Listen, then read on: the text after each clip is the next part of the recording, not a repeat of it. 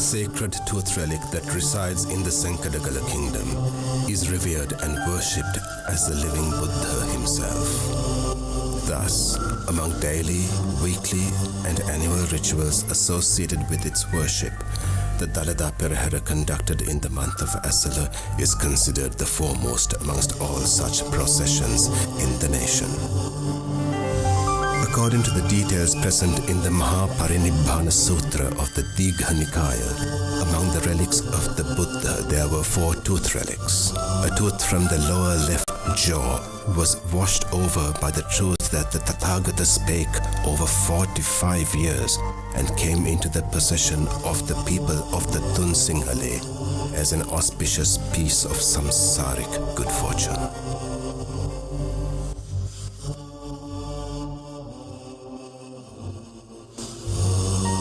Due to the threatening conditions that occurred in the Kalinga nation during the reign of King Muttasiva, Princess Hemamala and her consort, Prince Danta, brought this sacred tooth relic to our nation during the reign of King Kitsirimevan.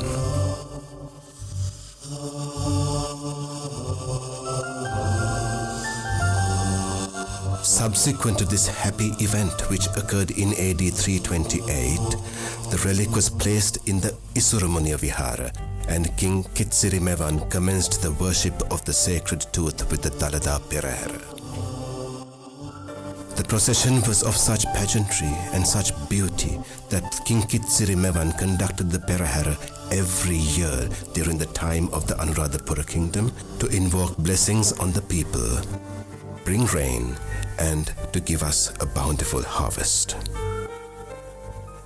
It was in this way that the background was laid for the annual celebration of which the sacred tooth relic was taken in procession along the streets for the devotion and worship of the people of the country.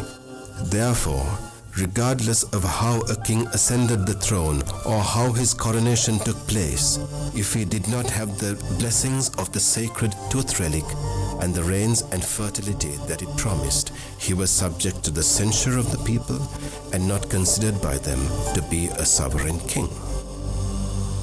The successive kings of Anuradhapura, Polonnaruwa, Dampadeniya, Yapahua, Kurunegala, Gampola, Kotte, Sitavaka, and the Kandian kingdoms conducted the Dalada Perahera according to the great traditions of its worship that had been established before them.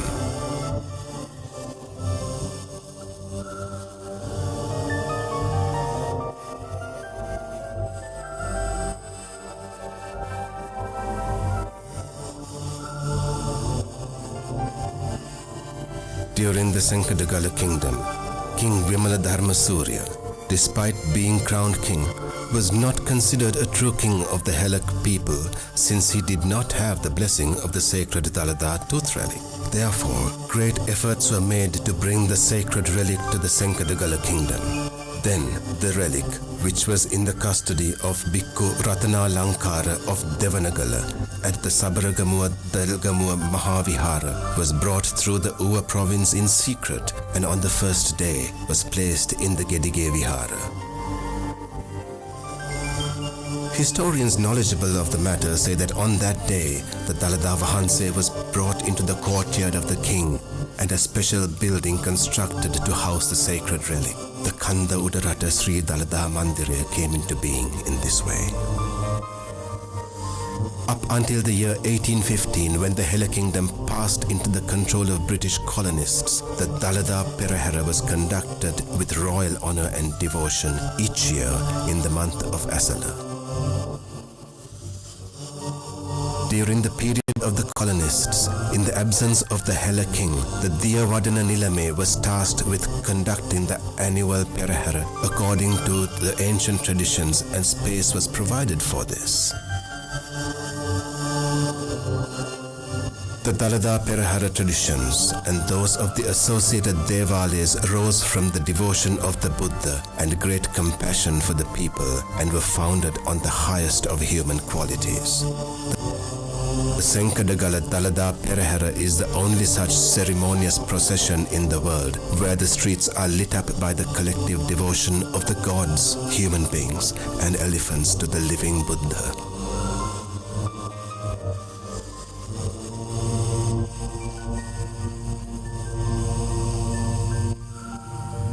Thus, the Maharandoli or the Grand Randoli Perahera is honored for its pageantry by the great devotion of our people, and this is an earnest request on our part to you to be a part of this with your hearts and with your minds.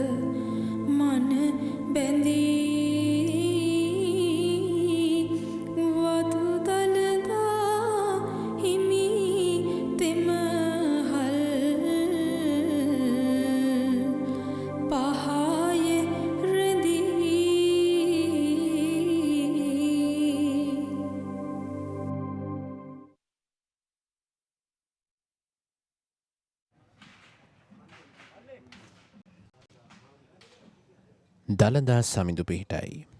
We are delighted to welcome you to the special live broadcast of the fifth and final Grand Randoli Perahera of the Kandy Esala Perahera 2025, brought to you by the Media and Special Projects Bureau of the Sri Dalada Maligawa Kandy. You are now seeing the Perahera officials obtaining the permission and blessings of the Devadana Nilame, the lay custodian of the sacred tooth relic, before commencing their street perambulations.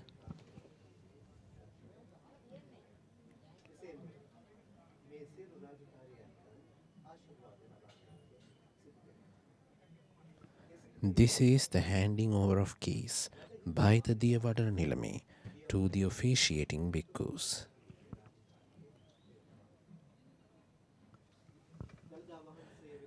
It is with respect to the ancient traditions that on this day of the Grand Randoli Perahera that the chief priest of the Pullayar Kovil in Kandy will put garlands on the Devadana Nilame with flowers and place a tilak on his forehead as a form of blessings, which is a unique tradition that symbolizes the unity among our faiths and religion.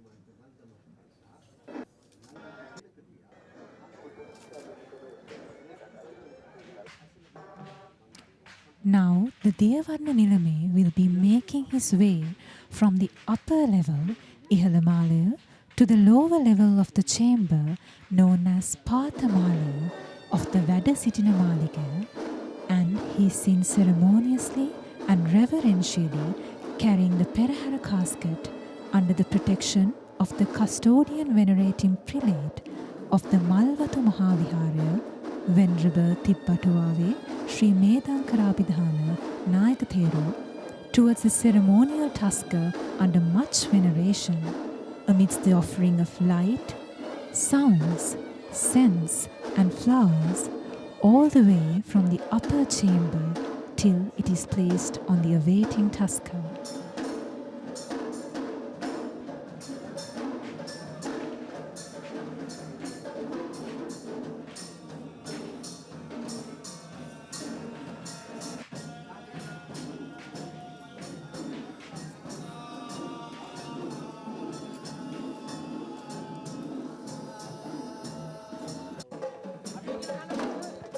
We are now seeing the Perahera casket, which contains 32 relics of Lord Buddha, being placed within the Ranhilige that is mounted on the lavishly costumed tusker, will uplift the majesty of this great procession.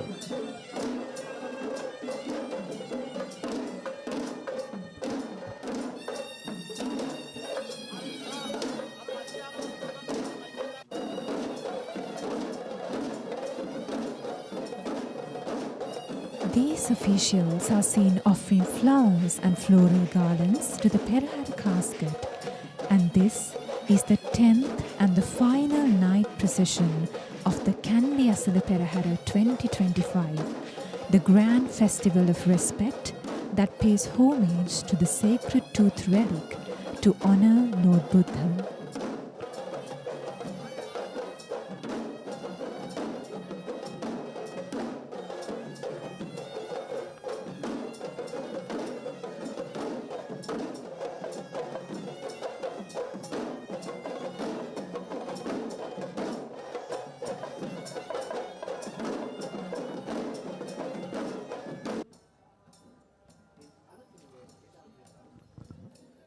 This is the devout moment when the royal tusker shall step majestically down from the Mahavahalkada, the main entrance, onto the Sandagala, the moonstone, amidst the tune of traditional Nagasingham music, in preparation to parade the streets of the Kandian city. Today, the royal tusker will be Vasana of the Ruhunu Maha Khataragama Devalaya, and as per the customary of the 5th Randoli Perahera, he will be walking on white carpets known as Pavada under the large decorated canopy known as the Uduviyana.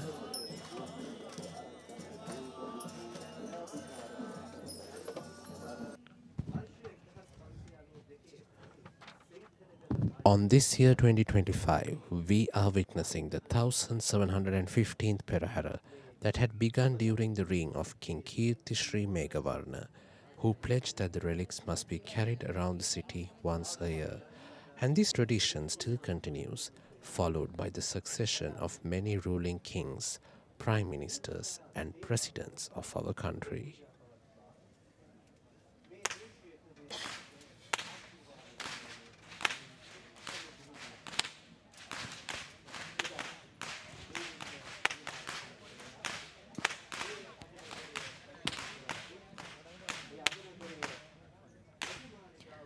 Walking up front with the sound of thundering whips piercing through the skies are the whip crackers announcing that the procession has commenced.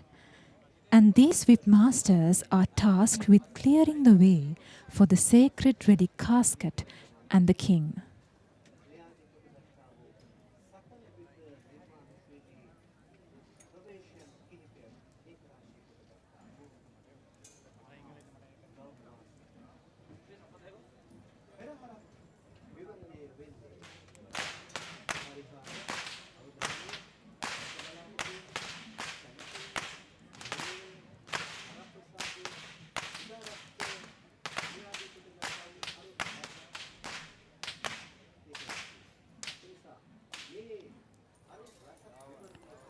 When looking back at history in the ancient times, it was the ruling king who would parade the streets in the Perahera. But now it is the Diyavadara Nilame, the lay custodian of the sacred tooth relic of Lord Buddha, who will resemble the king in the modern day Perahera.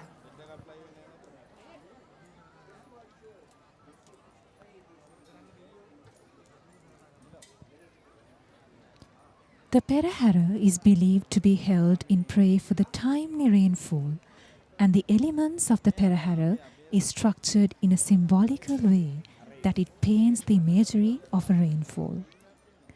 Rain would never be showered without the striking sounds of thunder, and these whip wielders are the symbolic imagery to depict the sound of lightning and thunder to pay homage to the rain gods, requesting to bless our crops and cultivations with rain.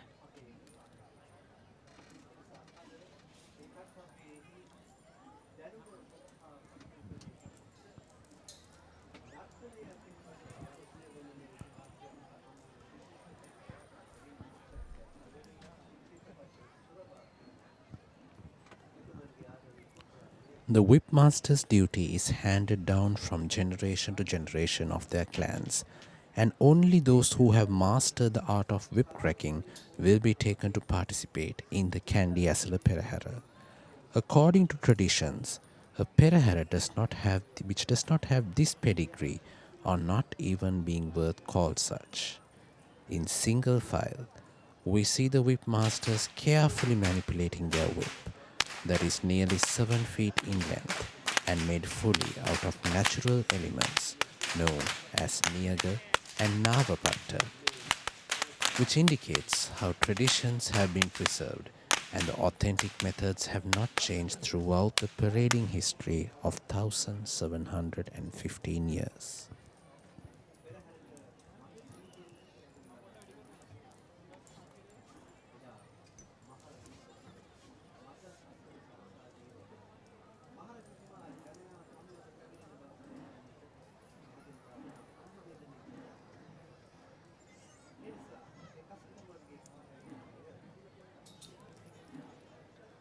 It can be noticed how these whip masters are untying the knots that are formed with the whipping, and that is symbolic to the various problems that we face in this journey of life, where we too spend a careful expense of mind in untying our problems down our own walk down the journey of life.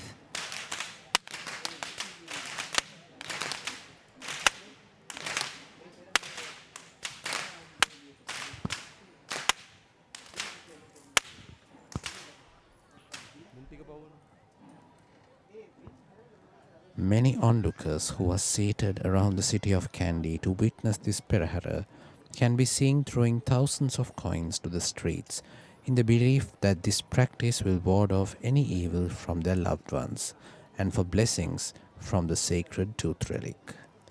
And this evening, the whip crackers are being led by Mr. Upali Jayaratna.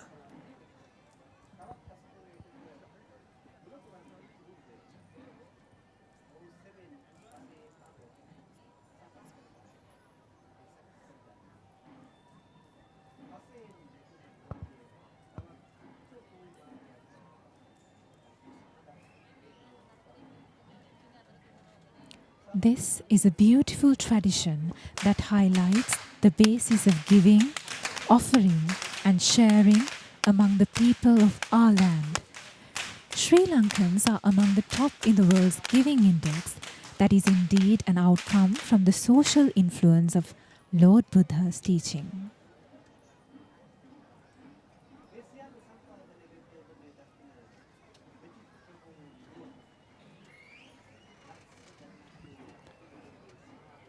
An ancient poem translated from the book Sangarajapata recites the story of the Kandy Esala Perahera as follows. The kingdom of Senkadagala, the procession of the month of Esala, hailed from times ago in favor of the gods above, led by the grace of the Buddha, followed by the deities. The Perahera shall perambulate, just as the kings did commemorate.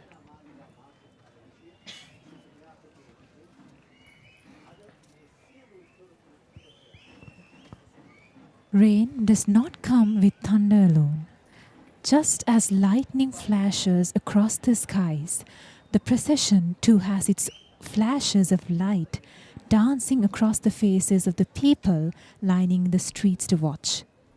These are the fire dancers who are offering fire, inviting the rain gods to water our lands with rain.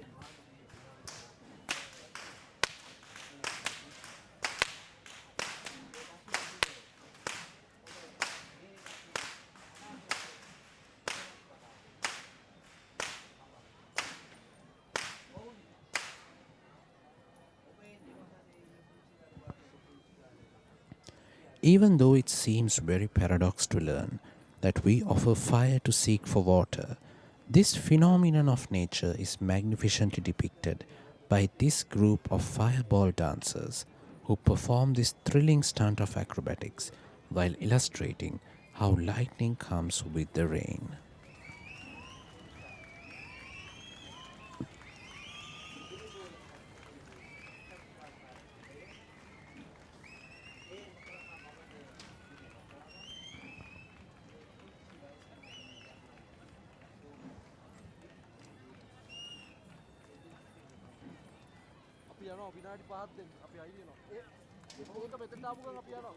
The turning of fireballs is called Pandampaliya, which paints the night with varied patterns of light using both hands and feet, along with thrilling episodes of fire stunts.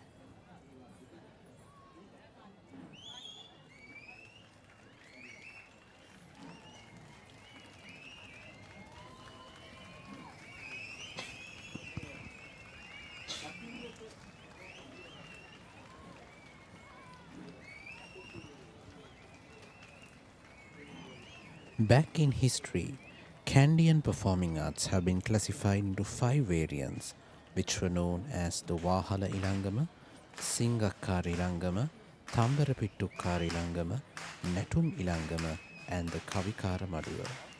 Interestingly, it was the king's order that all 5 of these classifications must be performed in the Perahera, which is a royal order that is still being obeyed since the ancient times till the modern days.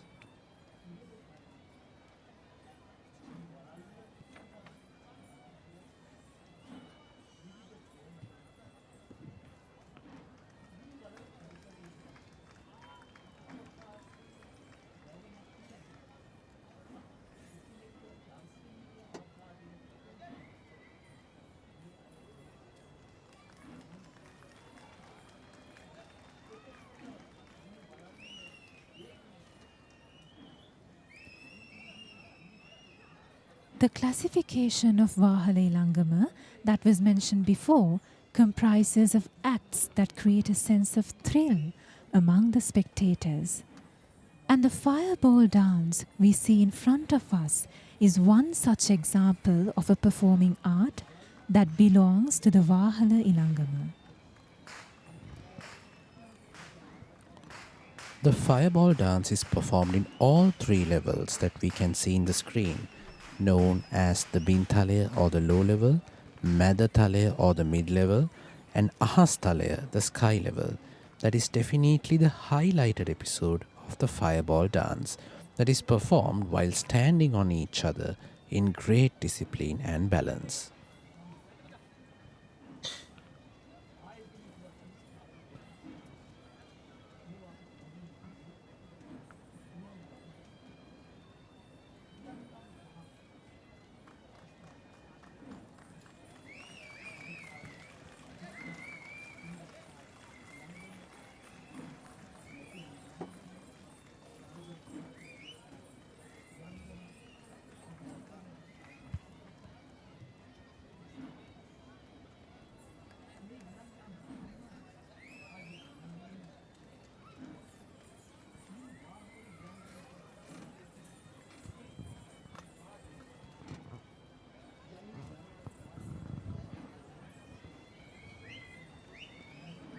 The sun, moon, earth, universe, solar month, night, and day are all cyclic, and the fireball dance highlight these universal cycles while depicting how they burn and cool us in our life cycles. The dancers also paint the fiery cycles of samsara that is flooded with desire, ignorance, and anger that are highlighted by the chakras. These fireball dancers are represented by Mr. E.D. Tilakaratna of the Ragama Walpola Aesthetic Academy, who have been performing in the Kandy Esala Perahera for many years. And on this occasion, we are seeing not just one, but several generations of artists representing this team of fireball dancers.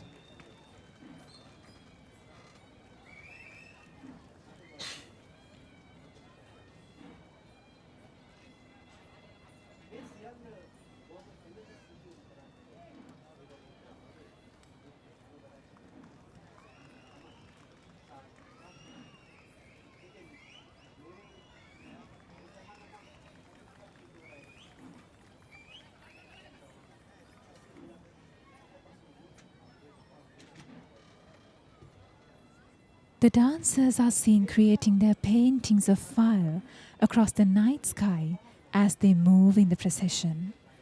For the children, it is a fire play, but for the experienced elders, it is a devout and a committed fire offering.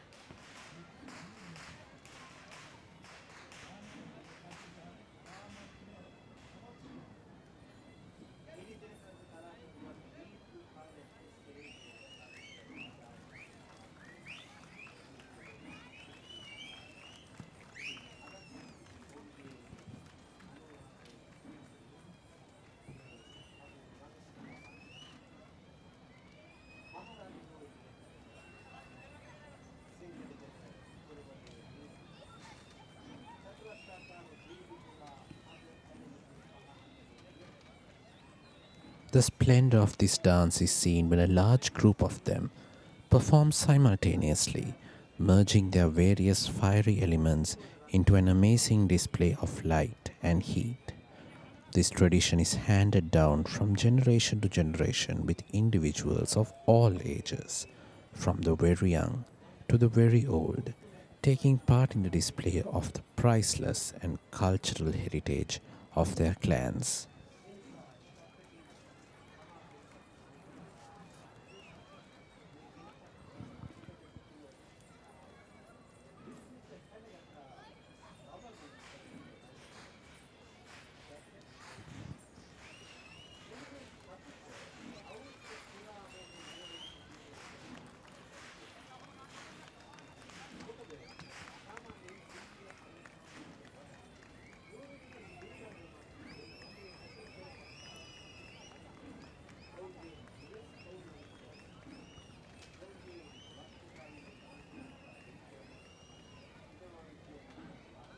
The dancers being mindful of the part that fire plays in dispelling darkness, cooking, protecting crops and shenas, are seen taming the fire and making it an offering to the sacred tooth relic of Lord Buddha, while creating curiosity, satisfaction and amazement on the onlookers.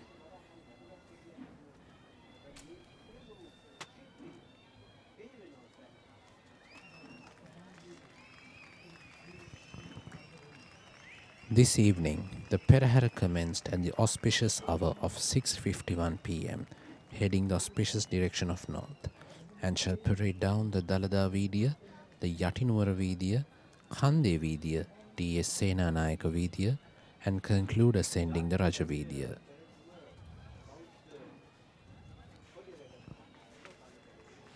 Next in line of the procession are the Buddhist flag bearers who are clad in white national costumes, who are carrying the most respected flag of Buddhism while being preceded by the national flag of Sri Lanka. The sight of these Buddhist flag bearers create a sense of tranquility among the spectators, reminding us the fact that this procession is in celebration, devotion and an offering to the great Lord Buddha.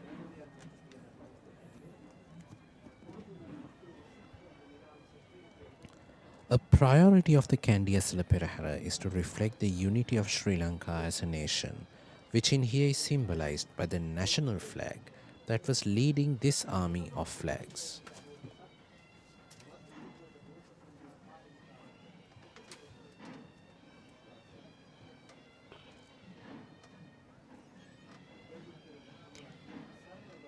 The Buddhist flag is a symbol of faith and peace.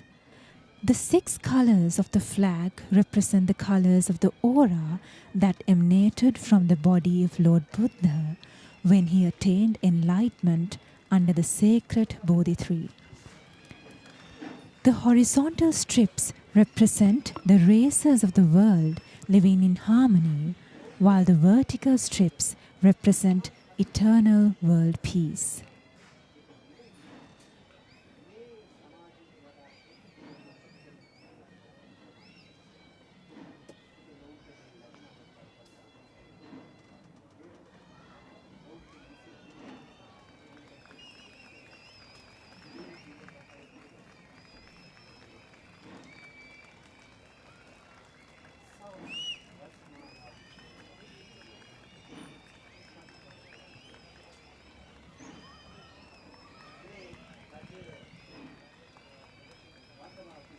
The colors displayed in the Buddhist flag represent the perfection of Buddhahood and the Dhamma, his preachings.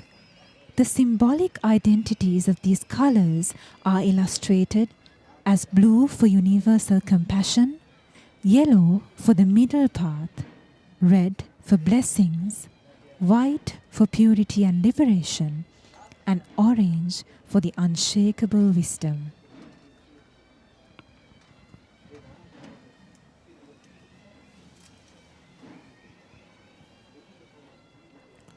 This ceremonial procession is performed in the adulation of the living Buddha and as well as a paramita or act of kindness for the future Buddha. And this troop of Buddhist flag bearers were represented by the inmates of the Pallekele open prison camp. The unique collection of flags in front of us right now are the provincial flags. These include the uniquely designed flags for the 12 states and 9 counties that were under the rule of the ancient Kandian kingdom. And this troop of flag bearers are also represented by the inmates of the Pallekele open prison camp.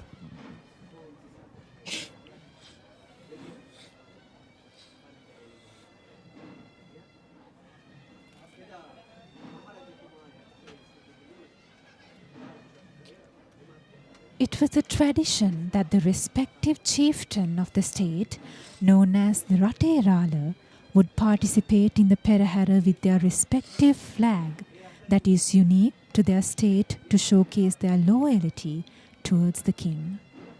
While this traditional display reminds us on the glory and the sovereignty of the ancient Senkarakala kingdom, it also represents the symbol of governance in compliance to the 10 great leadership qualities preached by Lord Buddha, known as the Dasaraja Dharma. The flag seen here could be identified as the sun and moon flag of the Satara Koralaya, the lion flag of Sat Koralaya, a white flag of Mathale, silk flag of Sabaragamuwa, Beherunda Pakshiya flag of the Tun Koralaya, peacock flag of Uhavellassa, and the lotus flag of Udapalata, which represents the states of Sri Lanka. These flags are followed by the county flags that represent the counties of Vellassa, Bintanna, Tamankaduwa, Udunuwara, Yatinuwara, Dumbara, Hewahata, Kotmale, Udabuladgama, and Pathabuladgama. The same flags we saw before are now displayed in metallic form, and these are the brass flag bearers who remind us of the proud heritage of the Kandian era. And this troop of brass flag bearers are represented by Mr. Ajit Mahendra.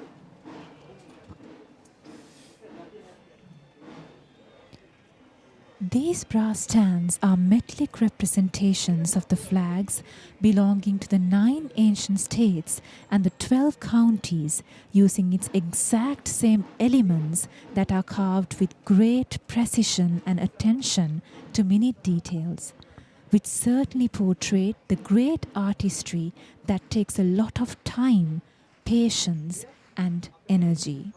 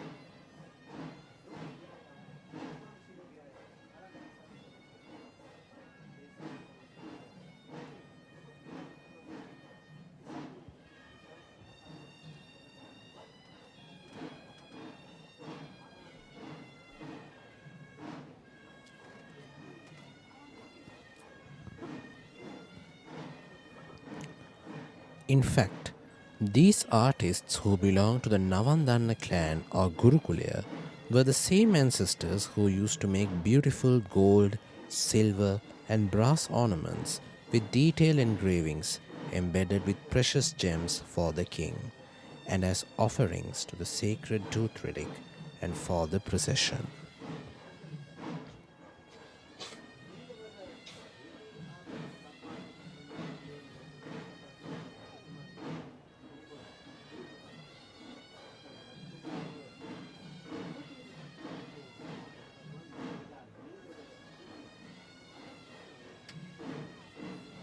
The army of officials who are carrying these stands are dressed in a white sarong and a turban with a bare upper body, which interestingly symbolizes the energetic lifestyle of our people back then in the ancient times.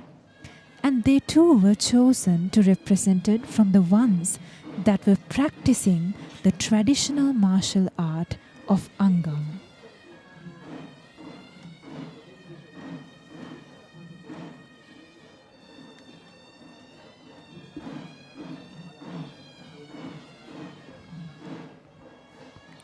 We are proud that this traditional artistry is still being carried out even after many decades in the same exact villages of Kalasirigama and Kalapura that are in the era of Gadaladeniya in the Udunuwara county, and this is still famous for its engravings and architecture.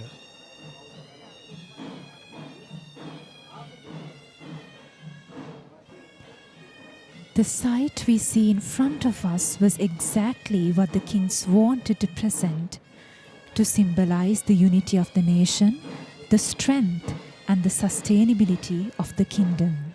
Walking next in great discipline in their calm and beautiful nature are the army of sword bearers who provide protection to the Perahera relic casket, and this troop of sword bearers are represented by the Angampura team of the Sri Lanka Air Force.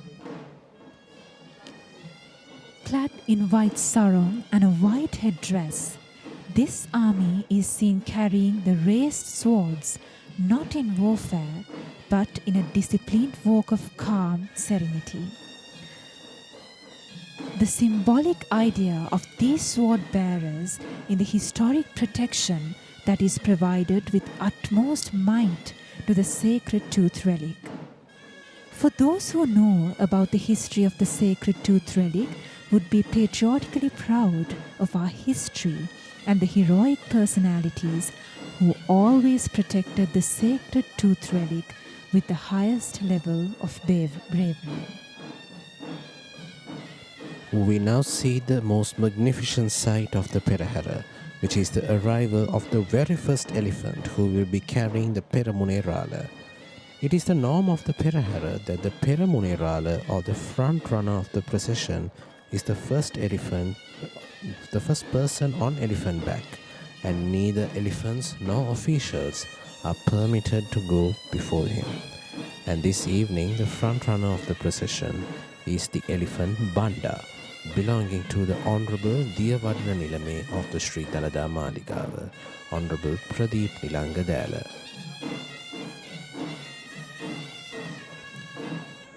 Clad in the traditional white costume that comprises of the white jacket and the triangular hat, the Peramunerala comes into the view carrying the secretarial scroll known as the lay communitia, which is encased in the long cylindrical silver casket.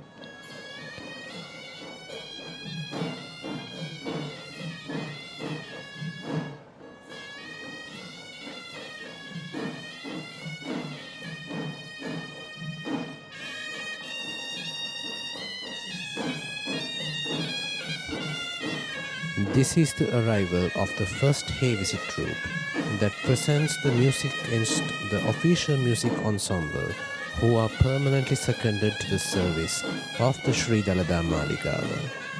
They perform in dignified presence in front of the procession as a tradition which they practice with majestic skill.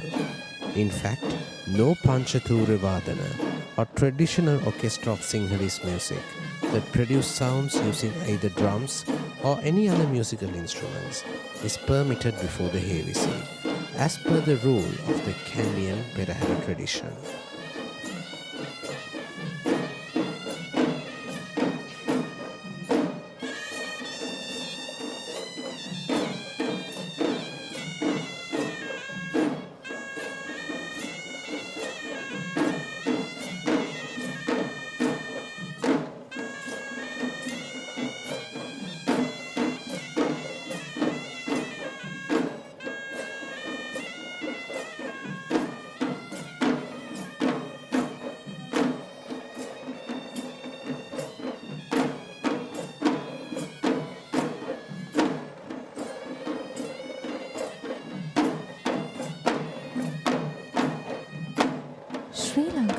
rich with its own genres of traditional music, and Hevisi, which is dignified as the authentic sound of Sri Lanka.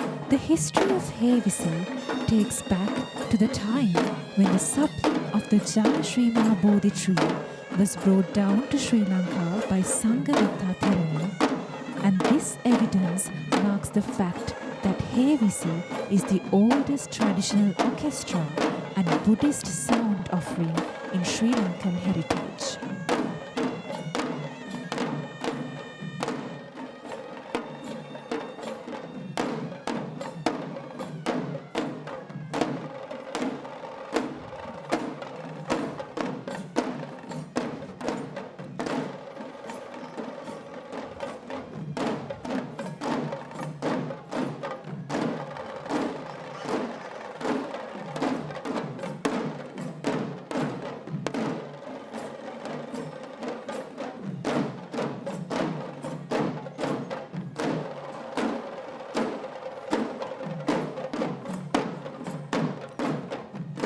Hevisi is the most popular orchestra of the five-fold musical instruments too. Has its own variants that are authentic to various parts of the country, known as upcountry, low country and Sabragamua. The specialty of the Kandy Esala Perahera is the pure domination of upcountry traditional arts. Wherefore, this particular Hevisi instrumental performance belongs to the upcountry tradition of Hevisi, which is known as Udarata Hevisi in Sinhalese.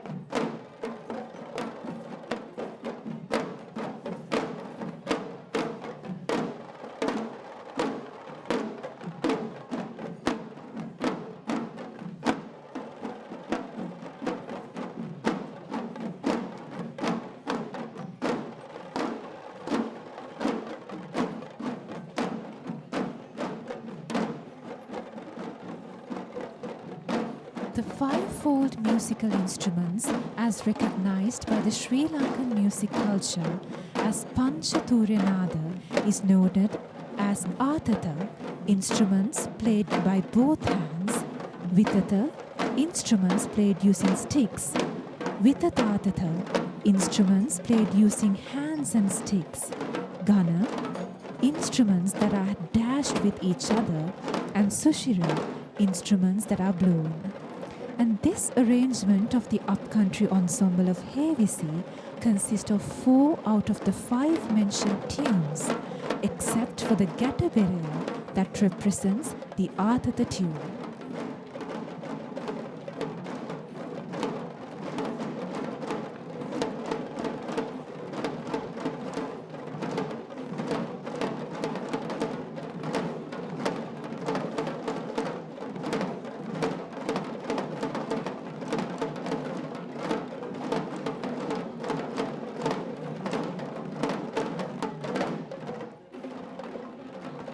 If we would identify the other instruments that are played here, we see the Horanava or the traditional windpipe representing the tune of Susira, the Thammattama or the kettle drum that represents the tune of Vitata, the Daula that represents the tune of Vitatatata, and the Thalampata or the little hand cymbals that represent the tune of Gana. The beauty of the Hevisi evolves when all of these instruments are played together to make a symphonic sound, and it must be noted that these instruments are played only according to the traditional rule.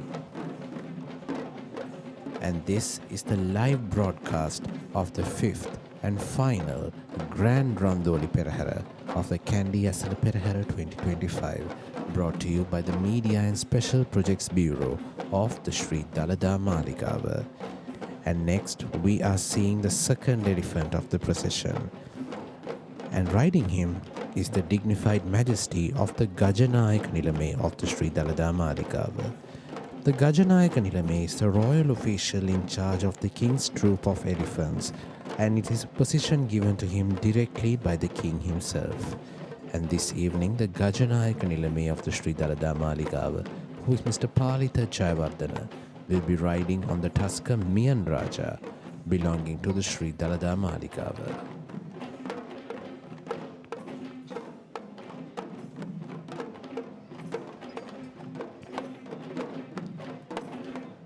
To symbolize this ancient degree, the Gajanayaka Nilame, who is attired in the traditional Sinhala Mullanduma, majestically approaches on a tusker while holding the Ankus or the Ankusaya, which is the official symbol of the Gajanayaka Nilame.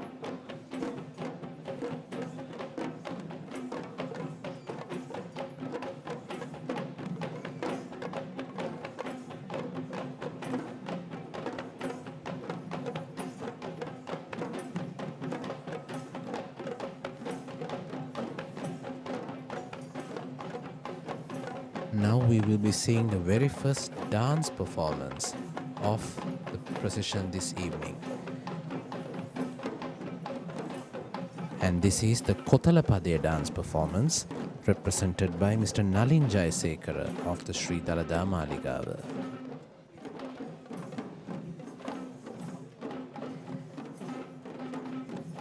Kotalapadaya is one of the most gentle dance performances of the upcountry tradition of dance, which is traditionally a dance of purity.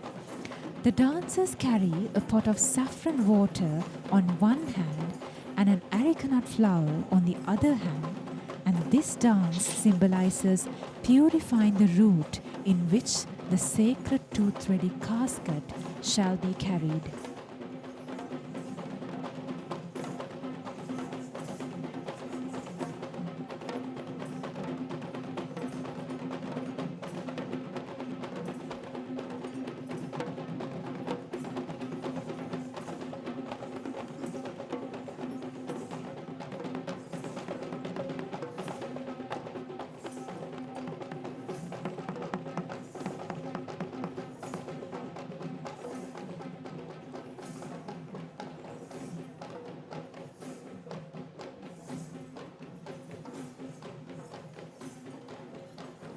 Kotalapadaya is one of the most gentle dance performances in the upcountry tradition of dance, which is traditionally a dance of purity. The dancers carry a pot of saffron water on one hand and an arecanut flower on the other.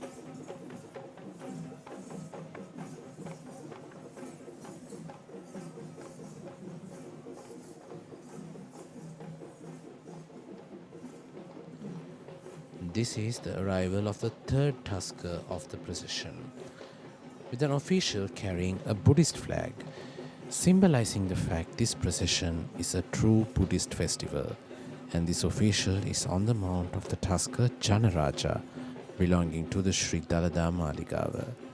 Janaraja is a tusker who was gifted to the Sri Dalada Maligawa in 1988 by the government of Sri Lanka, led by the former president Mr. J.R. Jayawardena.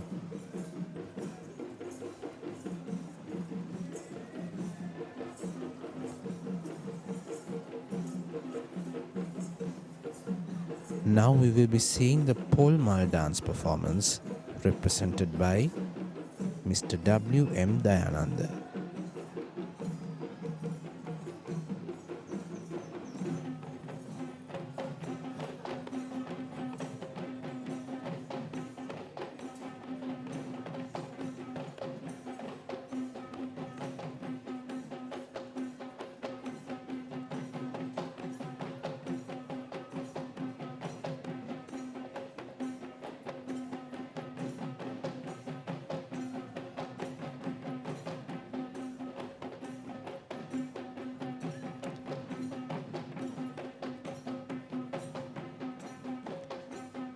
The Malpade dance performance, which is also known as the Polmal, Malhatpadaya and Madhuporaya, is also a ritualistic dance performance that has its own variants across the traditions of upcountry, low country and Sabaragami.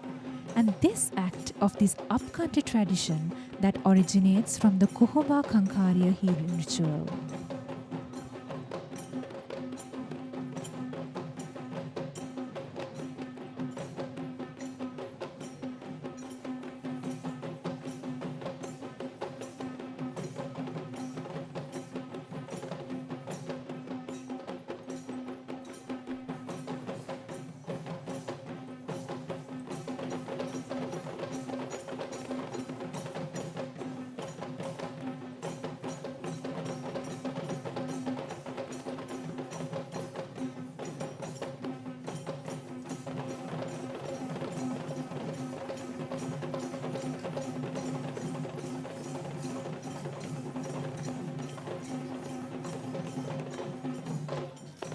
The polmala or the coconut flower is the flower that blooms from the traditional kapruka of the national tree of bounty, which denotes prosperity.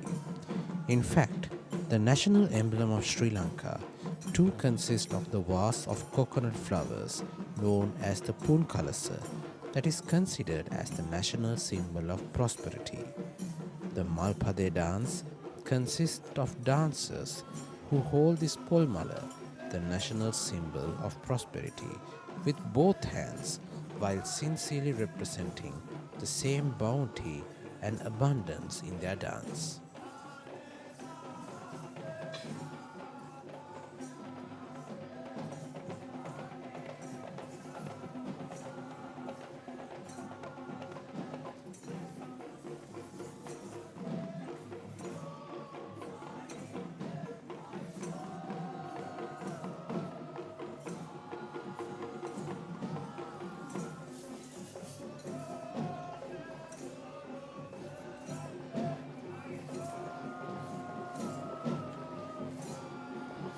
The symbol of this dance is to pray for fertility and prosperity, which is interestingly the prime motive of the Perahera itself, where the dancers sing various ritualistic chants, which are in fact verses of prayers from prosperity.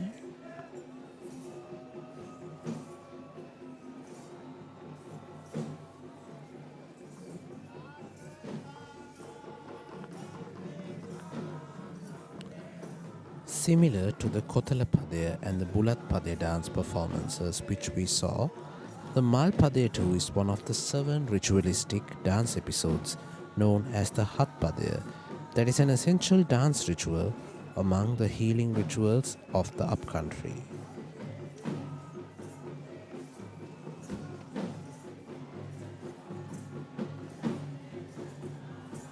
This is the next tasker we shall see in the procession this evening, who is Mian Kumara, belonging to Venerable Bellangwila Dhammaratana Thero, the chief incumbent of the Bellangwila Rajamaha Vihara in Colombo. Mian Kumara is a young Burmese tasker who was gifted to the Bellangwila Rajamaha Vihara in the year 2013.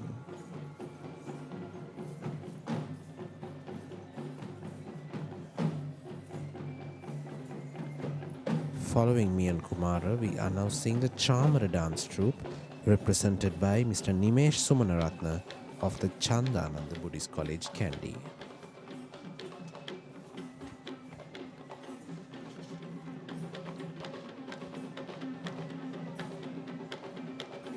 The ancient poetic anthology that was written during the kingdom of Kotte, that is famously known as the Saladihini Sandesha, quotes that the white tussle in motion along with majestic elephants are one of the supreme sights of auspicious visualizations, and the Chamara dance is certainly an inclusion to add more auspicious value to this Perahera.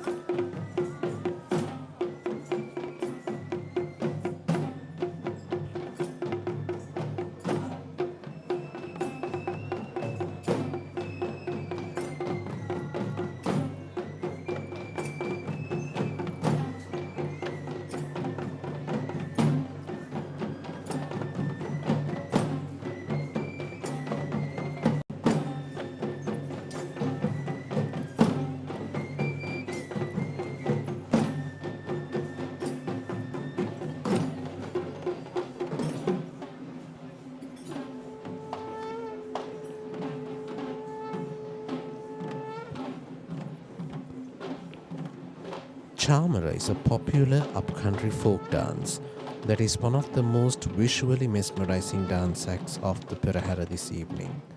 The Chamara is a white tasseled object that was used historically as a fanning tool for the sacred tooth relic. Sacred requiraries and prominent individuals, including the royalties.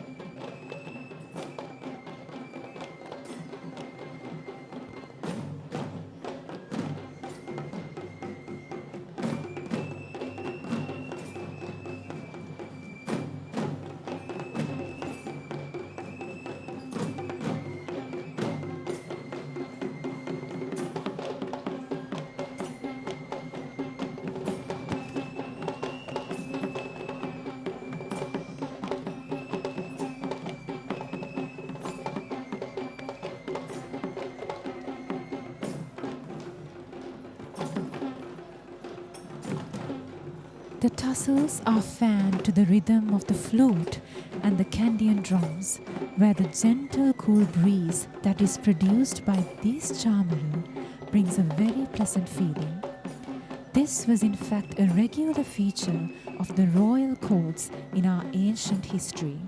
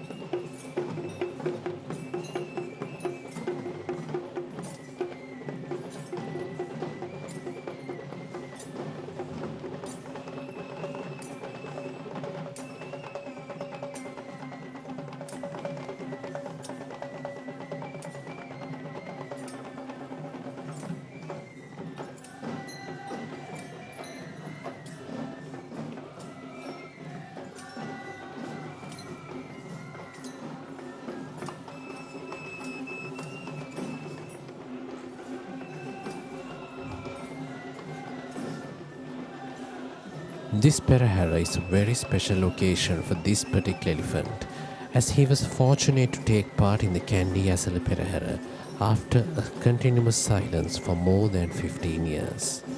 This is the elephant Raja, belonging to the Honorable Diyavadana Nilame of the Sri Dalada Maligawa in Kandy, Honorable Pradeep Nilanga Dala.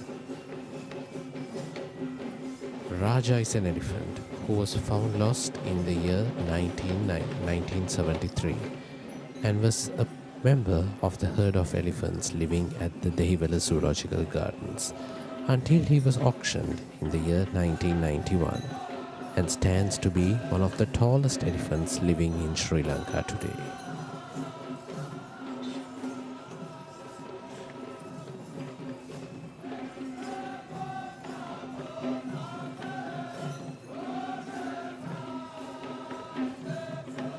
This is the Nayandi dance performance, represented by Mr. Vasantha Gunathilaka and Mr. Vasantha Rajangana.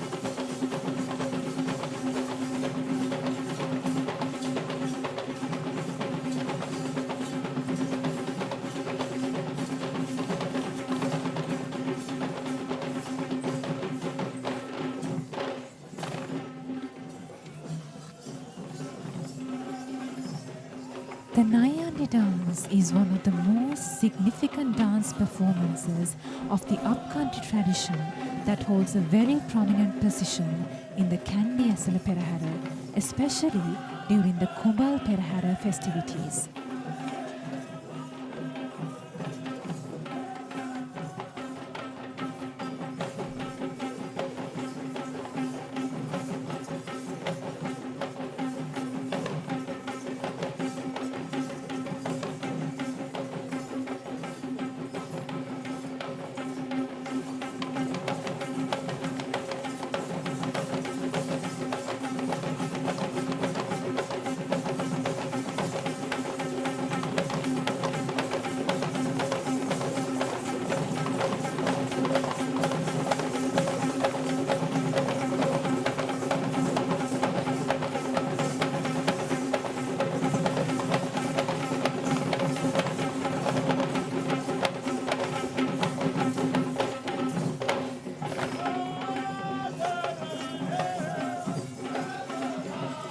The word Nayandi is in fact the name of the costume that is worn by the Nayandi dancers, which is the same costume that is worn by the Kandian West dancer with the exclusion of the devoted headdress.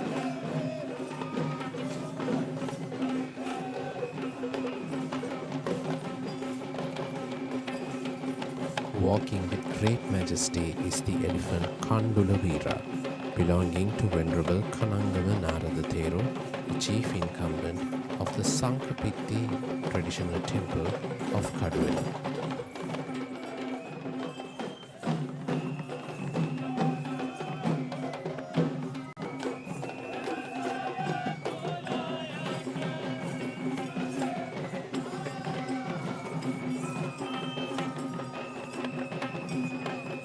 Next, we are seeing the Savarang dance performance, and this team of Savarang dancers are represented by the Nalanda Buddhist College.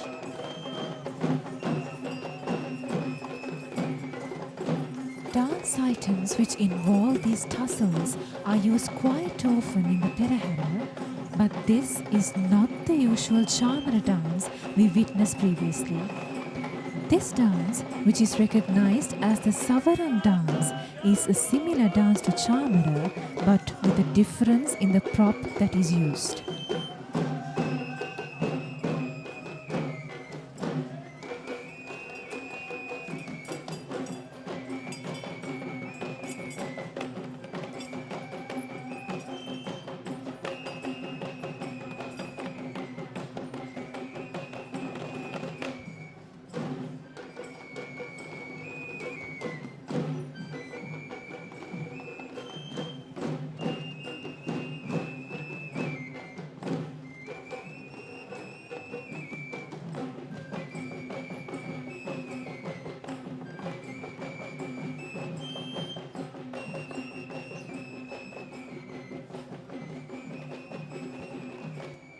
The Savarama is the main tool used by these dancers, which consist of not one but two tussles attached on both its ends, which makes it a longer version of the Chamara instrument. However, the Savarama too is meant to serve the same purpose as the Chamara, which is to a fan, and the calling is the impending icon of worship, which was traditionally the king, and today the relic casket or the requelaries of God.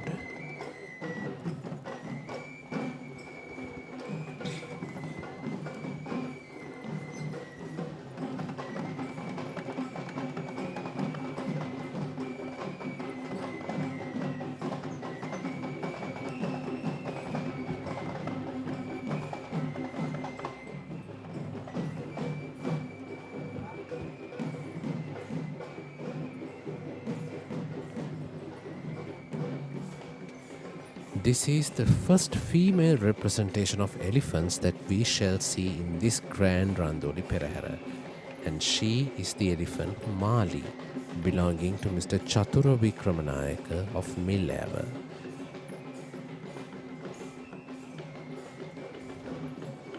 Mali is one of the most senior female elephants living in Sri Lanka, who was once the most iconic Dalada or the accompanying elephant of the Sri Vishnu Esala Perahera in Kandy. Next, we are seeing the Thalam dance performance, represented once again by Mr. Nimesh Sumanaratna of the Chandananda Buddhist College in Kandy.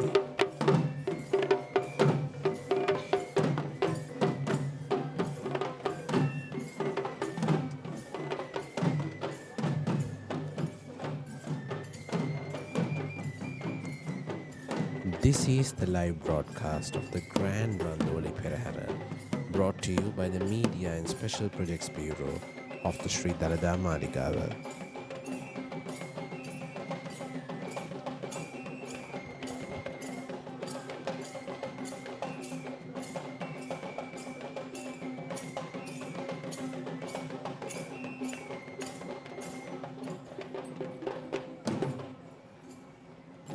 The Thalam putter, or the small set of cymbals, are a vital instrument that is used in all traditional dancing in Sri Lanka and also in India to maintain the pace and rhythm of the dance. That is technically mentioned as the Titmatra.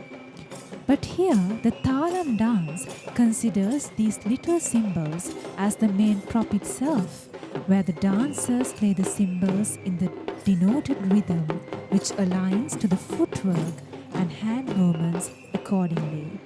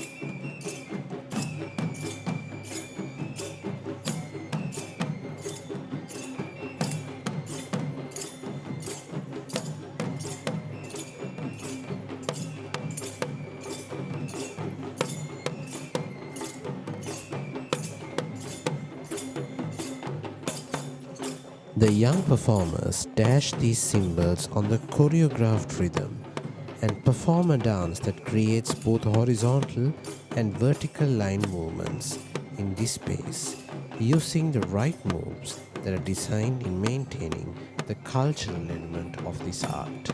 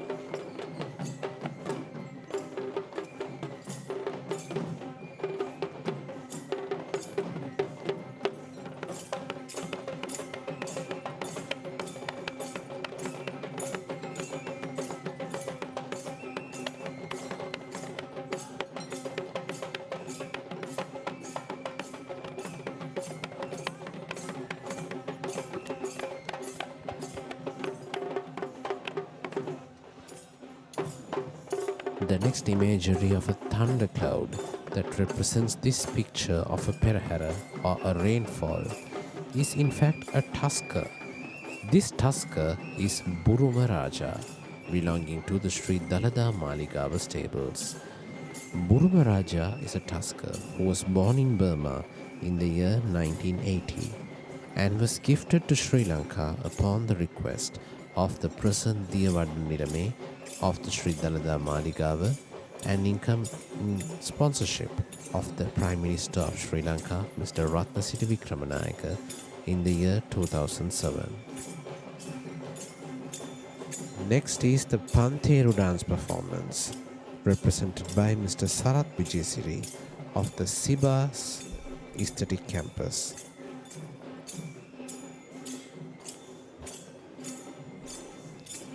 The pantheru is a musical instrument that is used as a rhythm tool across all three traditions of upcountry, low country and Sabaragama, but the pantheru dance is exclusively belonging to the Udarata or upcountry traditions of dance.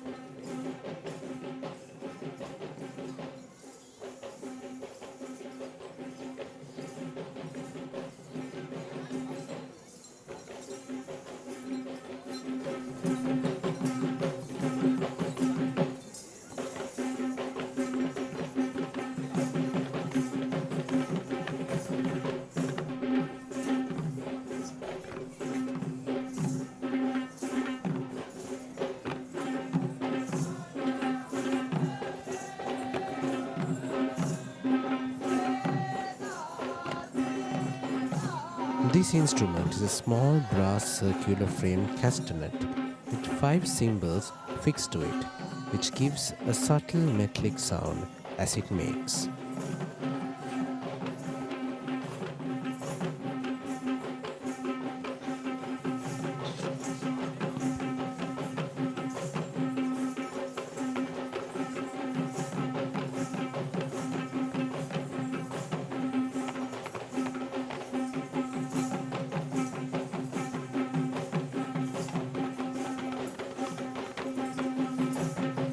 It was regularly used to keep up the beat in the chamber of versifiers as of the Kavikara Maduva, and is considered as one of the authentic tunes that are engaged with the sound offerings associated with the Dalada Puja.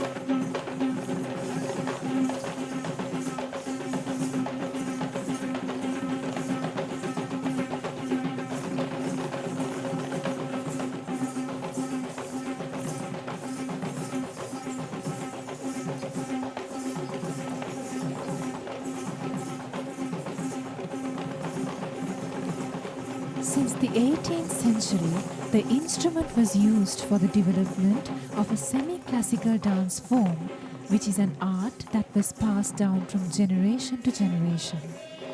The dance is classified as a Gana Natuma as per the theory of Panchaturya Nadana, since the Pantheru is an instrument belonging to the Gana classification as it needs to be dashed in order to be instrumented.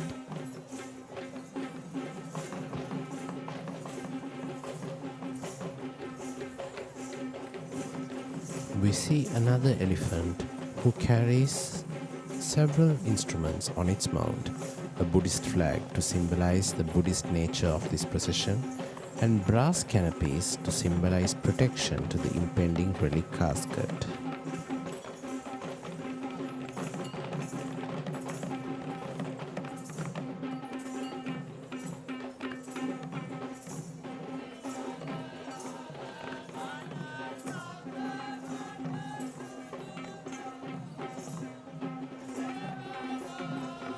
And these officials are riding on the mount of the elephant Gamunu, belonging to Mr. Ratnasiri Arangala of Veyangoda.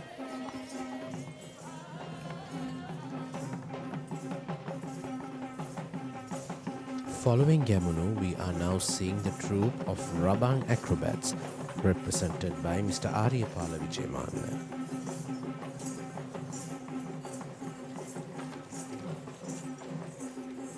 The rabana or the hand tambourine is a very popular object used in the folk dancing tradition in Sri Lanka, but this is no such dance even though we see the presence of the tambourine in play. This performance, which involves spinning of the tambourine, which makes it more of a sporting performance than a dance item, and that is why this act is known as Raban Karakavima or Raban Krida in Sinhalese.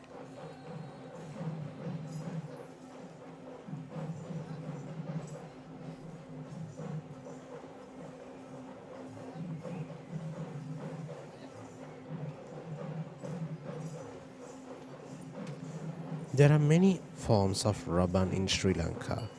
We have the Maharabana or the Banku Rabana, which is a considerably large drum that is played by multiple artists at the same time.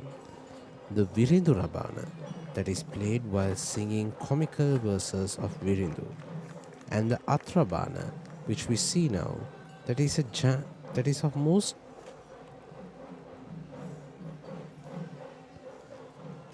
prominently seen in the dance-related performance. We also hear a version of known as the Karakavime Rabana or spinning tambourine, which is in fact the same Atrabana with a dent carved in its middle.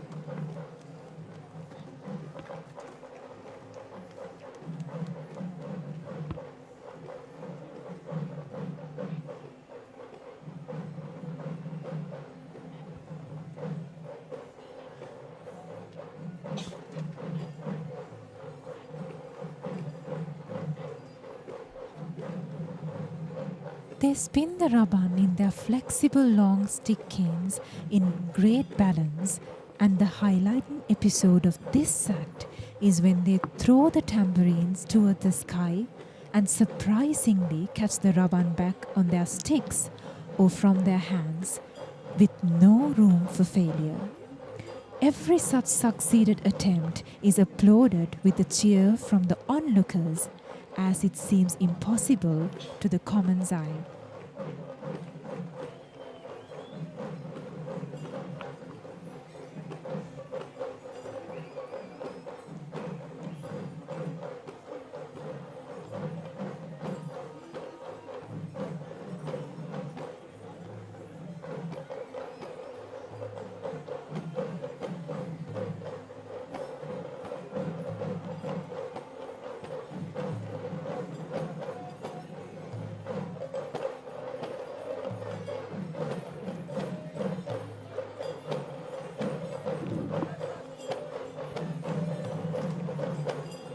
The artists do not forget to initiate several creative twists to the play of Raban, where some artists create episodes of changing the Raban with their colleagues, while the tambourines are flying high in mid-air. And we see how some artists spinning multiple Raban on specially designed stands. All of these wonderful episodes of skill are certainly expressing the talent behind native Sri Lankans to the world. that witnesses this great pageant of Kandian heritage.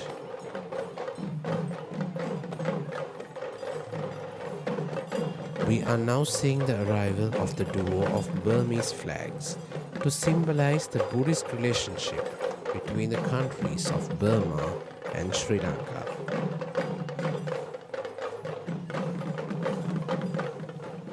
Here we see the elephant Mutubanda belonging to Venerable Murundani Dhammaratana Theru, the chief incumbent of the Mutiyangana Rajamaha Viharaya, alongside with the elephant Kandulatissa belonging to the Basnayaka Nilame of the Ratnapura Mahasaman Devalaya.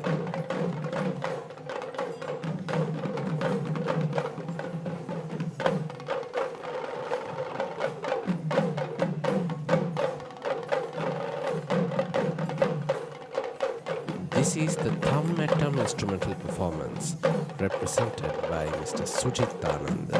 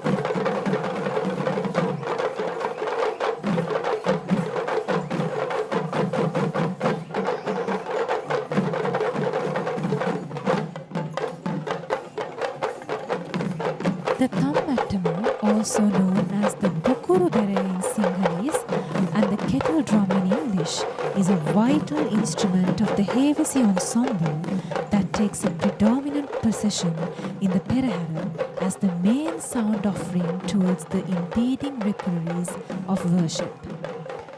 However, this act of celebrates the Thummattam as an individual performance, excluding any other musical instruments we saw in the Hevesi troupe.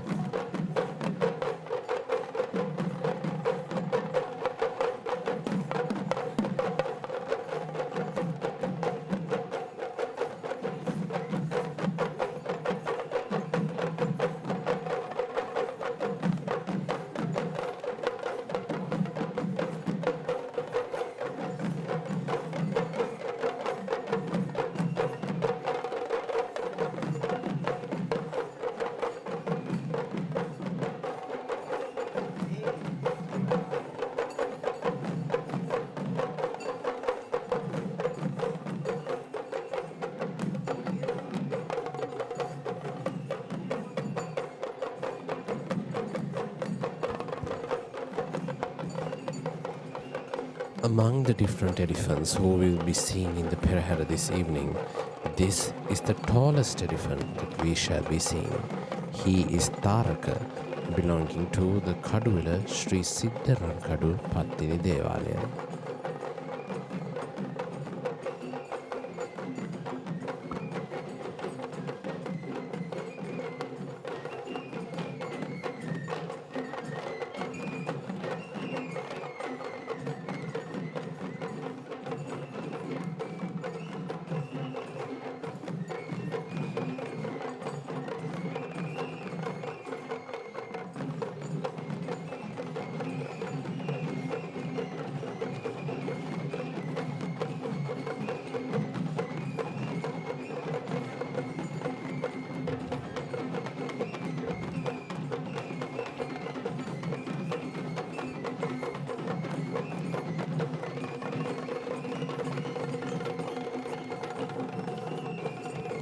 This is the mixed folk dance represented by Mr. PCB Vijay Surya, and it's interesting to find this folk dance among the many different classical dances that we saw in the Perahera.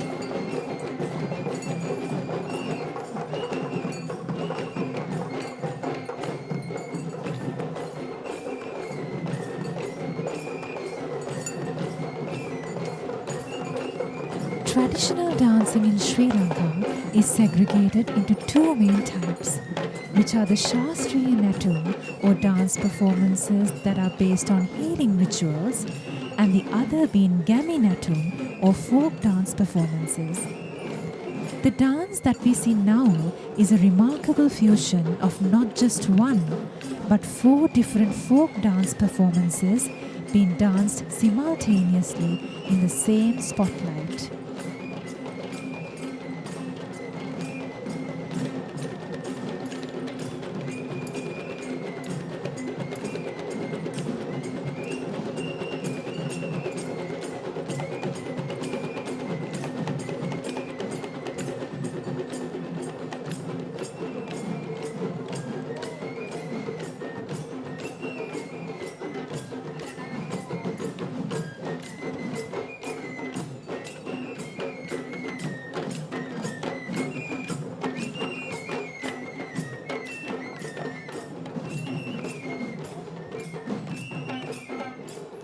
Here we see the dance artists presenting 4 different folk dances, which are the Talamputta, the Likeli, Rabang and the Savarang, which we could see being performed as individual dance items across all 5 segments of this majestic Perahera. And this dance act is certainly a snapshot of the beauty of the Sri Lankan folk culture.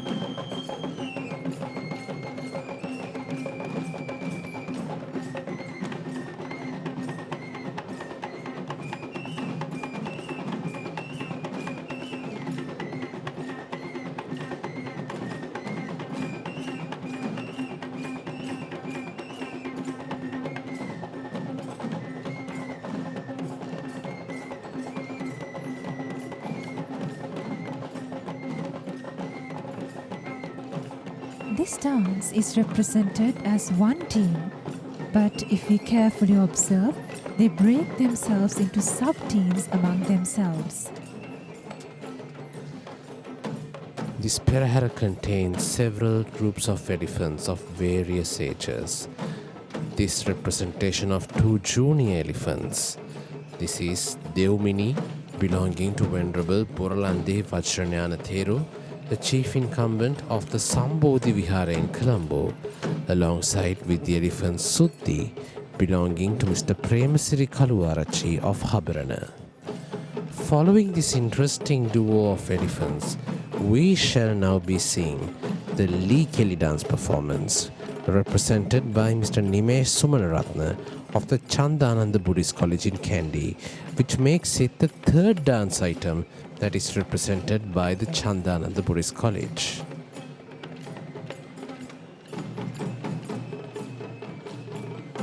Likeli is also another interesting folk dance of the upcountry tradition that consists of performers having 2 wooden sticks on their hands, who shall dash them together in rhythm, individually and even among pairs or at times groups.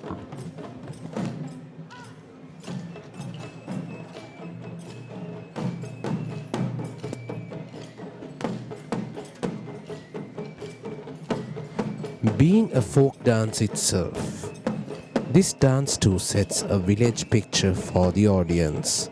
but the origin of the exact movements performed can be guessed in the ancient practices of war battles among the folk lifestyle, as the name of the dance itself, with the word Kelia, translates to battle.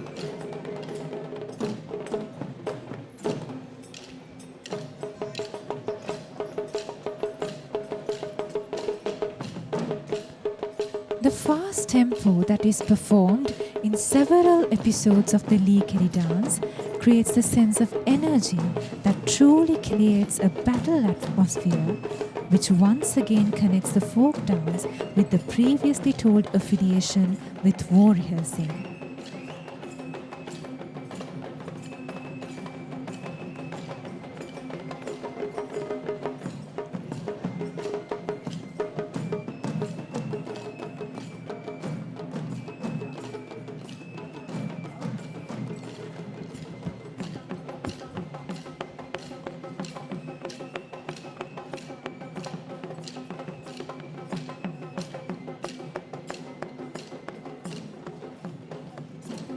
Likeli is one of the dance performances which has been performed since more than centuries ago, which is proved by the evidence that is still visible in all of us. In fact, the wooden carvings of the Ambakke Kataragama Devalaya that belongs to the Gampola era too portrays a pictorial carving that illustrates a Likeli performance.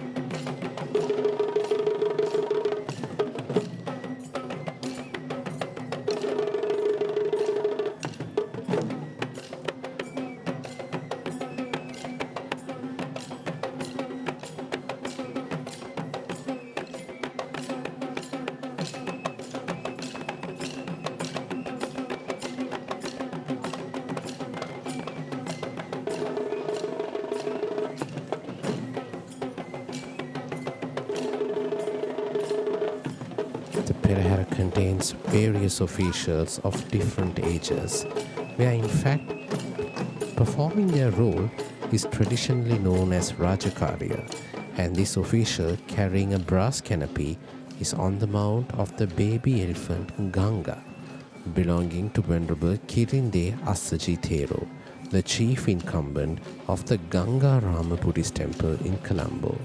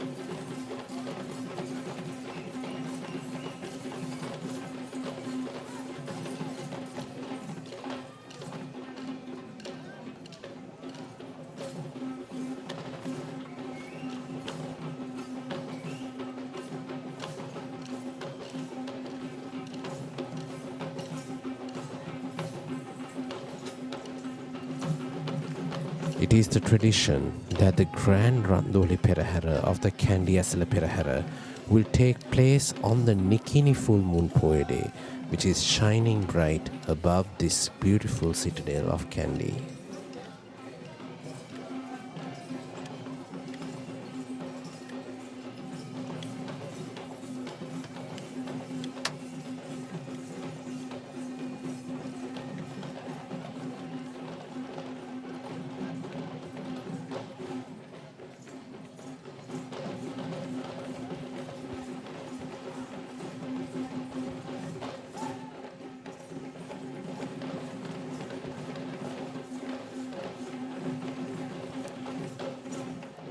This is the Pantheru dance performance that is represented by Mr. Palitha Hapugoda.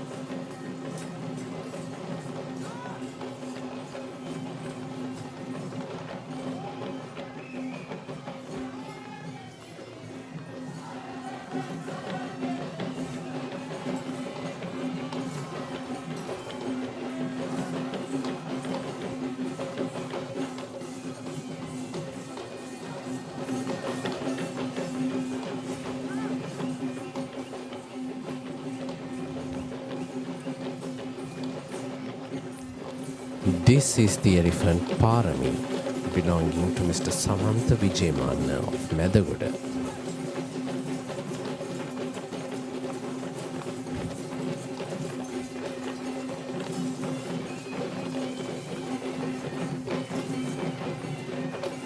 In fact, this is the first year that the elephant Parami has joined the procession of the Sri Dalada Maligawa, where previously she has been a participant of the Sri Mahanatha Devalaya and the Sri Mahapattini Devalaya in Kandy. In fact, despite her young age of just 18, she has proven herself to be one of the promising young elephants to be a great participant of the Kandy Esala Perahera. We are now seeing the Raban dance troupe that is represented by Mr. Janaka Rajapaksha of the Central Lanka Northi Aesthetic Academy.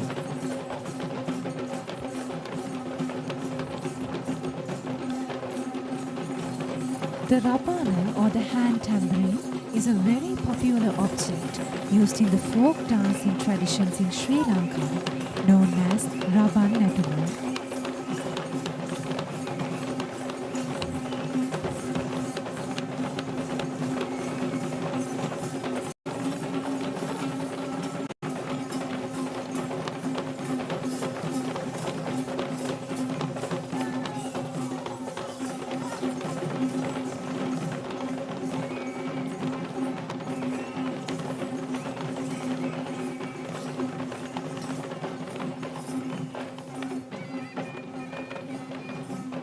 The rabana is at times recognized as a drum of prosperity. Belonging to the Arthata classification of traditional music instruments, both the rabana and the bummadiya, which are drums played only using bare hands, are used in the agricultural entertainment and ritualistic activities in the village setup. Similarly, the Raban also takes great dominance during the Sinhala and Tamil New Year festivities.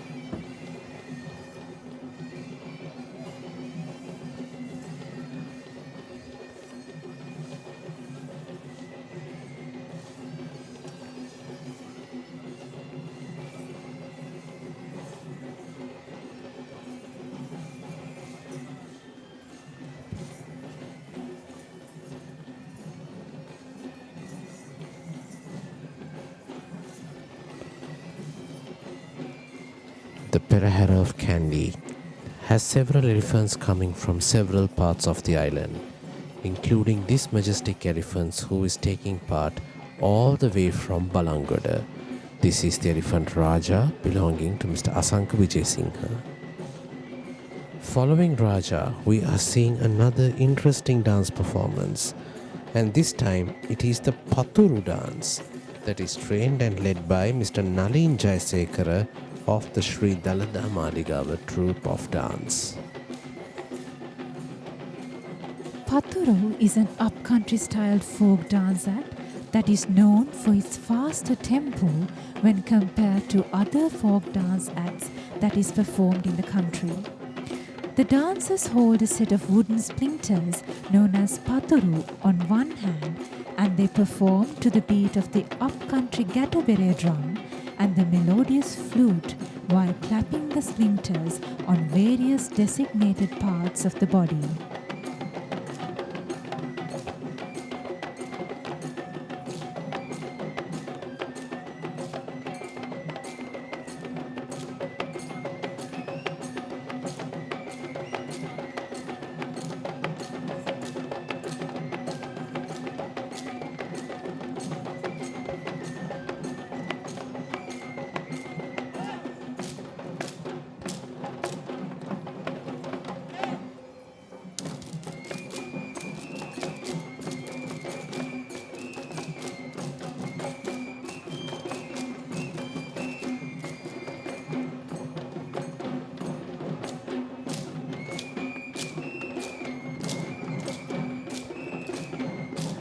The Paturu dance may explicitly seem as if it is a singular choreograph, but if you look carefully, we would show how this dance involves group work, where we see the performers collaborating with each other as a group and in subgroups that highlights the unity and harmony among the village youth of Sri Lanka.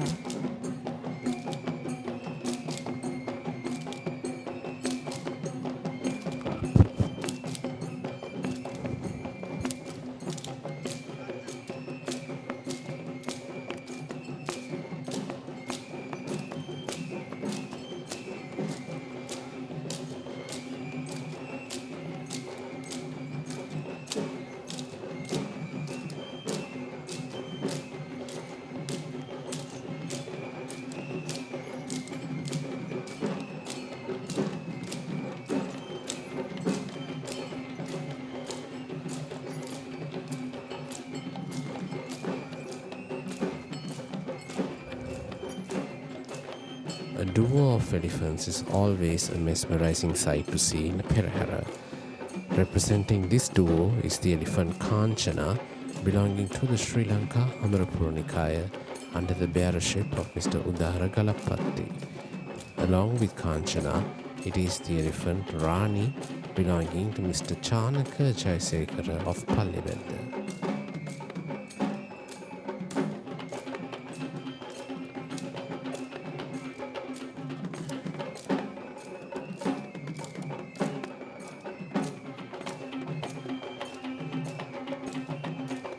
This is the sword dance performance, represented by Mr. Hasindu Gunawardana of the Upcountry Dance faculty.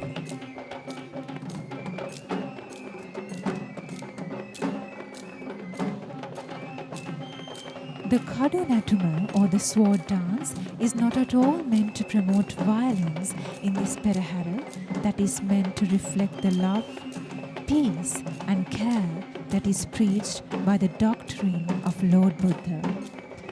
This dance actually is meant to be a tribute and to illustrate the bravery of our ancient Sri Lankan warriors who risked their lives to protect Sri Lanka as a nation.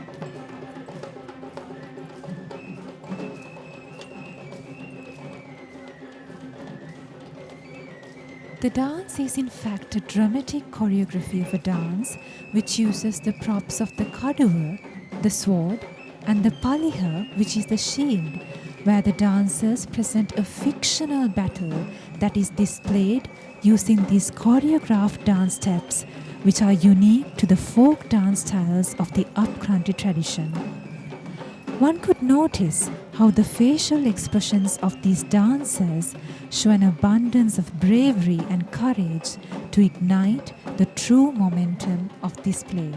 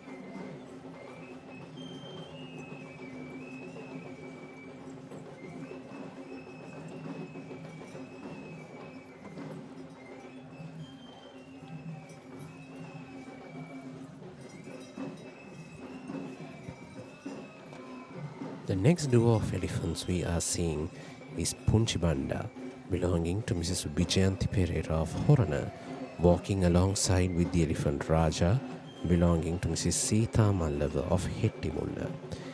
Both of these elephants have not taken part in the Kandy Esala Perahera until the year 2005, where in fact it was the thankful move of the present Diyavadana Nilame of the Sri Dalada Maligawa who took initiative to retire these working elephants and introduce them to the Kandy Esala Perahera, where now Punchibanda and Hettimulle Raja are two elephants who have been taking part in prominent roles of the Kandy Esala Perahera. And interestingly, these two elephants are quite friends with each other, which makes them another important and beautiful story of friendship among the elephants taking part in the Kandy Esala Perahera. And next is the Nayandi dance performance, represented by Mr. Saman Nilvitha.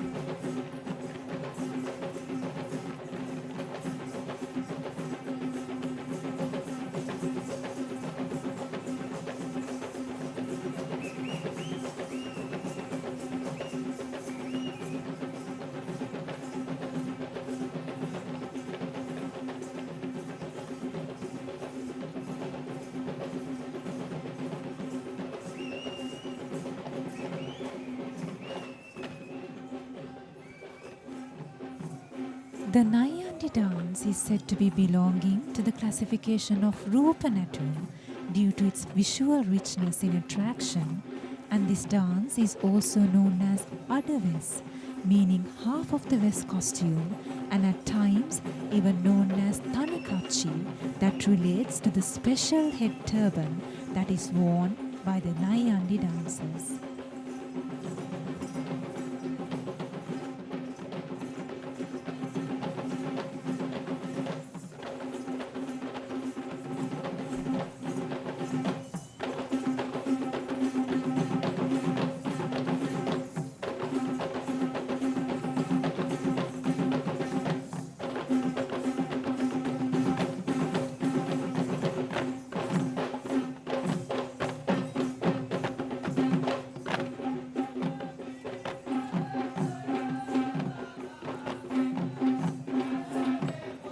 The speciality of the Nayandi dancing is that this dance is primarily performed by the primitive Kandian dance artists who have not yet been attained reverentially as a West dancer, and any dance artist who aspires to be crowned as a Kandian West dancer would first need to master the skill of Nayandi in order to proceed.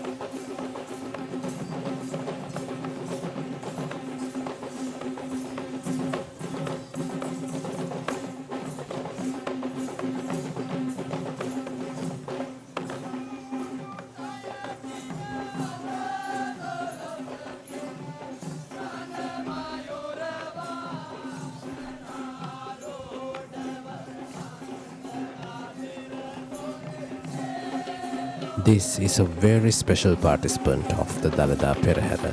In fact, the lead tusker of the Sri Dalada Maligawa stable of elephants, who have been carrying the Perahera relic casket for numerous days in this year's season of the Kandy Esala Perahera. He is none other than the great tusker Indiraja, belonging to the Sri Dalada Maligawa stable of elephants.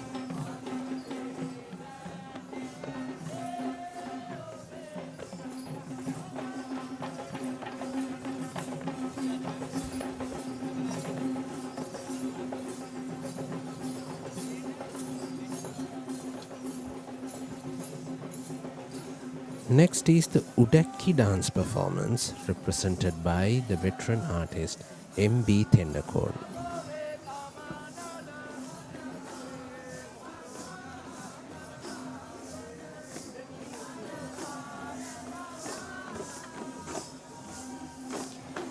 Traditional music instruments of Sri Lanka are sometimes not just used for playing itself, just like this Udakki that we see here in this dance performance. We do not just see these performers playing the Udakki, but they also perform a dance, interestingly do so sing at the same time, which makes the Udakki dance at a triple infusion of art.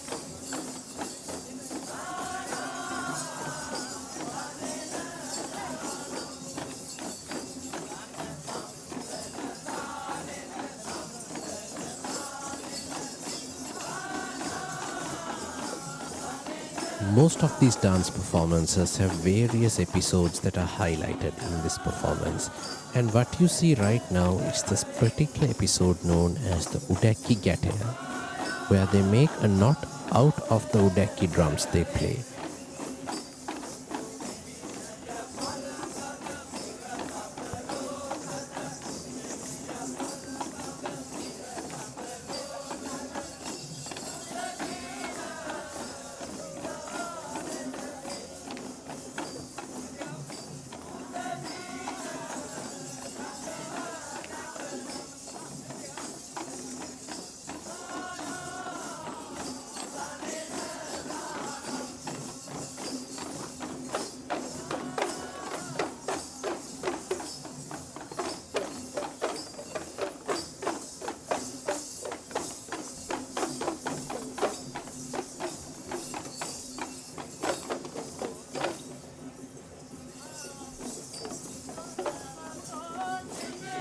The Udakia is an hourglass-shaped hand drum that belongs to the Arthita category of the Panchathura since it is played only using hands. The dancers are dressed in the traditional Kandian attire and dances while playing this instrument along with recitals that glorify the qualities of Lord Buddha.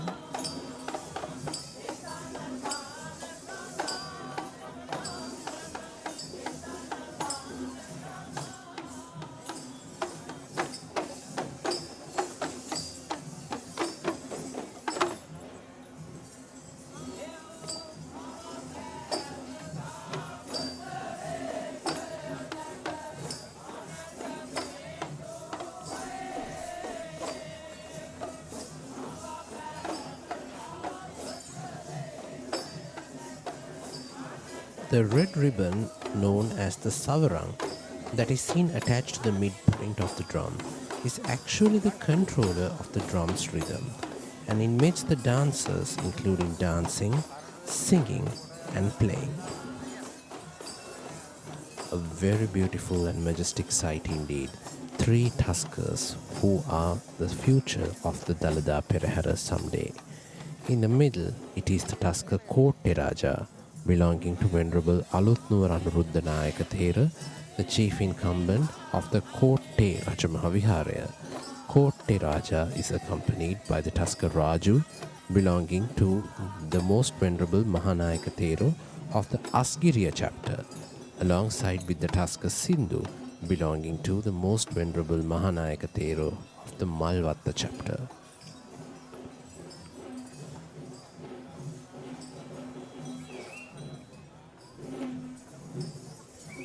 Sri Lanka has its own variant of Asian elephants, but unfortunately, only 3% of the Asian elephant population in Sri Lanka is blessed to become a tusker. Therefore, the value of these tuskers are simply unmatched.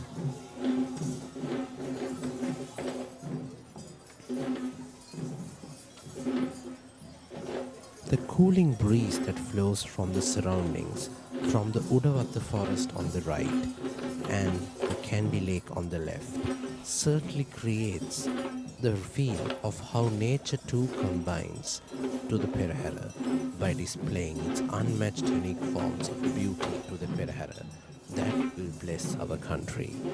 And this is the highlighted moment of this evening's Grand Randoli Procession, the arrival of the ceremonial troop of Tuskers who shall be carrying the Perahera ready casket. And this trio of Tuskers will be escorted by the majestic West dancing troupe.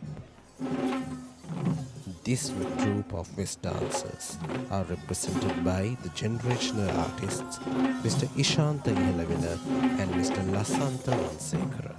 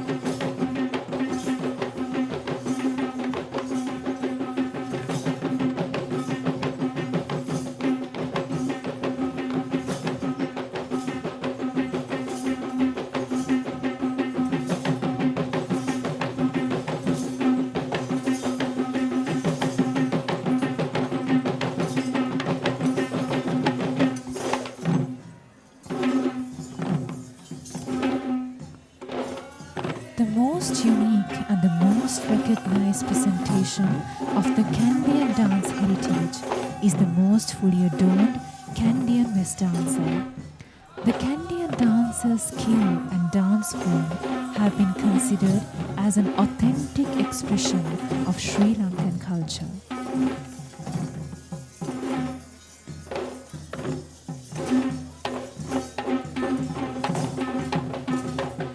In fact, it is the icon of the West dancer who is the branding identity of traditional Sri Lankan dancing across the seven seas, despite the presence of many artistic performances that are authentic to traditional Sri Lankan dance. It is amusing to hear that this is the same picture that is illustrated on anyone's mind when they hear the phrase Sri Lankan dance, which we as Kandians could certainly be proud of.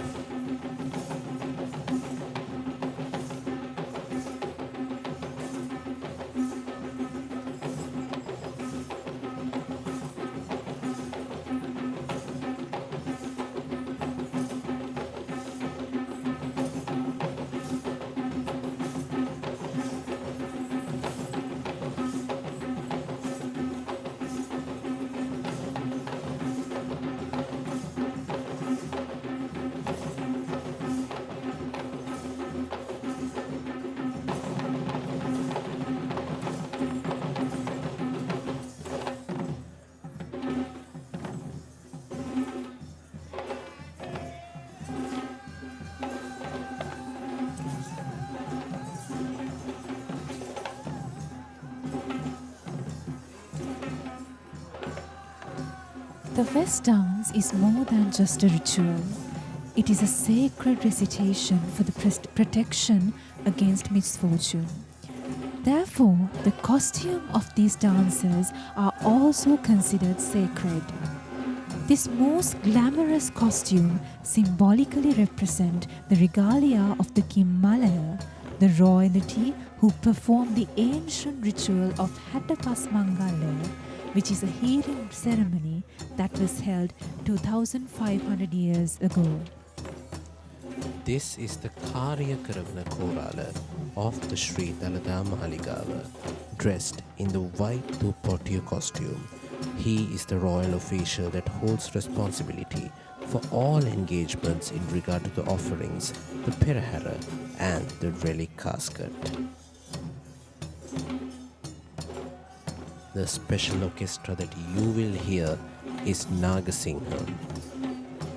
This Indian-influenced ensemble of music that plays its authentic music to escort the relic casket as part of the traditions were conducted in Lord Buddha's origin country in India too, and was added to the Perahera during the time of King Veeraparakrama Narendra Singha.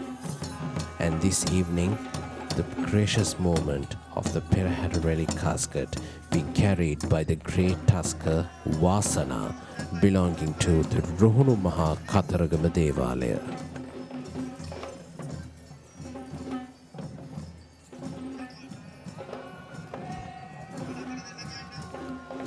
Vasana is escorted by the tuskers Pulatisi Raja and Singha Raja, both belonging to the Sri Dalada Maligawa stable of elephants.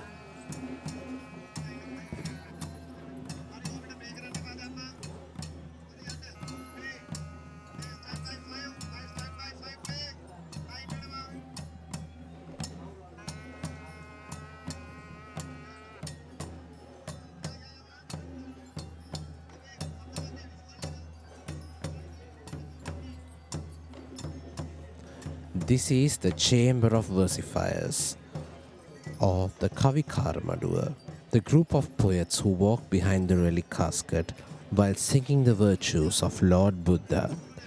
These versifiers are holding several instruments including the Panterua, the Udakya, and the speciality of the Kavikara Maduwa is that these versifiers shall only perform when the relic casket is taken out of the relic chamber, and shall continue to sing until the relic casket is placed back after the Perahera. This too is in fact an offering that King Veeraparakrama Narendra Singha added to the offerings of the sacred tooth relic.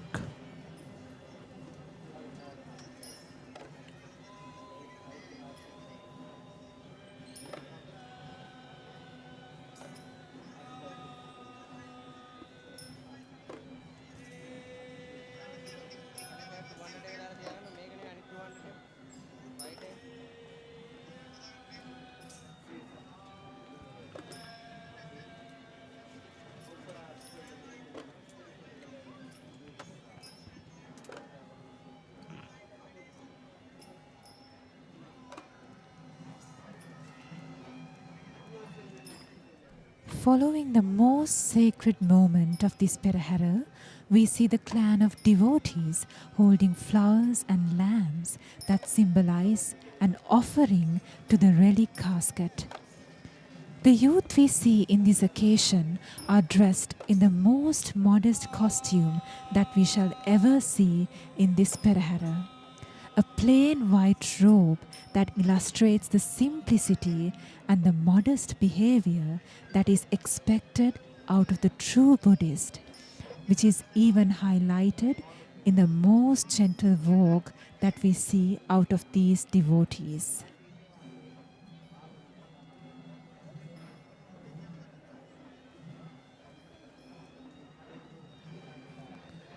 This is the moment when the Honorable President of Sri Lanka, His Excellency Androkumara Dissanayaka, is witnessing the Perahera from the Mahamaluwa or the esplanade of the Sri Dalada Maligawa.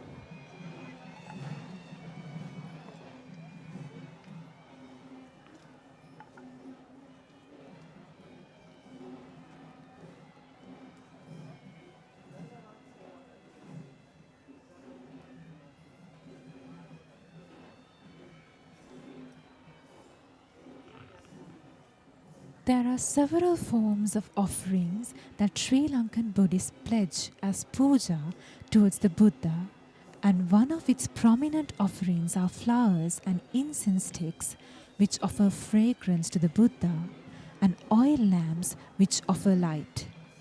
We see both flowers and lamps in the hands of these devotees, which interpret this episode of the Perahera as an offering of fragrance and light towards the sacred relic casket.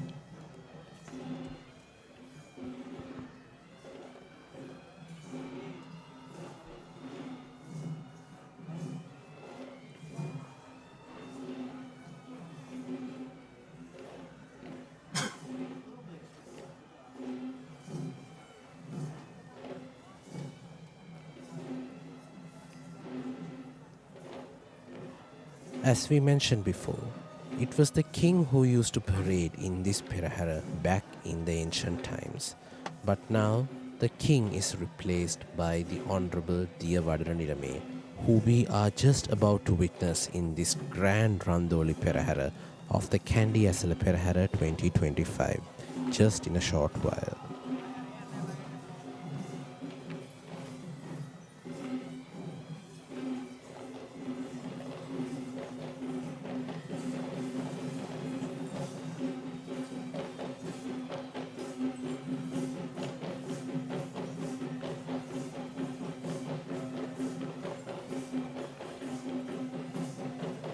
In order to welcome and pave the way for the majestic walk of the Diyavadana Nilame, we are seeing the second troupe of West dancers in this evening's Perahera, represented by the generational artists Peter Surasena and Sanjeeva Verapitiya.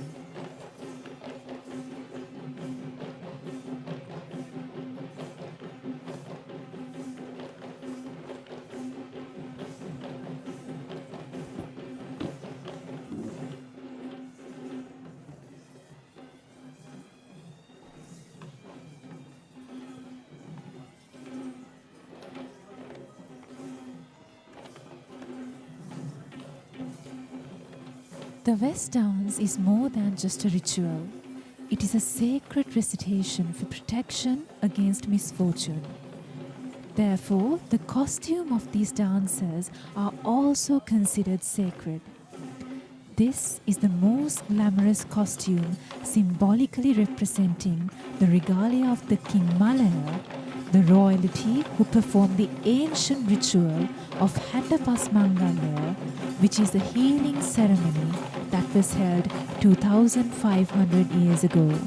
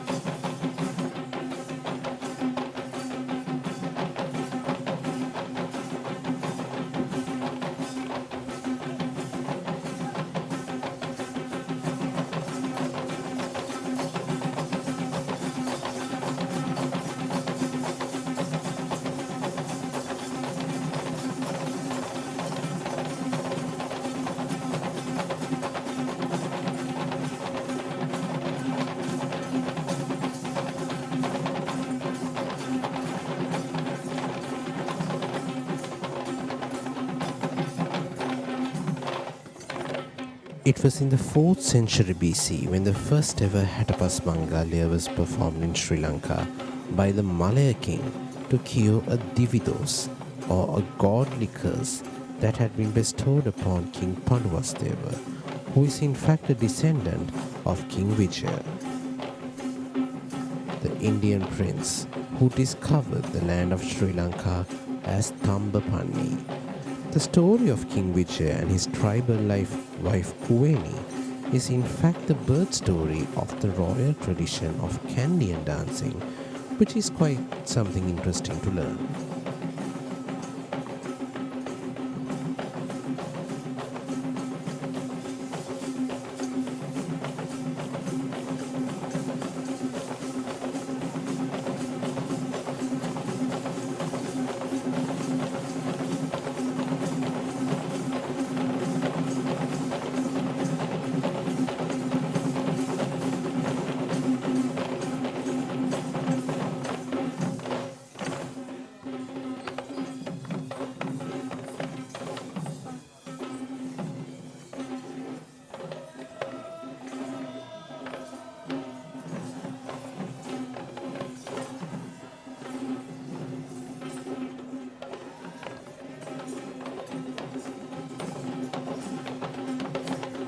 This is the 19th Honorable Diyavadana Nilame, the lay custodian of the Sri Dalada Maligawa, Honorable Pradeep Nilangadana, who walks with utmost pride and majesty while bringing in a true sense of ancient royalty to this Perahera. The Diyavadana Nilame is the royal official who granted water to the kings back in history and is now designated as the lay protector of the sacred tooth relic of Lord Buddha, which makes him one of the most truly respected lay leaders in Buddhism in Sri Lanka.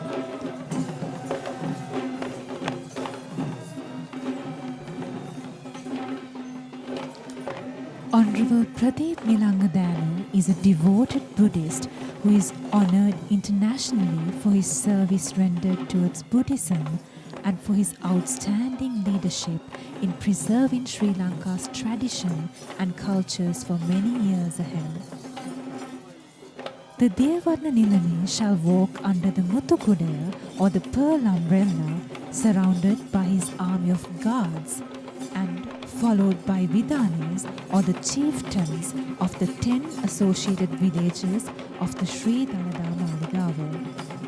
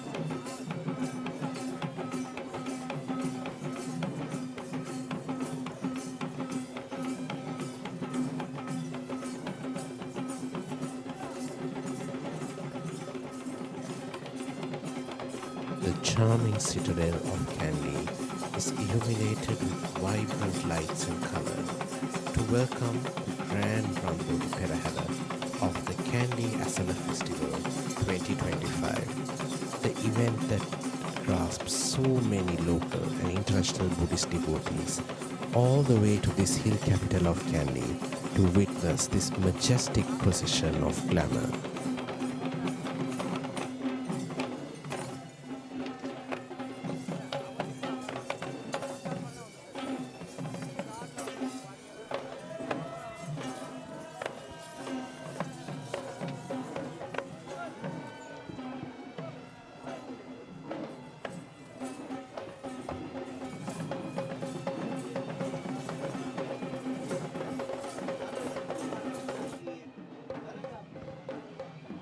While that marks the end of the Dalada Perahera, let us now commence the second episode of this Perahera, which is the procession of the Sri Natha Devalaya in Kandy.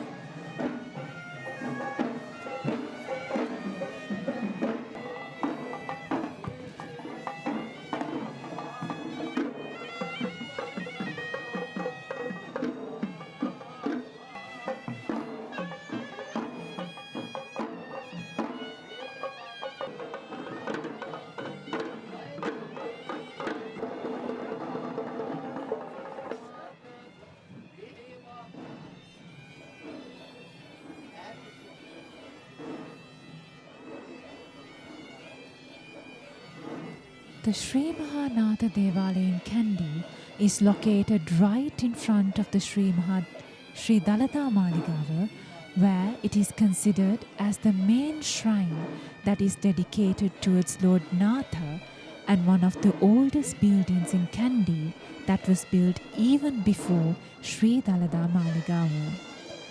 The procession of the Natha Devalaya is the first to follow the Dalada Perahera due to the belief that God Natha is the next in line to attain Buddhahood.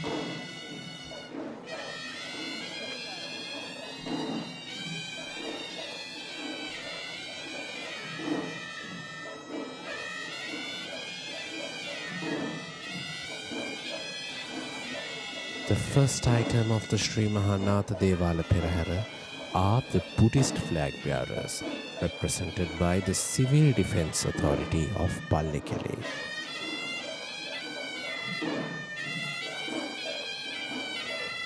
Lord Natha is in fact believed to be a Buddhist deity, which is the reason why Buddhist flags are being used to precede in the procession of God Natha. This is the official Hevisi ensemble of the Sri Natha Devalaya in Kandy, represented by the veteran artist Mr. S.Y.G. Vijayasena.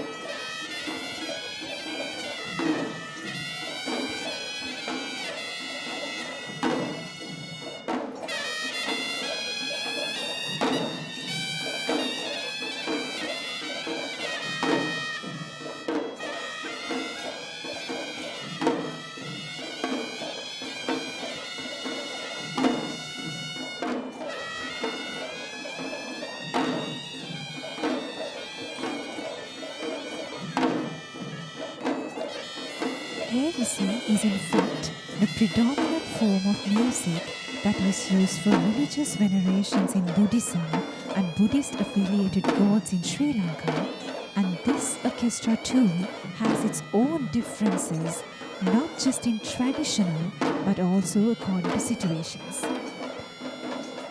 When the sacred relic casket is carried out of the sun chamber, the situational variants of Puja Hevisi shall be played. And this shall change to Vadammana Hevisi when the relic casket is being carried towards the ceremonial tusker. Once again, it will be the Puja Hevisi that will be performed when the relic casket will be placed on the tusker, and the Bahirava Valinadu shall be placed when the royal tusker shall step down the moonstone.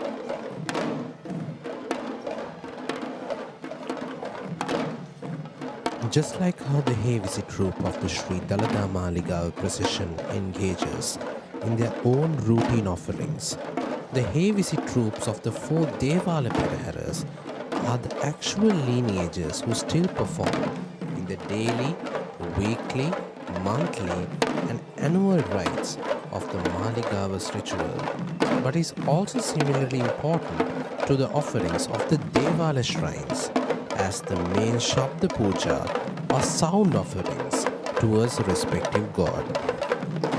Interestingly, the tunes that are played by these ensembles are the ones that are unique to the respective Devalaya.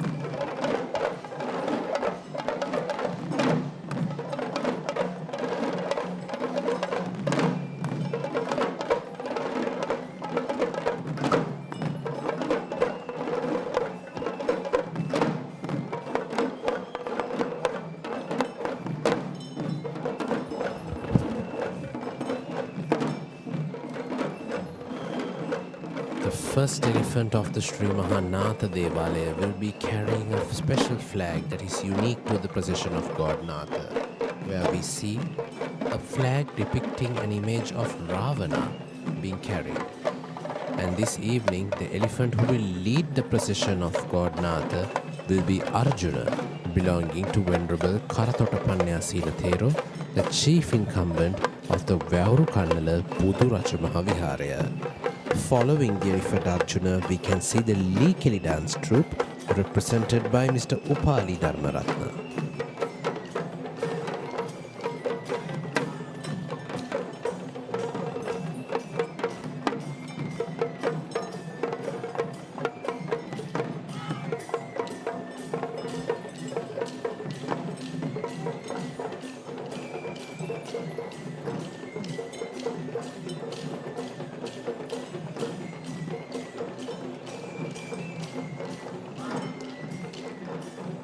The premises of the Sri Mahanatha Devalaya in Kandy is recognized since as the Jayabhumiya or the land of luck since the time of our ancestors based on the indication by an ancient Brahmin named Senkanda.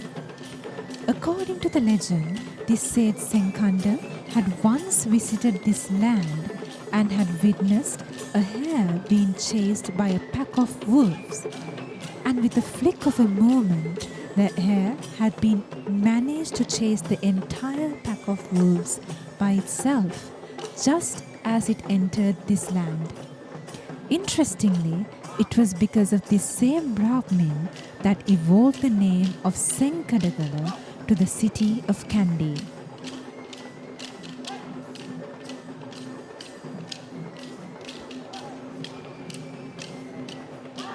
Here we see the Pantheru dance performance represented by the artist Mr. Ruwan Marasinghe.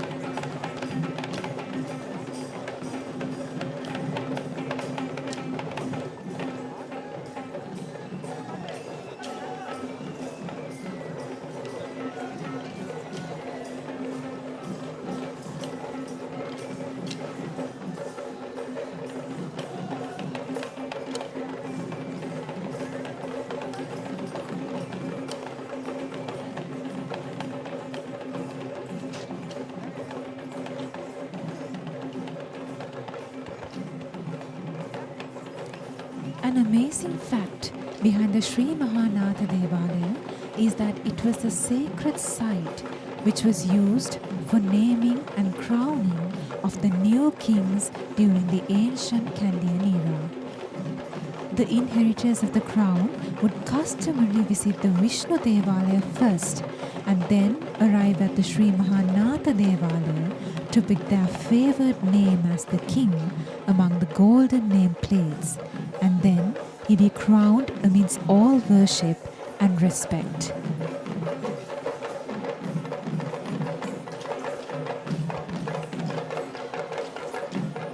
This is the Gajanayak Nilame of the Sri Mahanatha Devala in Kandy, the royal official who will be in charge of the troop of elephants taking part in this procession of the Sri Mahanatha Devala. The Gajanayak Nilame is on the mount of the elephant Handula, belonging to Mr. Dhammika Samarakodi of Maharagana.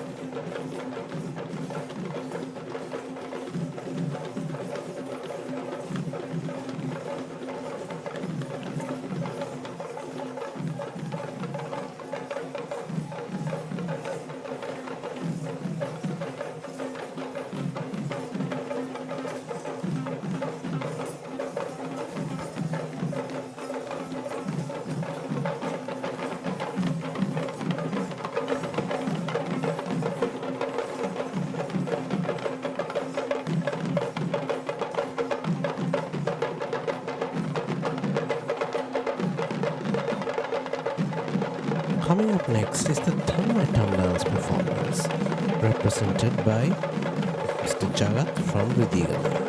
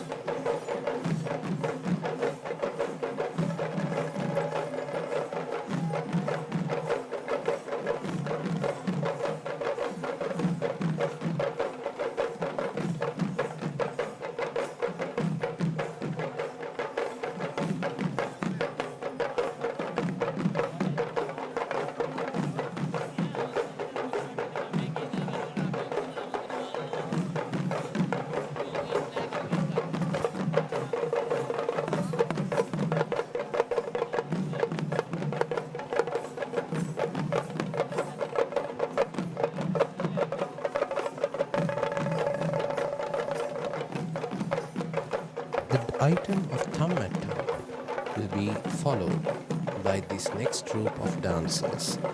And here we are just about to see a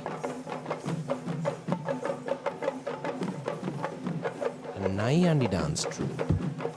And this team of Nayandi will be represented by Mr. Indika Pradeep Velikmudura.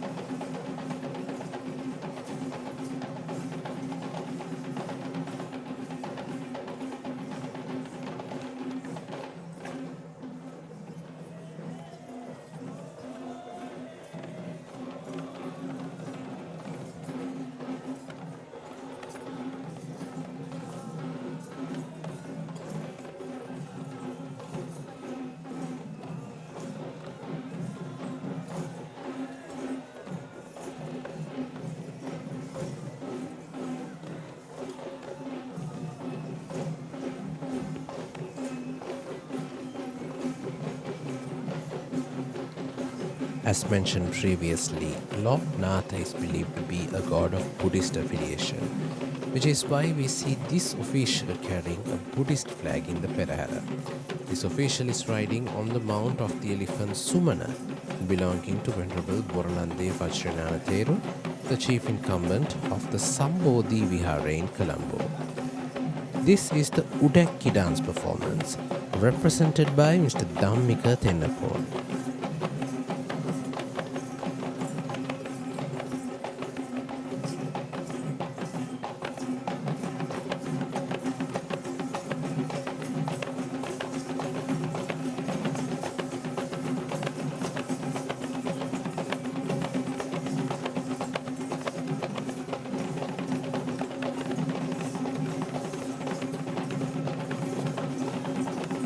The Sri Mahanatha Devala is believed to be built as an offering towards God Natha by King Vikramabahu III, and the royal buildings, including the palace, had been built in its surroundings. The Devala is built in the form of a Gedige Devala, which is of Indian architectural style during the Gampala era. That is the main shrine dedicated towards God Natha. Adjoining the main building is a smaller shrine that is dedicated to god Gambara. It is believed that the Dutch armies had used this same space as their resting place when they arrived to meet the king.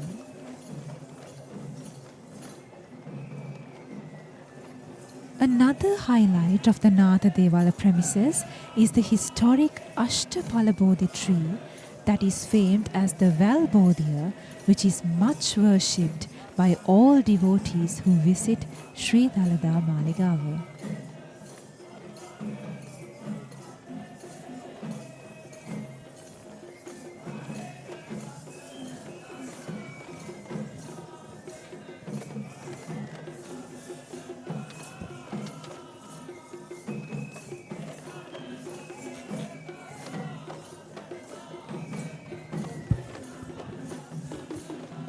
The well-known fact behind God Natha is the belief that he is the next in line to attain Buddhahood as Maitri Bodhisattva, where he is also identified as Avalokiteshvara in Indian cults.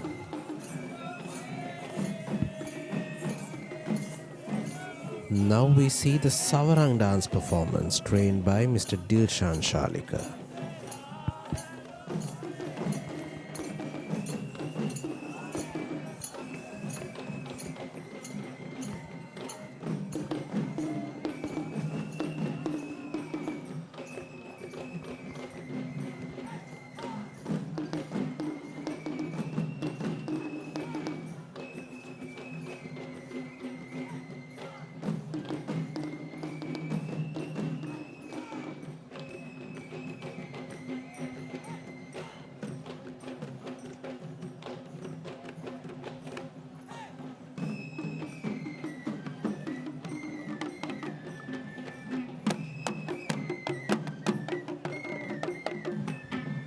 The iconography of God Natha is shown as a young gentleman of fair complexion who holds a lotus flower on his left hand.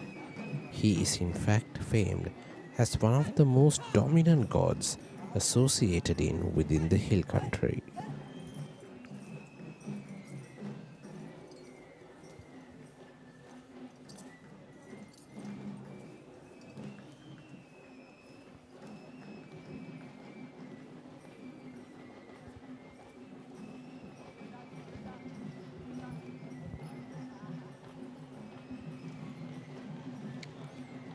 This is Sakura, also known as Sudu Mahattya, belonging to Mr. Thilina Gamage of Maharagama.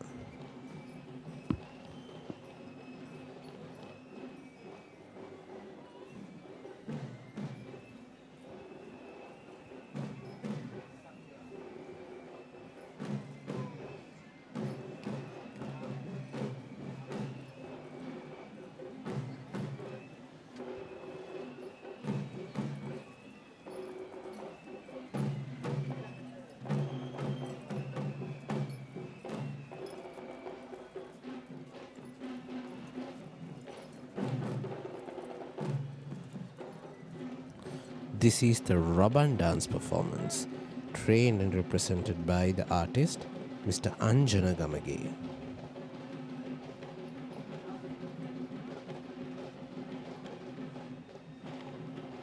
The legend of God Natha takes us down through many cults in Buddhism, including the Mahayana and Theravada traditions, where he is predominantly associated with the future Buddha.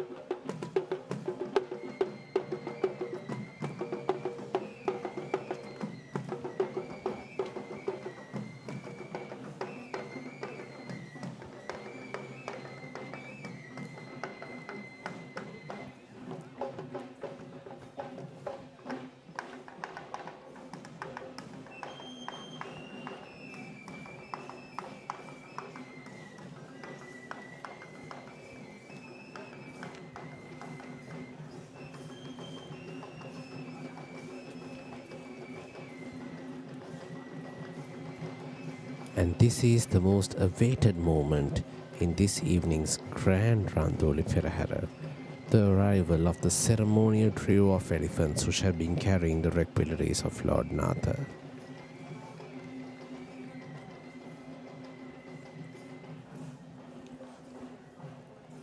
These ceremonial tuskers are being welcomed by the traditional West dance trained by Mr. Vishuddhi Verapetiya.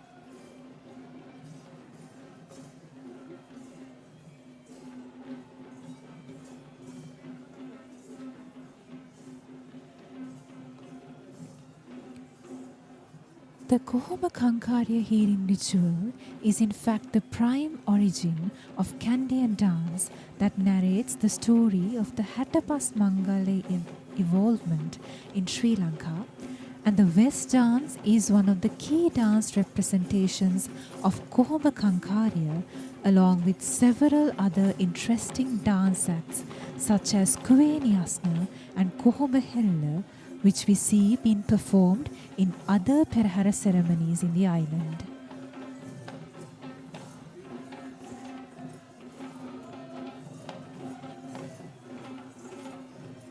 West dancing was considered as a part of royalty itself, where it was formally associated with the kings since ancient times.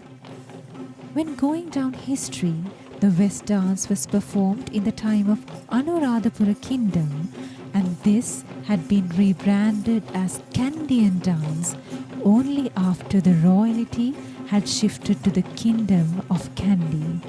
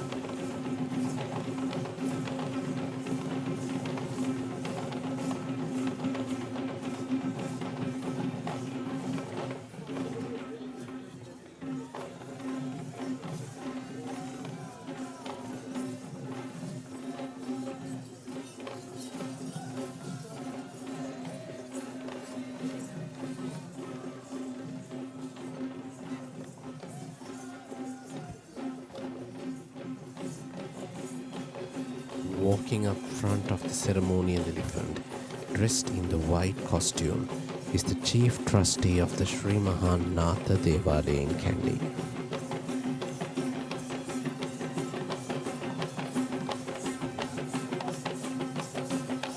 This evening, in the final Randoli Perahera, the requelaries of Lord Natha will be carried by the elephant Rohana, belonging to Mr. Varuna Kannanga of Horana.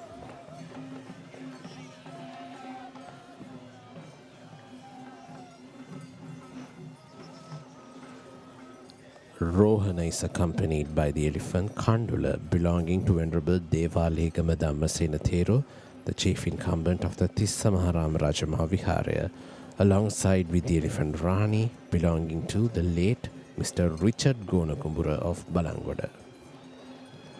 This is the second troupe of West dancers who we shall see in the Perahera, tasked with welcoming the Basnayaka Nilame of the Sri Mahannatha Devalaya in Kandy. This team is trained by Mr. Asanka Karunaratna.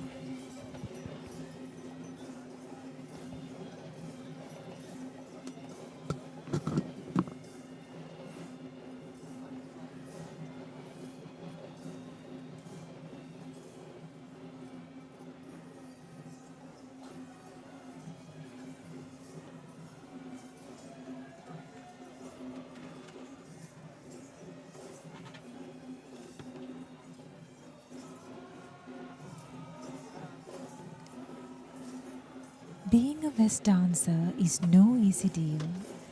Any primitive dancer needs years and years of practice and skill in order to be crowned as a West dancer, and they are only permitted to wear the West tattoo or the much respected headdress only after they are religiously coronated as a West dancer, which is a highly respected tradition that is even practiced in the modern times.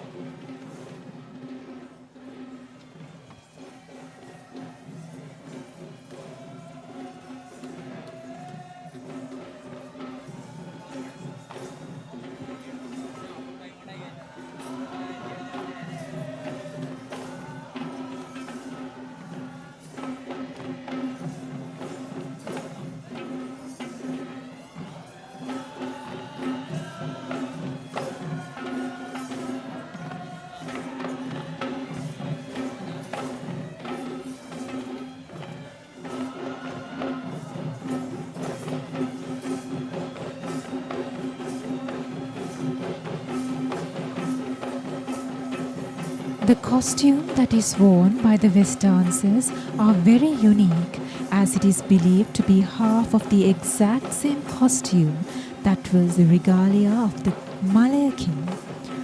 The colors of white and red takes prominence as the only shades present in the West costume that is different to the multicolored costumes that we see in our low country tradition of dance.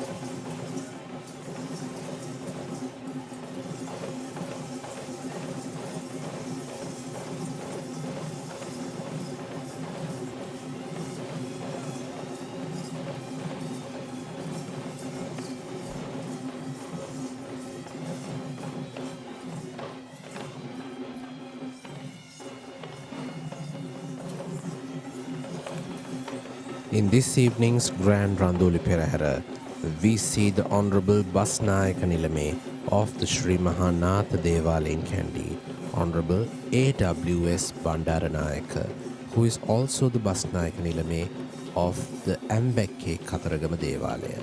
He is accompanied by the Basnayaka Nilames of the rural shrines, represented here by the Basnayaka Nilame of the Vegiriyanatha Devalaya in Gampala, Honorable Anura Sudanta Iriyagama, and the Basnayaka Nilame of the Dodangwalanatha Devalaya in Yatinura, represented by Honorable Akalanka Bandara Verapitiya. And that marks the end of the procession of the Sri Mahanatha Devalaya. And here we commence the procession of the Sri Mahavishnu Devalaya in Kandy.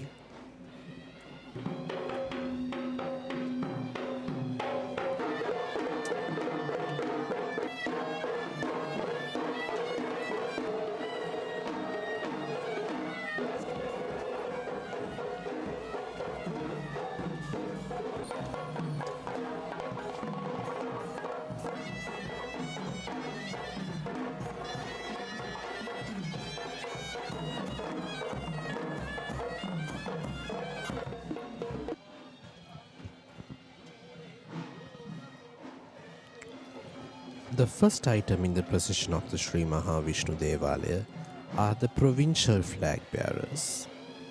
Unlike the previous Devala procession, we do not see Buddhist flags, but instead we see these county and provincial flags being displayed. There is in fact a meaning behind this purpose. It is believed that Lord Vishnu is the guardian deity of Sri Lanka, and these flags are used to symbolize the fact that Lord Vishnu is overlooking all of these mentioned states and counties.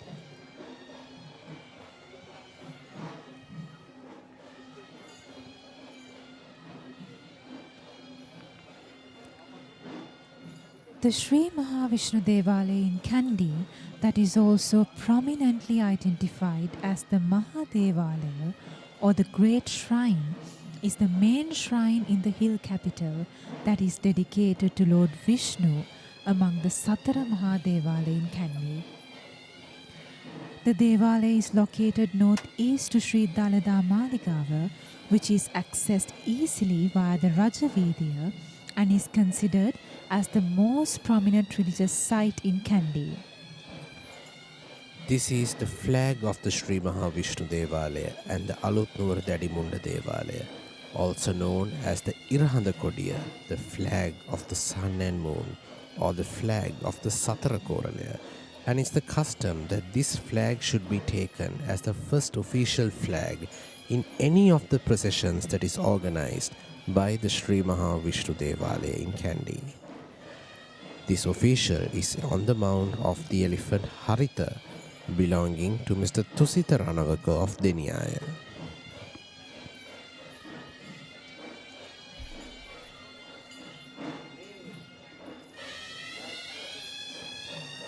And here we see the official Hevisi ensemble of the Sri Mahavishnu Devalaya in Kandy, led by the traditional artist Mr. Saman Priyanta Arambegidara, who represent the Alutnuwara variation of upcountry Hevisi.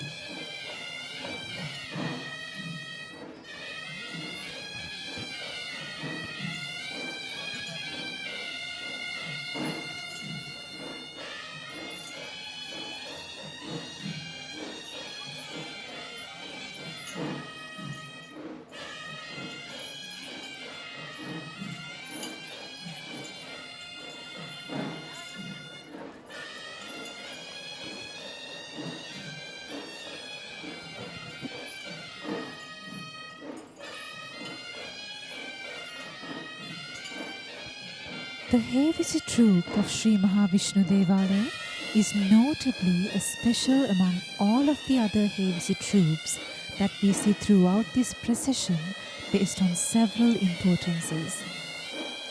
As we know, the inaugural ritual of Esala Perahera is Kapsituina, or the planting of a jack in auspicious hour, and this piece of jack plant is being cut from the village of Alutnora, that is located the footsteps of Kadugannawa, which marks the entrance to the district of Kandy, and it is also known as Alutnora Sri Dadimunna Devalaya, that is the main shrine in Sri Lanka that is dedicated to Lord Dadimunna. The chosen piece of jack plant or kappa is ceremoniously brought all the way from Alutnora Sri Dadimunna Devalaya premises to Dadimunna Devalaya in Kandy on the mount of a tusker along a distance of 25 kilometers. The Dadimunna Devalaya in Kandy is located in Sri Mahavishnu Devala premises itself, and this is where the main piece of jack plant shall be cut into 4 equal quarters and distributed to other 3 Devala shrines on the mounts of 3 tuskers.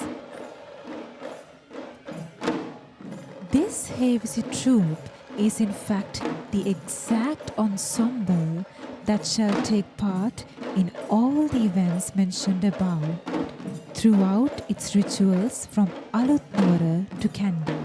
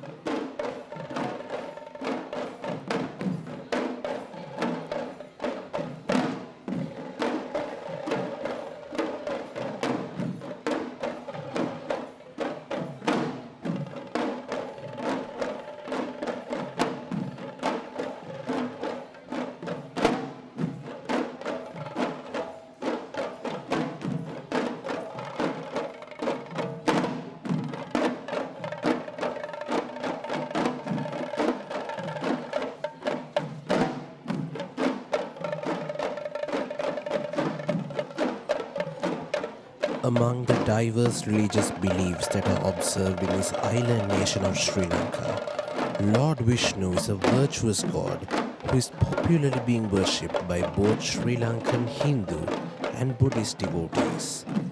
He is known by 108 other names including Hari, Madhavan, Venkateshwara and Narayana, apart from the Sri Lankan recognition as Upulwan. And this is the Gajanayaka Nilame of the Sri Mahavishnu Devalaya in Kandy, who holds the silver ankus or the ankusaya to represent his power as the leader, the royal official in charge of the elephants taking part in the procession of the Sri Mahavishnu Devalaya. This official is on the mount of the elephant Suranimala, belonging to the Alutnora Dadimunna Devalaya that is closely affiliated under the same management of the Sri Mahavishnu Devalaya in Kandy.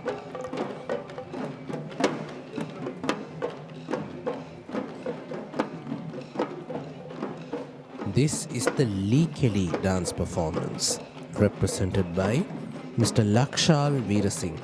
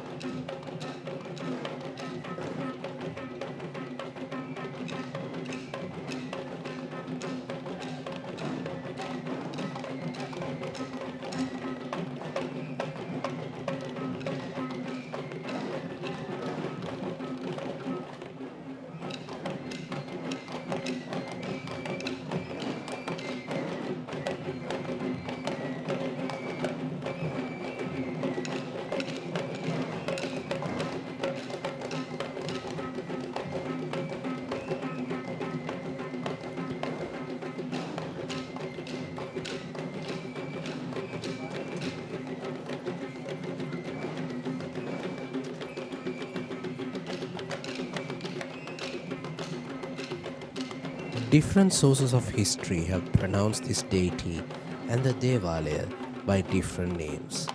Where one such evidence noted by the English prisoner Robert Knox had called the deity in this Devalaya as Alutnuwara Deviyo, who had been brought to Alutnuwara in Kegol from Devinuwara in Madhara, while another legend identifies this god as Upulwan Deyo, which means the blue color god. The Savarangkodiya is what we see next, a special feature that can only be seen in the Randoli Perahera, among the Manyan Paha of the 5 recognitions presented to the people of the Satara Koralaya. And this flag was taken in the Perahera by the elephant Chuti Manike, belonging to Mr. Bharata Amaratunga of Meegoda.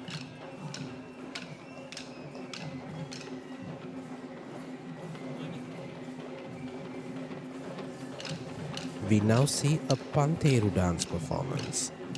And this Pantheru dance performance is represented by Mr. K.P. Dharmasiri.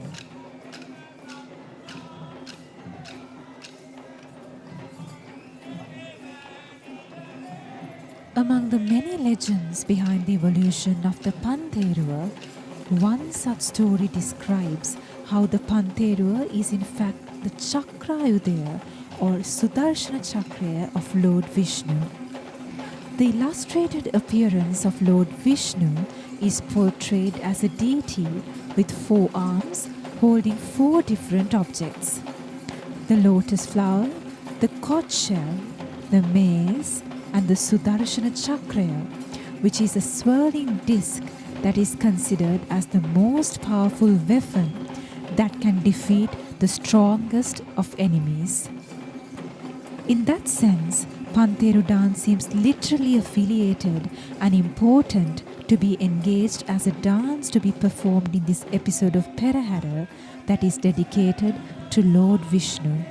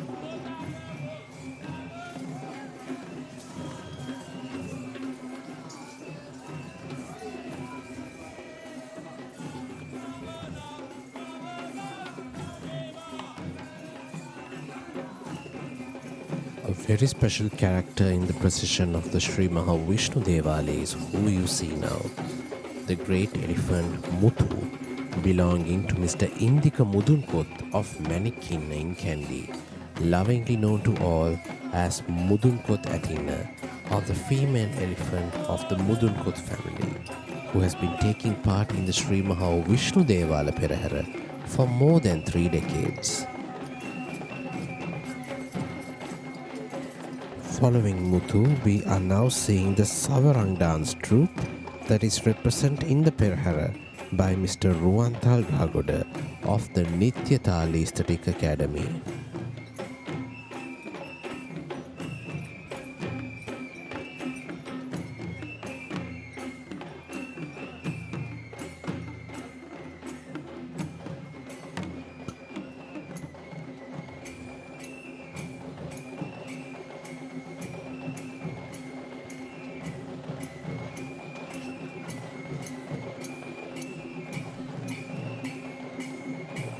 The Paravi Sandesha anthology that was written in the 15th century describes Lord Vishnu as the destroyer of Asura, which hints a believed similarity between Lord Vishnu and Rama of the great Indian epic of Ramayana.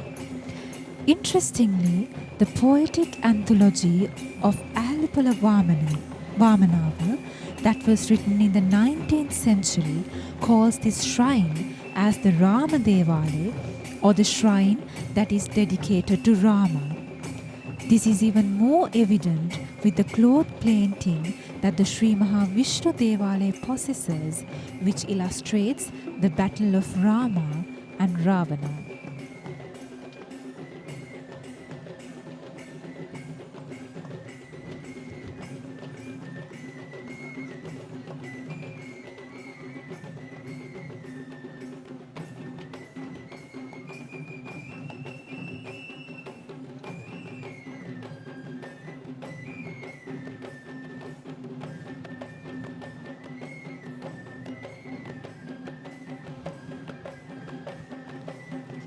It is believed that the Sri Mahavishnu Devalaya in Kandy was built by King Senarath in between 1604 to 1635, during the time in which the Upulwan Devalaya in Alutnura was destroyed by the Portuguese in midst of their Kandian invasion. With the rulers of the Nayakar clan, who are of Indian origin, took over Sri Lanka, the Upulwan Devalaya was transformed to Vishnu Devalaya upon their origins of belief. And this is the elephant Banda belonging to Mr. Sisira Samarakona of Narammala, along with the elephant Puja belonging to Mrs. Kamini Samarasinghe of Randeniya.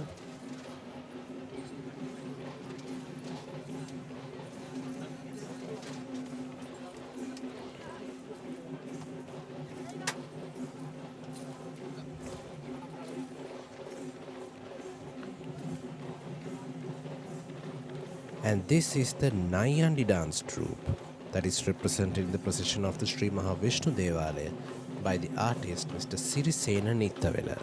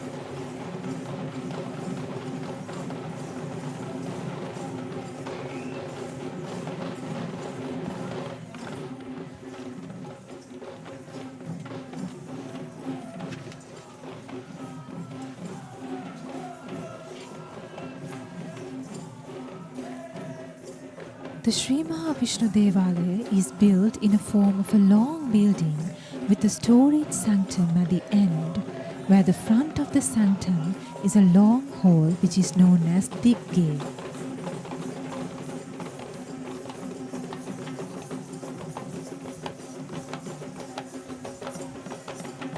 This is the elephant Kumari belonging to Mr. Kamalirugal Bandar of Kottava, alongside with the generational elephant native medicine practitioner Mr. Deepthi Kumara's little elephant named Surani.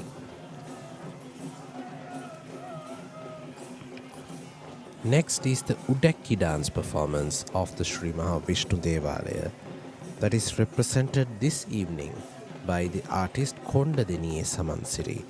And it's interesting to note how the Sri Mahavishnu Devalaya collaborates with so many generational artists such as the Kondadeniya and Thalgahoda lineages of traditional Kandian dancing.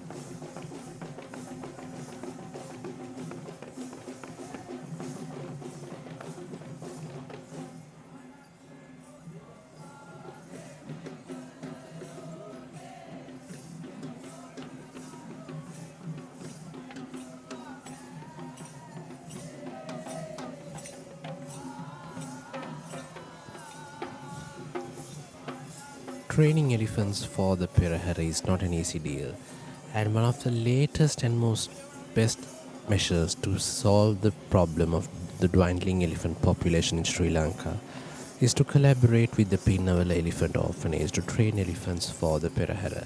And this is two of such successful examples. The elephants Gagana and Gamunu Kandula belonging to the Pinnavala Elephant Conservation Centre, who is taking part in the Sri Maha Vishnu Devala Perahera. And now we come to the highlight of the Perahera this evening, which is the arrival of the ceremonial troop of tuskers who shall carry the godly ornaments of Lord Vishnu. And this time, these ceremonial tuskers will be escorted by the West dancers trained by Mr. Sarath Ekanayaka.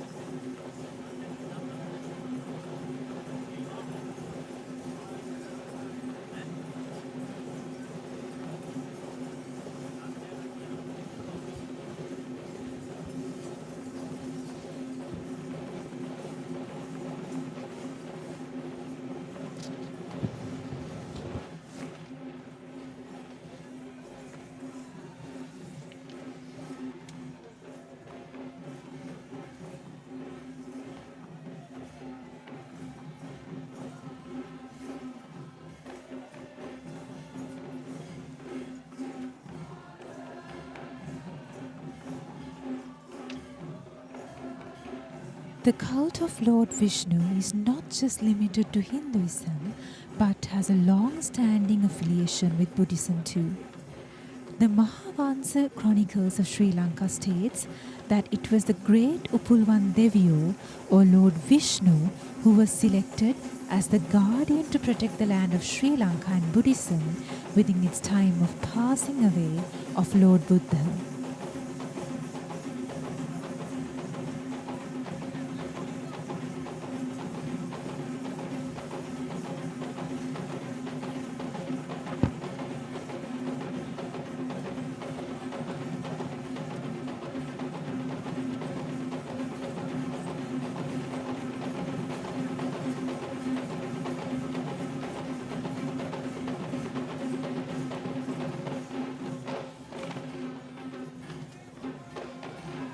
Legends believe that Lord Vishnu is a future Buddha after God Nada, which is the evident reason as to why we see the procession of the Sri Maha Vishnu Devalaya following the Nada Devala procession in the Kandy Esala Perahera.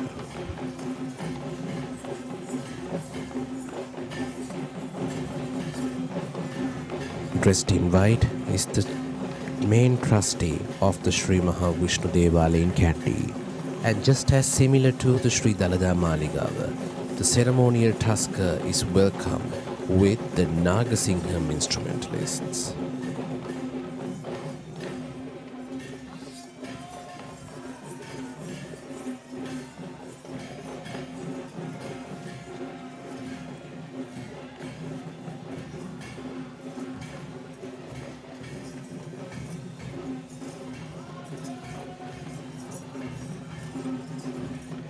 This evening, the godly ornaments of Lord Vishnu will be carried by the tusker Rama, belonging to the late Mr. Tudor Gunasekara of Heyanthudua.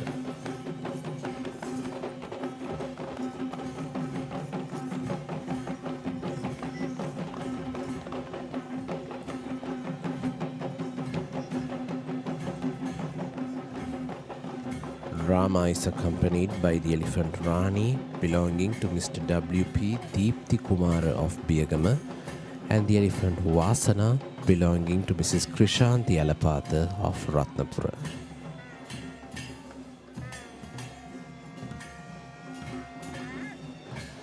The second highlight of the Sri Mahavishnu Devala Perahera is the arrival of the Basnayaka Nilame of the Sri Mahavishnu Devala in Kandy, and they will be welcomed by these majestic West dancers. And this troupe of West dancers will be trained by Mr. Kondadiniye Savansiri, yet again another generational artist who takes part in several items in the procession of the Sri Vishnu Devalaya.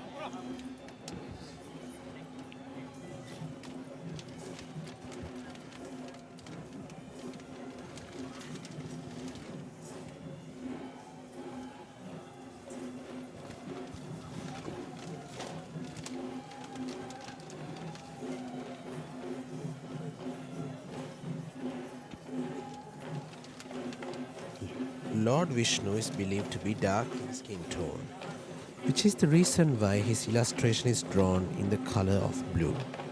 His appearance illustrates Lord Vishnu sitting on a mythical bird named Guruda, which is also known as Gurula in Sri Lankan context, holding a lotus flower, a mace, a conch shell, and a Sudarshana chakra in his 4 hands, ahead of the great 5-headed cobra named Shesha. These elements have now become the unique features of this Perahera itself, where we see the dominance of the color blue throughout the Perahera of the Sri Mahavishnu Devalaya, and these godly weapons being used as illustrations even on the elephant costumes.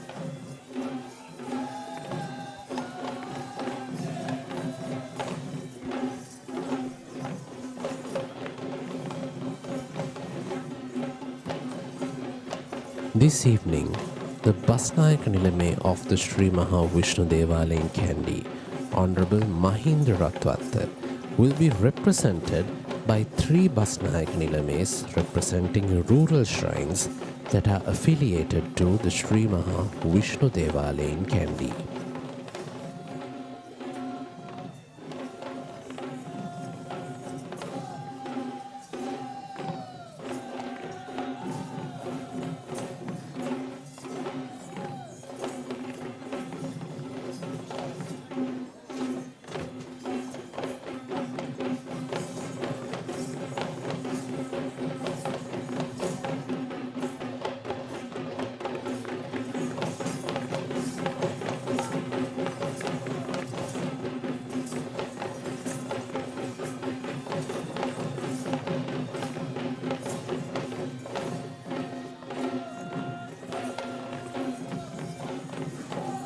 Here we see the Basnayaka Nilame of the Lankatilaka Vishnu Devalaya, Honorable Priyantha Amunugama, the Basnayaka Nilame of the Gadaladiniya Vishnu Devalaya, Honorable Priyantha Yapa Bandara, and the Basnayaka Nilame of the Ganegoda Kataragama Devalaya, Honorable Asanka Ranavana. And these are the representations who will represent the Basnayaka Nilame of the Sri Maha Vishnu Devalaya in Kandy on this Grand Randoli Perahera.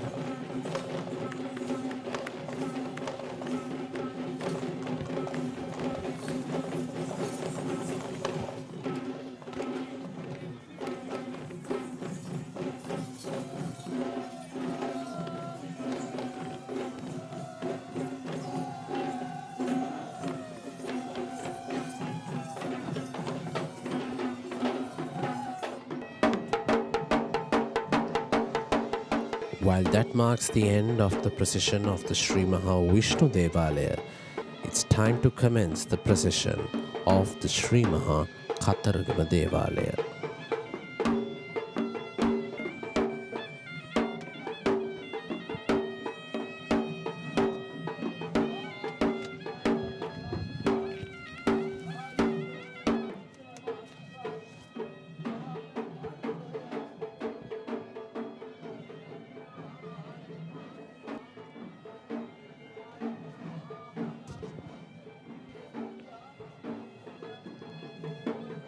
The Sri Maha Kataragama Devalaya in Kandy is one of the key places of worship that are dedicated to Lord Kataragama in this city of Kandy.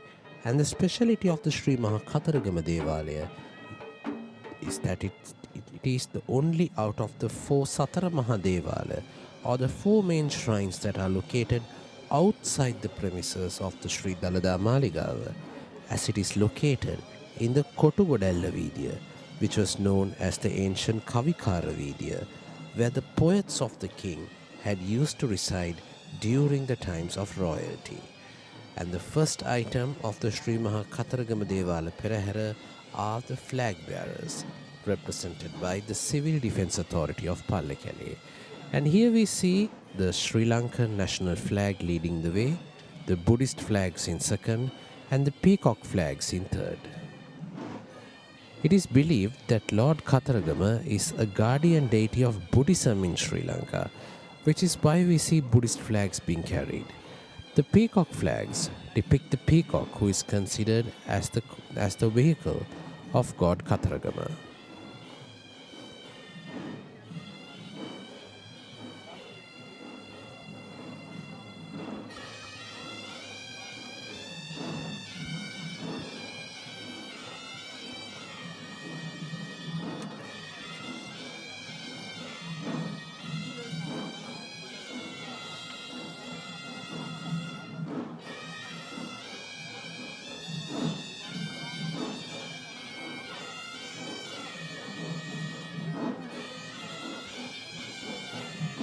This is the official ensemble of Hevisi that is seconded to the service of the Sri Maha Kataragama Devalaya.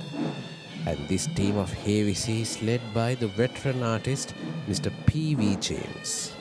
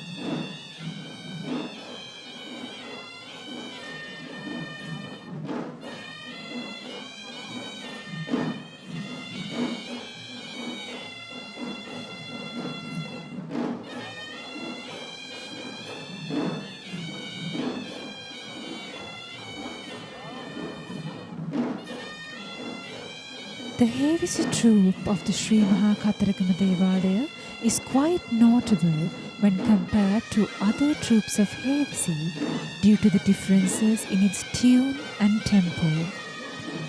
The style of Hevisi not just depends on the regional or situational variances, but also varies among the several lineages that perform this traditional duty.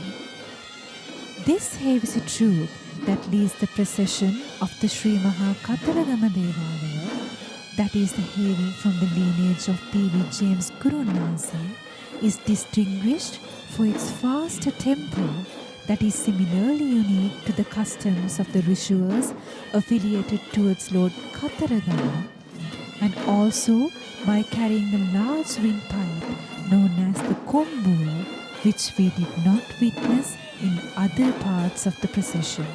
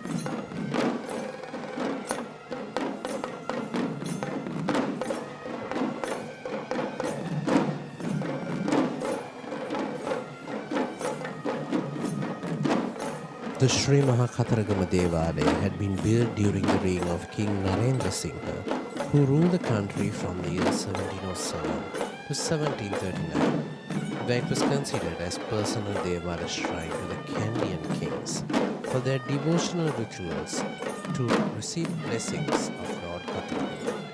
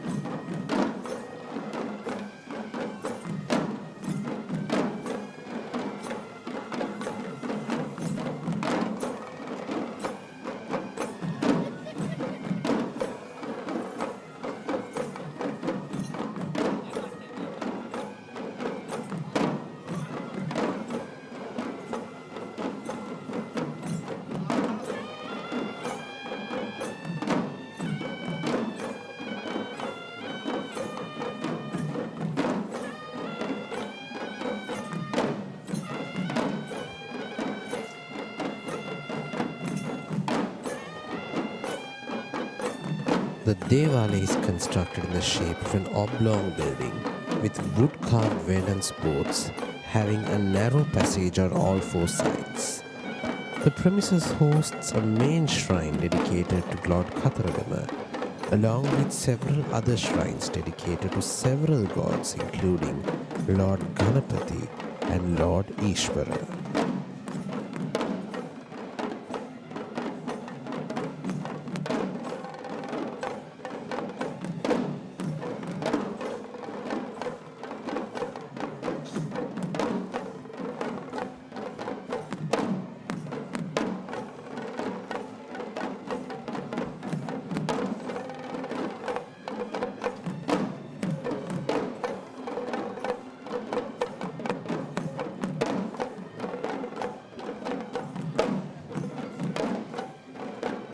The leading elephant of the Sri Katharagama Devala procession will be carrying a flag of King Ravana, who is believed to be one of the avatars of Lord Katharagama.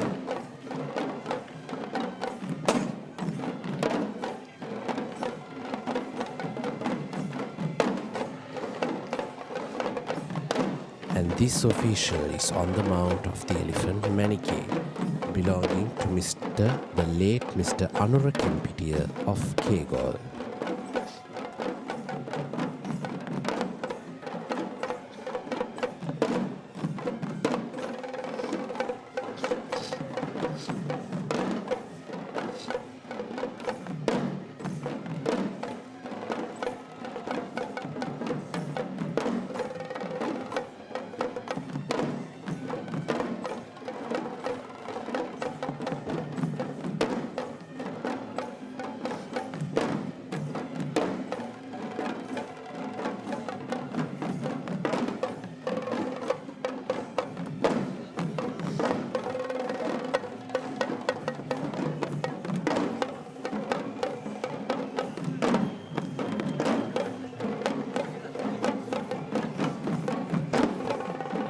One could notice that the costumes of the dancers and the elephants and several other icons of the Perahera are of the color red, which is believed to be the color affiliated with Lord Katharagama.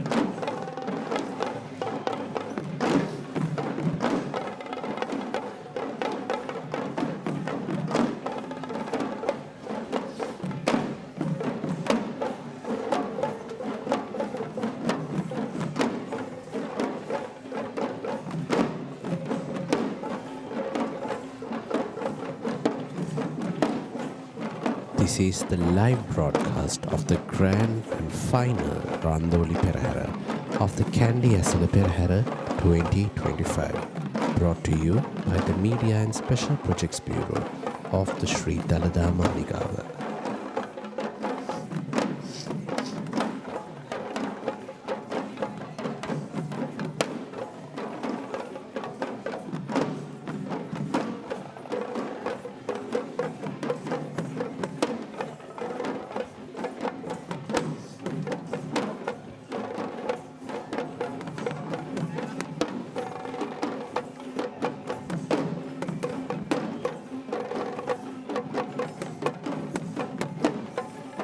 Next is the Pantheru dance performance, represented by Mr. Nimesh Nivantaka of the Nimesh Rangayathanaya.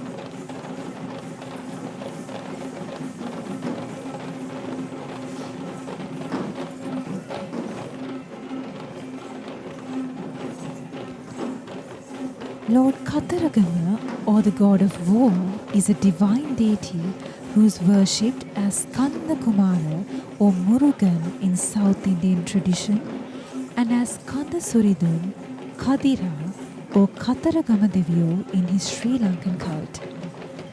He is considered as one of the most powerful deities who has an appearance of 6 heads and 12 hands.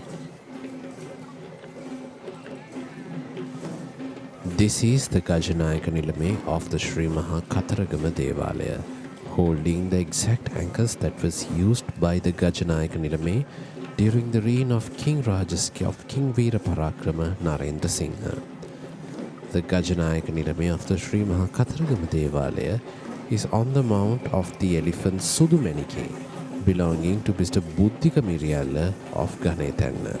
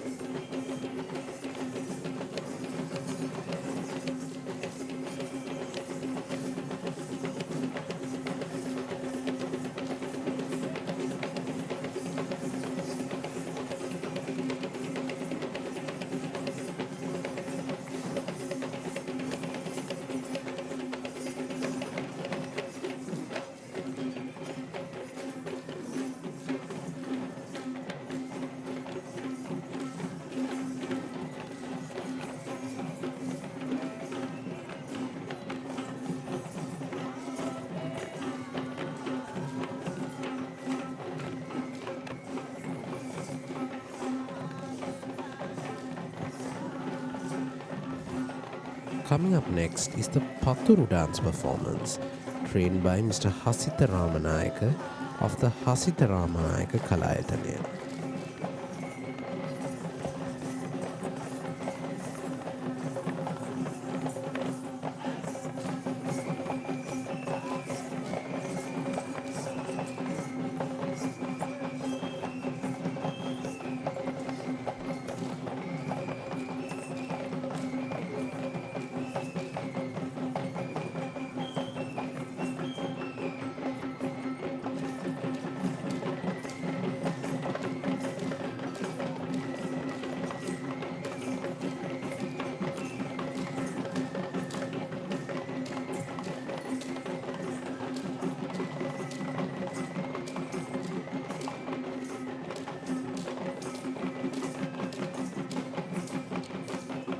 It is believed that Lord Katharagama is the younger son of Lord Shiva and goddess Parvati, and he is considered as an important deity in Indian subcontinent since ancient times, and he is worshipped as Mahasena and Kumara in North India and is predominantly worshipped in the state of Tamil Nadu and other parts of South India, Sri Lanka, Singapore and Malaysia.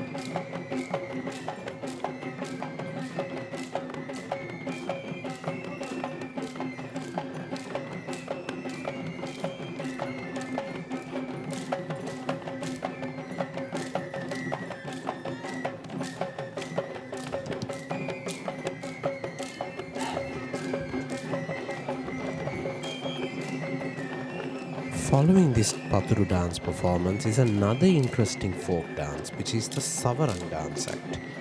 This Savarang dance is trained by Mr. Suraj Madhushan of the Divyanjali Kalayatane.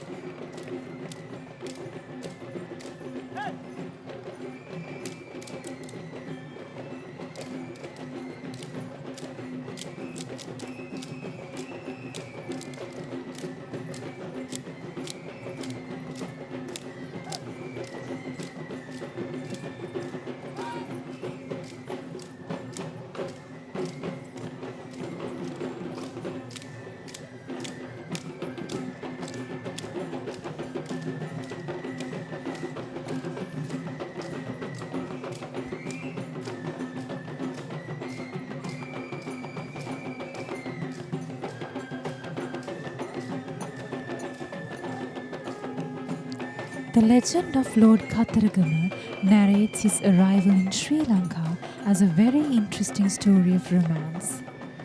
According to the story, Lord Katharagama had witnessed a tribal young girl named Valli from the southeastern wilds of Sri Lanka, whom he fell in love with. In order to win Valli as his consort, he had reached Sri Lanka via the shores of Deundari in Matara and reached the city of Katharagama in search for Valli. With that fact being understood, let us welcome the next elephant of the Sri Maha Katharagama Esala Perahera. This is Sita, belonging to Mr. Roshan Samarakodi of Maharagama. Following Sita, we are now seeing a Nayandi dance performance trained by Mr. Pradeep Nishankar of the Susallava Sri Pratibha Netrang Shramaya.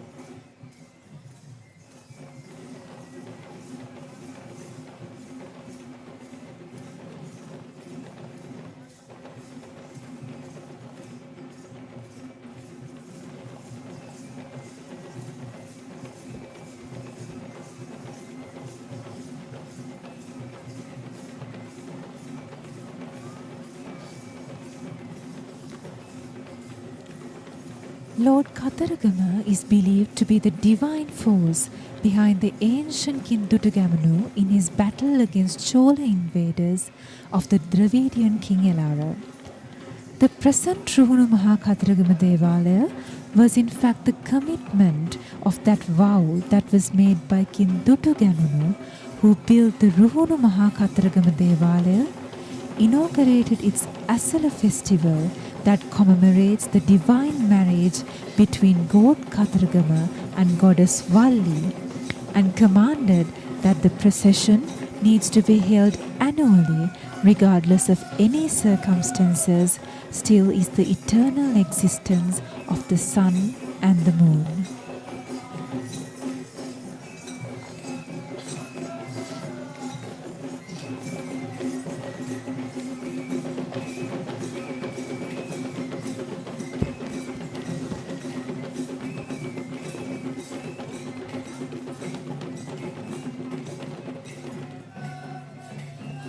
This is the Thalam dance performance, and this Thalam dance performance will be introduced to the Perahera this evening by Ajit Premadasa, by Mr. Chaman Madhushanga Premadasa of the Daulagala Saraswati and Situkala Aesthetic Academy.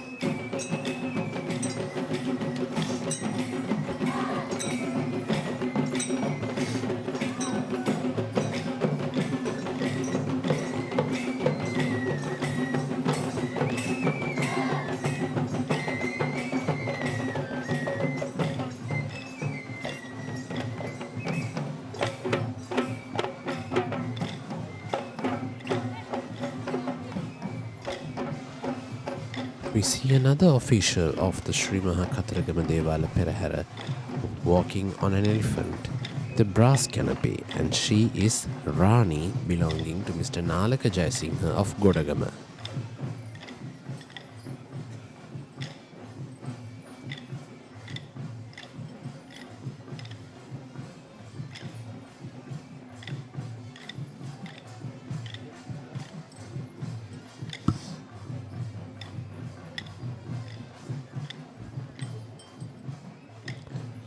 As we will take a turn of the tradition that we have been observing so far, we have only been noticing traditional upcountry dance items, and we are taking a slight turn towards South Indian tradition as we welcome this Kavadi dance troupe represented by the Kandurata Kavadi dance act.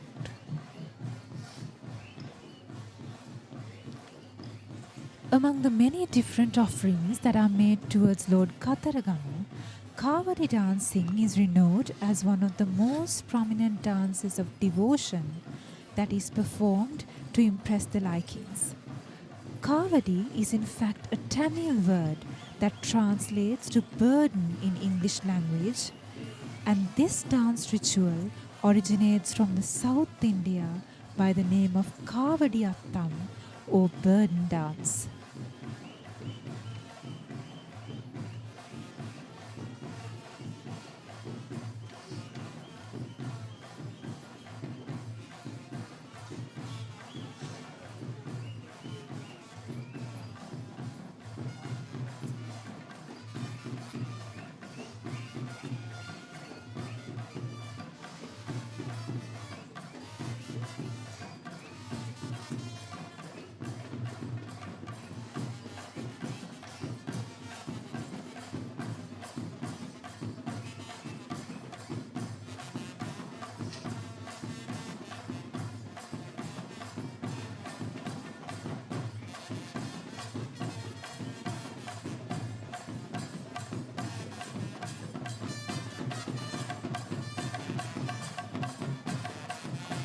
Devotees believe that Lord Kataragama is impressed by energy and Kavadi dancing, and Kavadi dancing is one of its key interpretations where these performers hold the hillocks known as Kavadi or physical burden. A semicircular shaped wooden prop with peacock feathers attached to it on their shoulders, and dance to the fast tempo music in full energy, while at times the most authentic form of kavadi is performed without a single practice of choreography, but instead a fast-paced and highly energetic dance.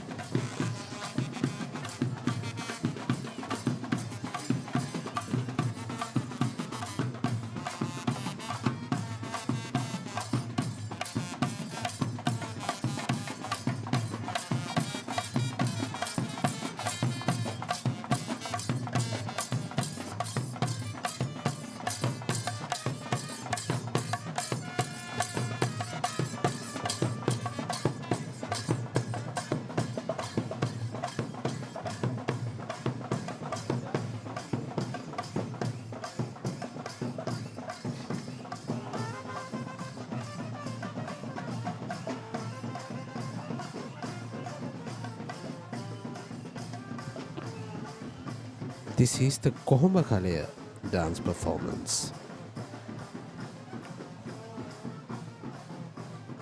And this troupe of Kohoma Kalaya dancing is trained and represented by Mr. Damit Nainajit.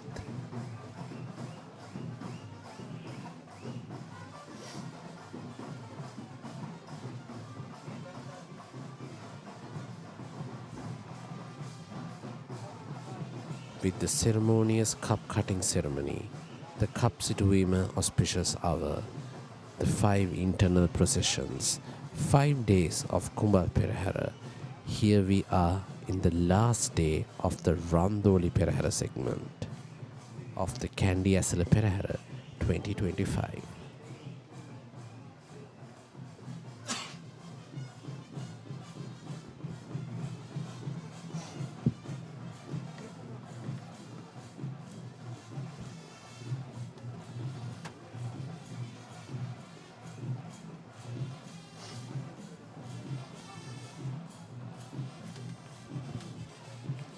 This is the Bhakti Kavadi dance performance represented by the Nipuna Rangayatana, trained by Mr. Deshan Nipun.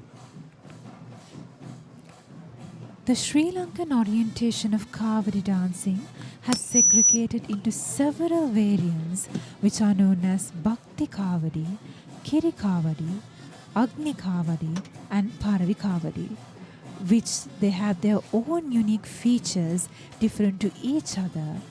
And what we see here in procession tonight is a variant of Bhakti Kavadi, where the uniqueness of this variant is the concept that the hillock is made under much purified practices and is lifted only after being offered to God with 120 peacock feathers attached to it, which the belief that even 100 people cannot lift the hillock apart from the designated devotee.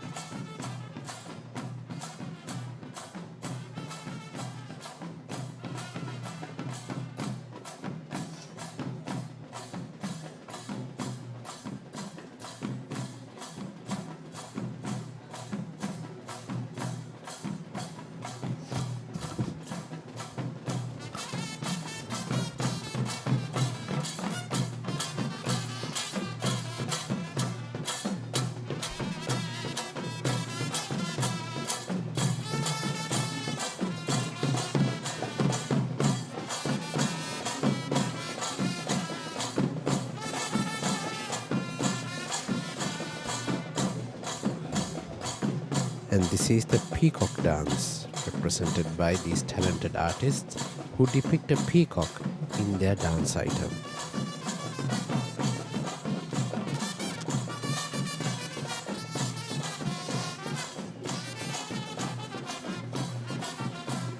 The vibrance of the procession is multiplied by many with the peacock dance coming into the picture. Sri Lankans identify the peacock as a unique creation of nature due to its distinct features of physical appearance. But the speciality of the peacock dance in this Perahera is beyond its attraction, as this dance depicts the beauty of peacock as the godly vehicle of Lord Kataragama.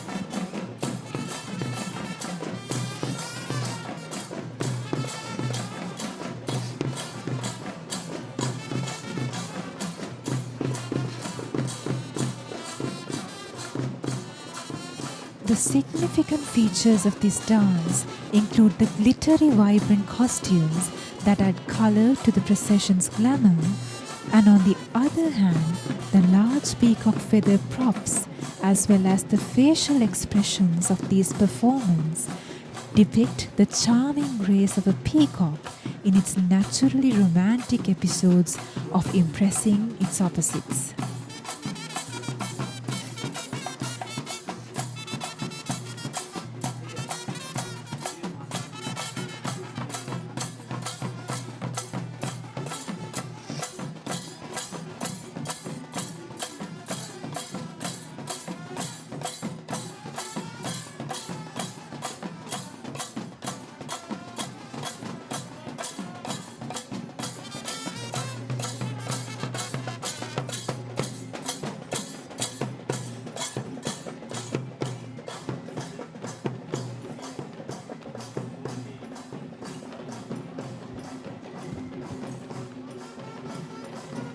Following these vibrant peacocks, we see an elephant who is draped in a costume that depicts several imagery of peacocks. And this is the elephant Hironi, belonging to Mr. Ajit Gallage of Hokandara.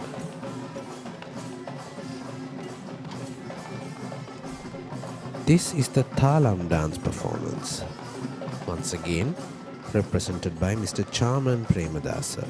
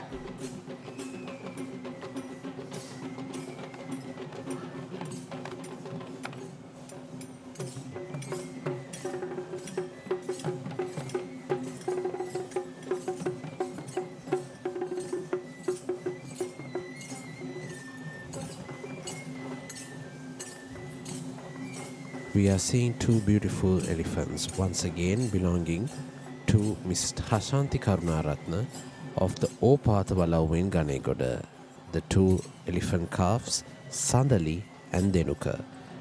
And we are now about to see the pinnacle of the Kataragama Devala Perahera, as we are just about to witness a blend between the upcountry Gattaberra and the South Indian Tawil drum. And this is the West Dancing Troupe represented by the Malagammana Aesthetic Academy, trained by Mr. Gayashan Malagammana, as they shall welcome the ceremonial trio of elephants who shall be carrying the godly ornaments of Lord Katharagama.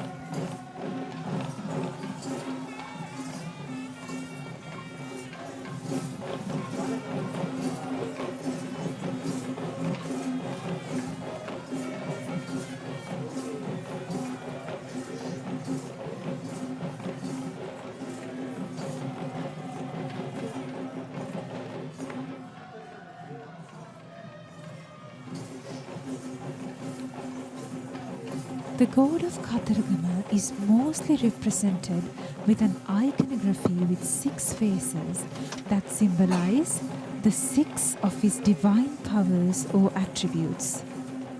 The first, which radiates light that dispels darkness. The second, that expresses compassion and pity for humans.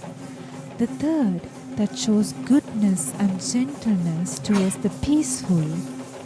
The fourth, that shines beautifully as a moon while exploring the purity. And the fifth, that blesses the victims of the battlefield. And the sixth, as a kind husband who shows benevolence to both his consorts.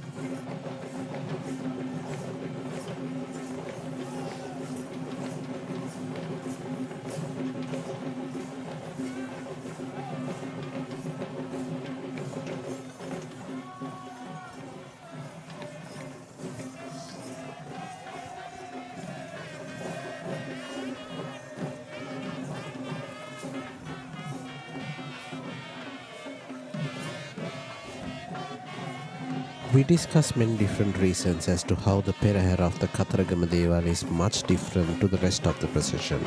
And this is another such reason, the Nadaswaram ensemble, that creates a South Indian music style offering ahead of the ceremonial elephant who carries the godly ornaments of Lord Kataragama.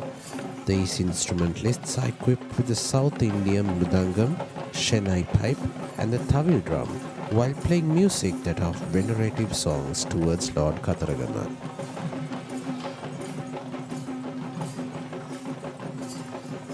Unlike the other four shrines, the chief priest of or the Iyer of the Sri Kataragama Devalaya is not of Sinhalese origin, but he is in fact an Indian national who is of traditional Brahmanic lineage and is dedicated to perform this venerative task since many generations, where it was his father who performed this duty before him. This evening, on the Grand Randoli Procession, the requelaries of Lord Kataragama will be carried by the elephant Aruna, belonging to Venerable Higgoda Chandimathero, the chief incumbent of the Handala Rajamaha Vihara in Vattala.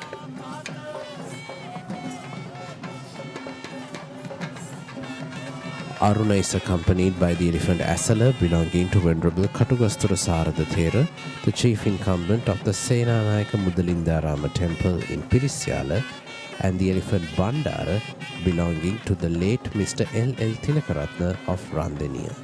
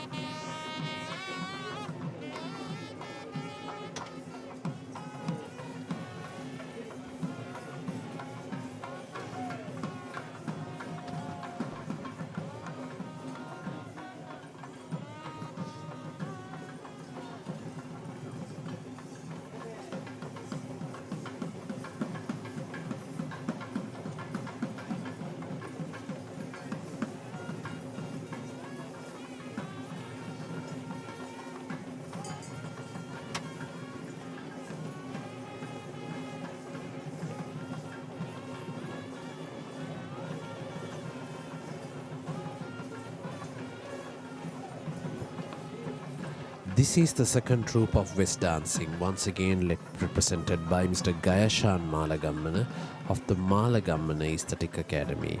And these West dancers are tasked with paving the way for the Basnayaka Nilame of the Sri Kataragama Devalaya.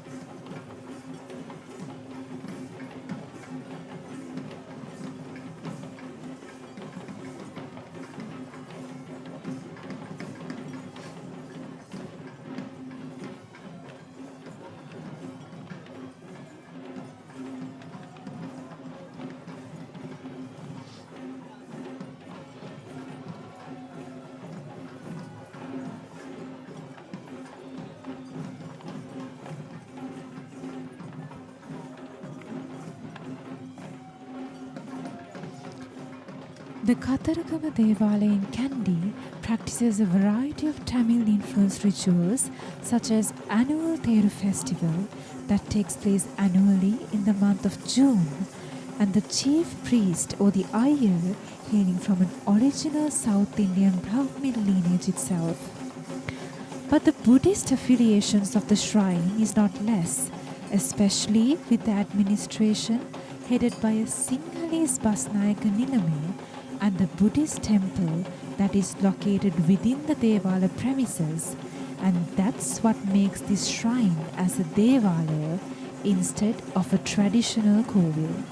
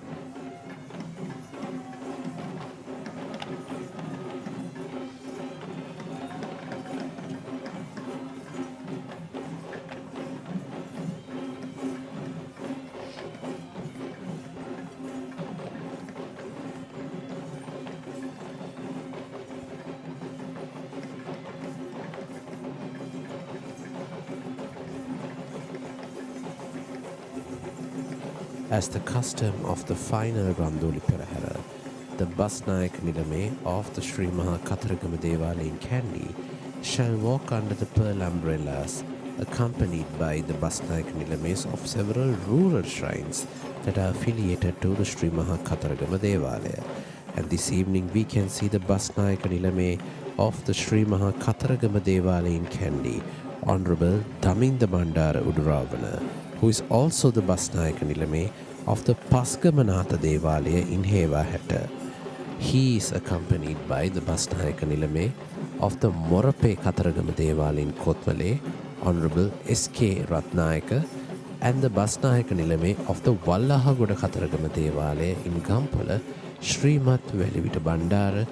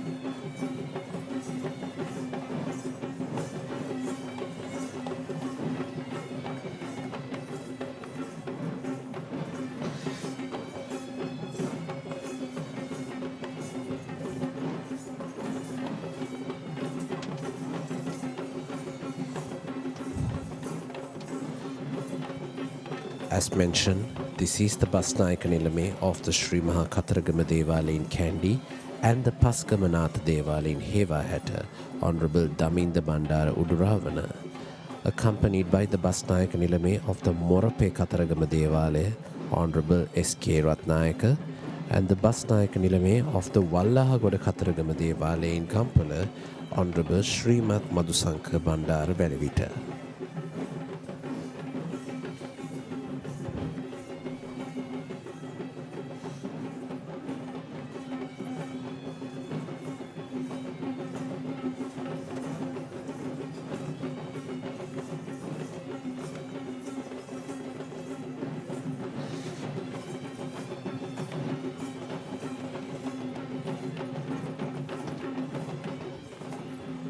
This enchanted city of Kandy wakes up on each of every August to welcome the glamour of the Kandy Esala Perahera.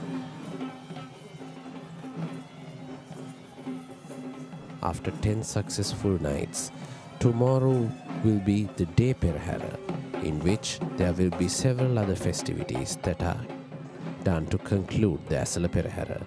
While that marks the end of the Sri Maha Kataragama Devala Perahera, we are just about to commence the procession of the Sri Maha Pattini Devalaya.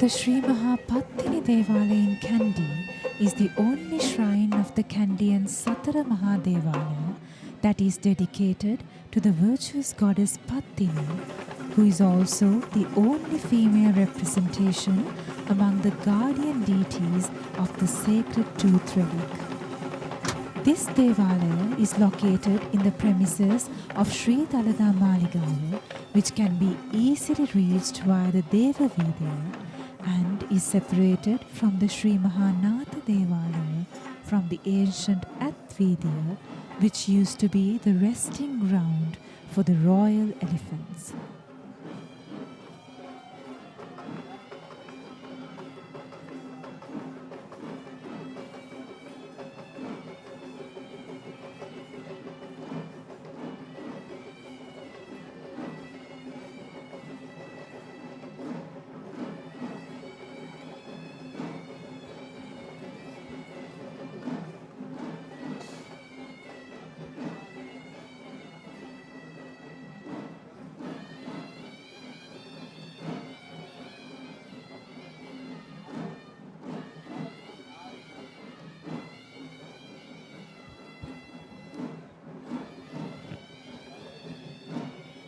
The first item of the Sri Mahapattini Esala Perahera is the Buddhist flag bearers, represented once again by the Civil Defence Authority of Pallekele.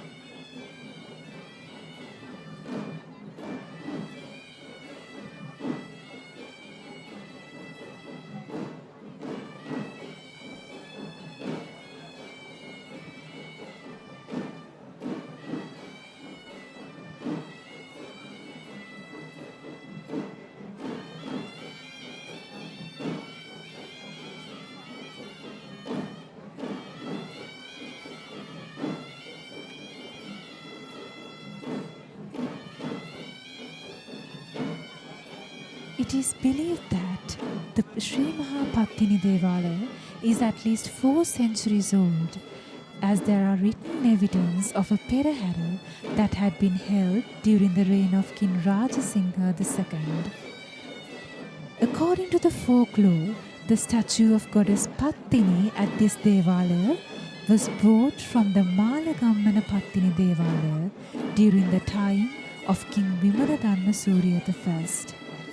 Even today, the statues at Malagammana Devala and the Kandy looks very similar, and this evidence suggests that Sri Mahapattini Devala in Kandy goes back to the 16th century in history. And this is the official hay visit troop that is seconded to the service of the Sri Mahapattini Devalaya, represented by Mr. M.G. Palita Nishanka, Mr. M.G. Sirisena, and Mr. M.G. Premadasa.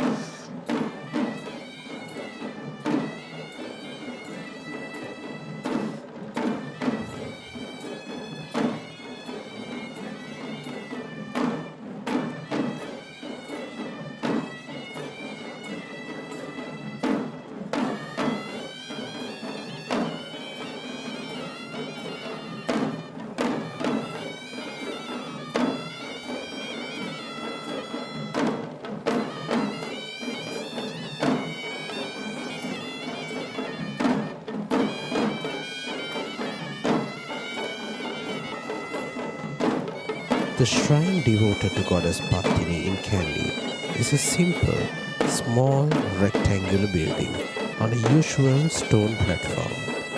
It consists of 4 compartments including the traditional Kandian roof adorns, golden entrance to the chamber and a charming elegance that makes this Devalaya as simple but a beautiful shrine that is home to many devotees who flock to this Kandian shrine to worship goddess Pattini. In addition to the shrine dedicated to goddess Pattini, we also witness a shrine towards goddess Durga in the same premises. The current building that we see is believed to be built by King Narendra Singha during his reign from 1707 to 1739.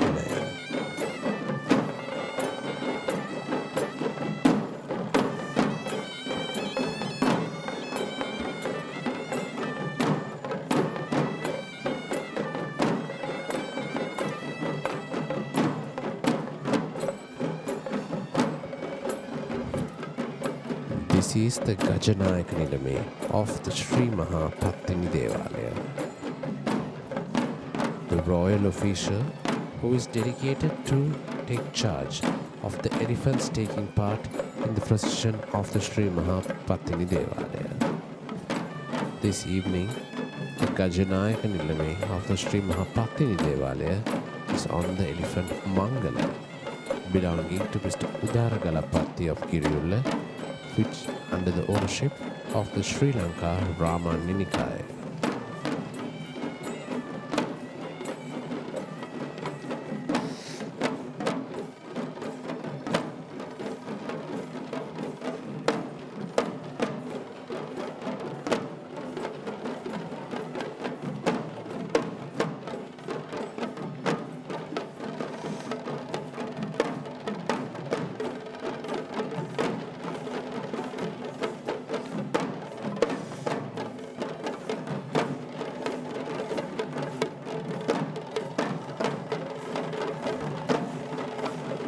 Next is the female Nayandi dance, also known as the Payimpat dance performance. And this troupe is trained by Miss UGLK Suryagoda of the Ketumati Aesthetic Academy of Murtalava.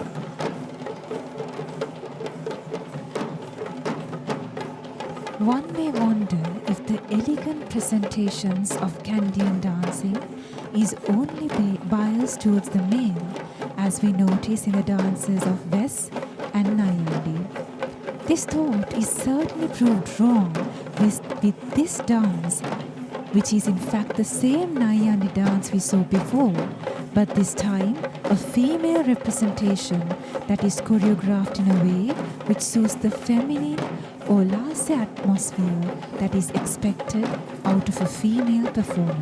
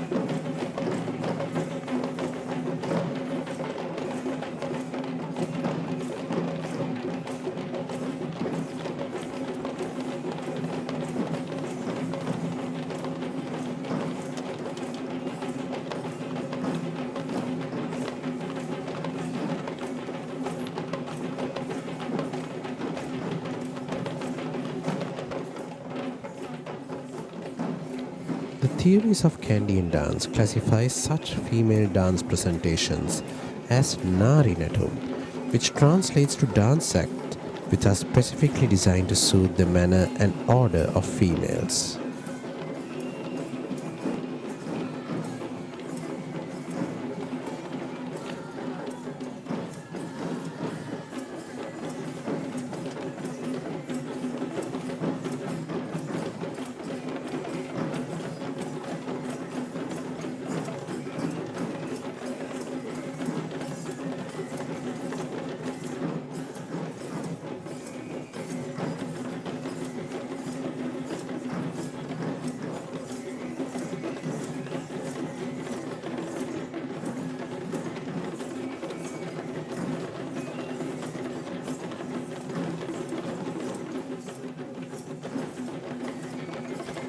The next dance item we are seeing is yet again another female counterpart of the same Thalam dance performance that we viewed in several parts of the Perahera so far. This Thalam dance is trained by Mr. Aruna Pradeep of the Sri Lanka Nrutya Janakala Mandalaya of Gampola.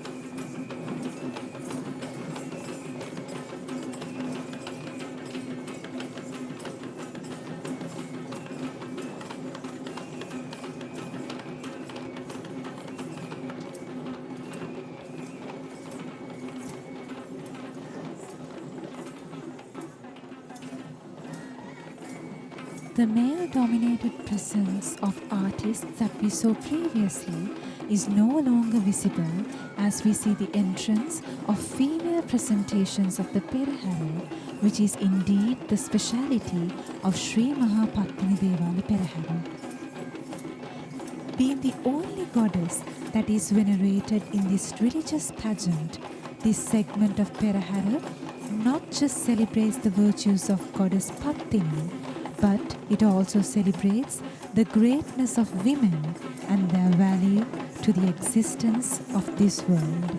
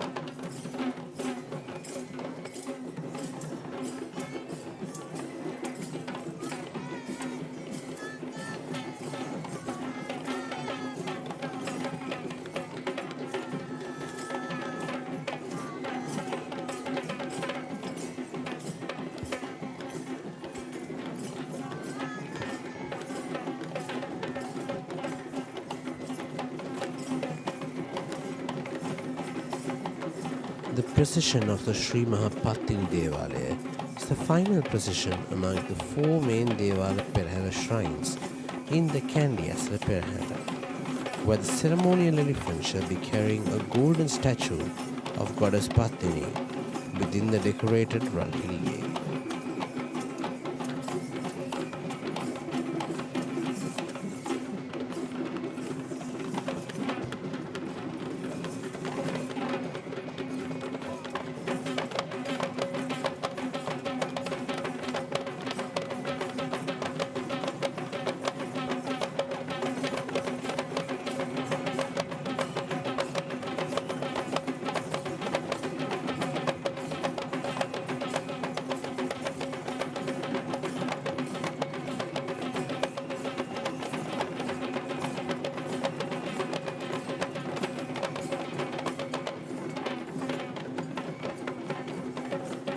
Goddess Patini is famed as the goddess of chastity and is still considered as the most popular deity among Sri Lankans, despite being a goddess of South Indian origin. The virtues of goddess Patini are narrated in a Tamil epic named Silappatikaram, which is written in the 2nd century, along with several other poetic literature that was written in Sri Lanka during 18th and 19th century.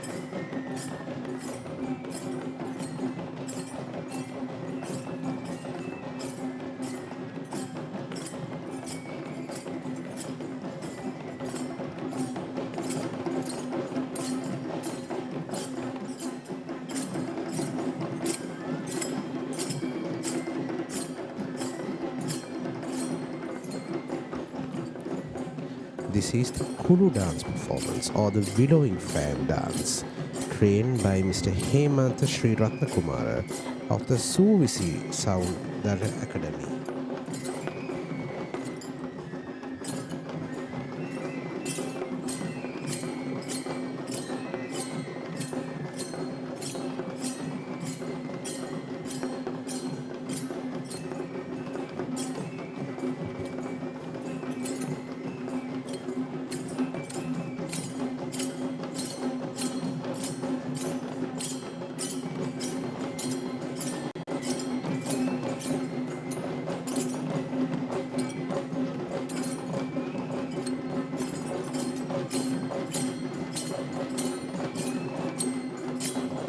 The cult of goddess Pattini narrates many amusing stories which are all part of the legend of this great goddess.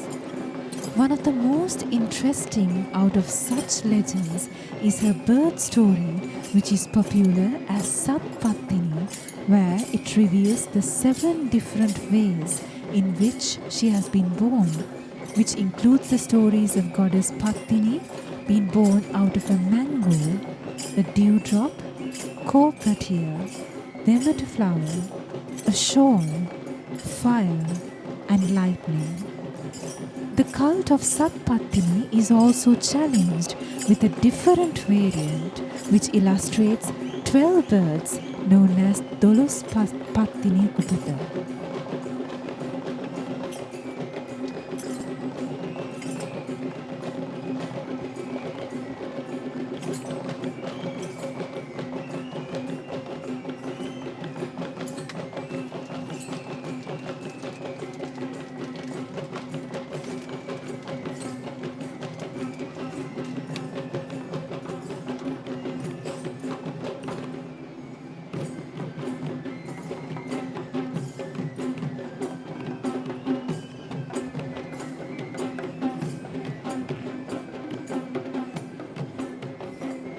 Goddess Pattini is also affiliated as the goddess of prosperity, and the said virtue of prosperity is symbolized in the Perahera in the form of this agrarian dance that depicts the root of prosperity in our economy.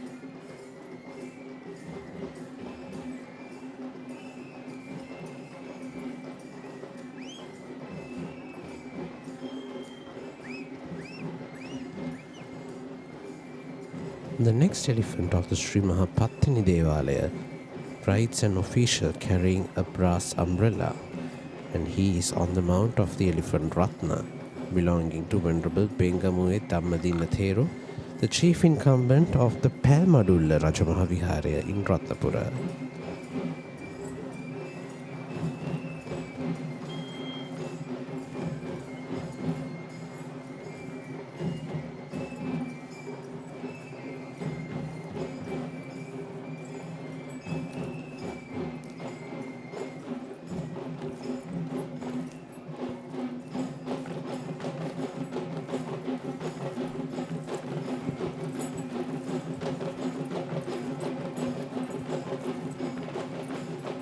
This is the Raban dance, and this Raban Karakavime dance item is represented this evening by Mr. B.G. Chamali Charatna of the Rekha Aesthetic Academy of Yatihalagala.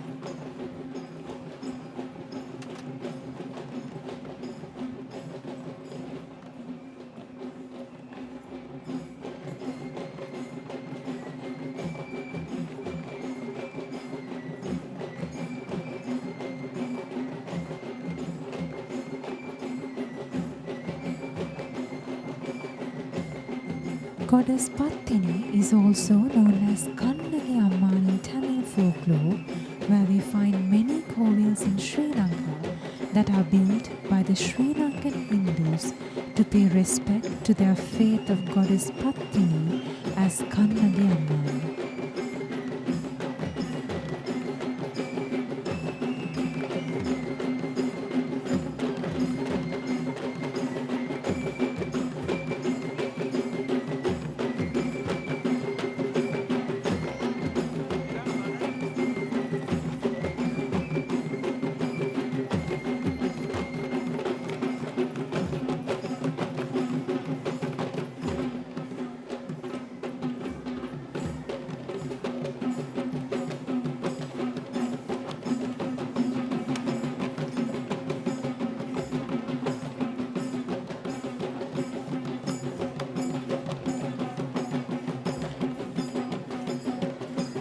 According to the Silapadikaram epic, one of the earliest known shrines in Sri Lanka that is dedicated to Goddess Pattini, the Navagamuwa Pattini Devalaya, along the banks of the Kalari River in Colombo, was built by Gajabahu II in the 2nd century AD. That enshrines the golden anklet of this goddess, which is currently most famous shrine dedicated to Goddess Pattini. Other prominent shrines dedicated to Goddess Pattini include the Rankadu Pattini Devalaya in Kaduvela, the Vilbahu Pattini Devalaya in Kurunagala, and the Ambaki Pattini Devalaya in Mathala, and the Sat Pattini Devalaya in Badulla.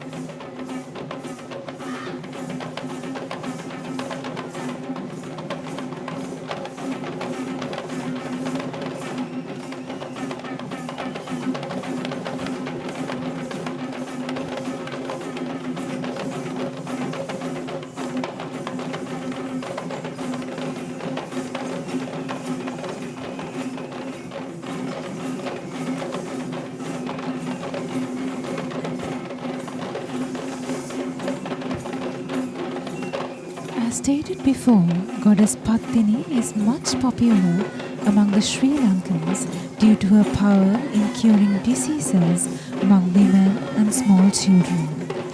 This is the same reason why many of Sri Lankan low country healing rituals, including the Gammaduwa, Deol Maduwa and Pahan Maduwa, have accepted its protagonist deity as Goddess Pattini. The popularity of these ceremonies can only be agreed by an eyewitness where thousands of devotees spend an entire sleepless night in the ritual grounds to experience and worship this miraculous power of healing.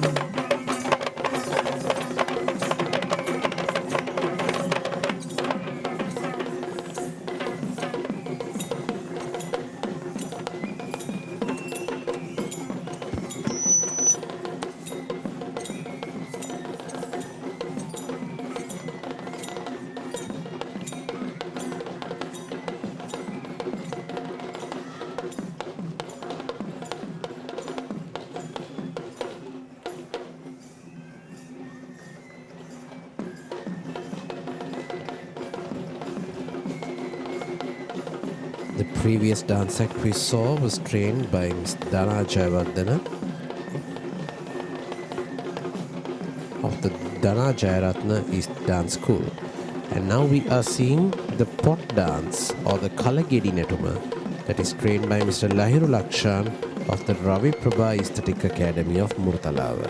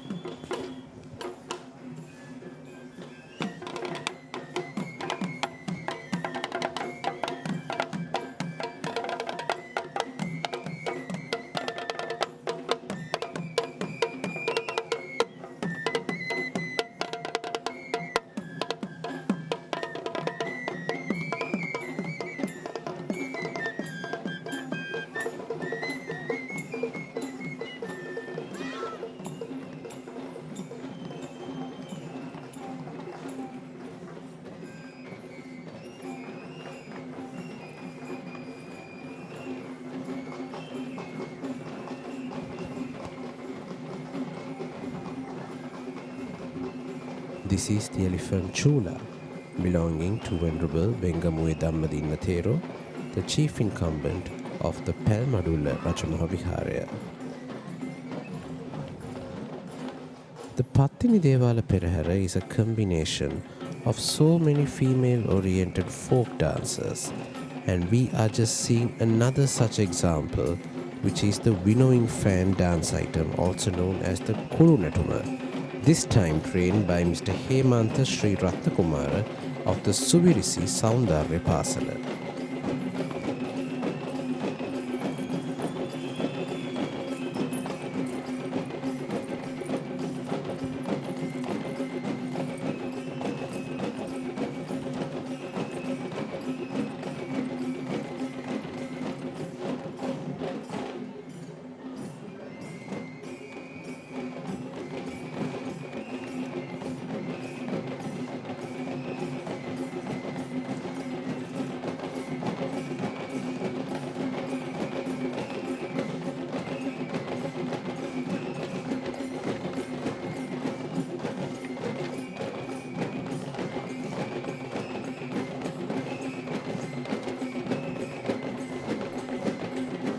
The procession of the Sri Mahapattini Devalaya is the final representation among the four main Devala shrines in the Kandy Esala Perahera, where the ceremonial elephant shall be carrying a golden statue of Goddess Pattini within the decorated Ranhelige.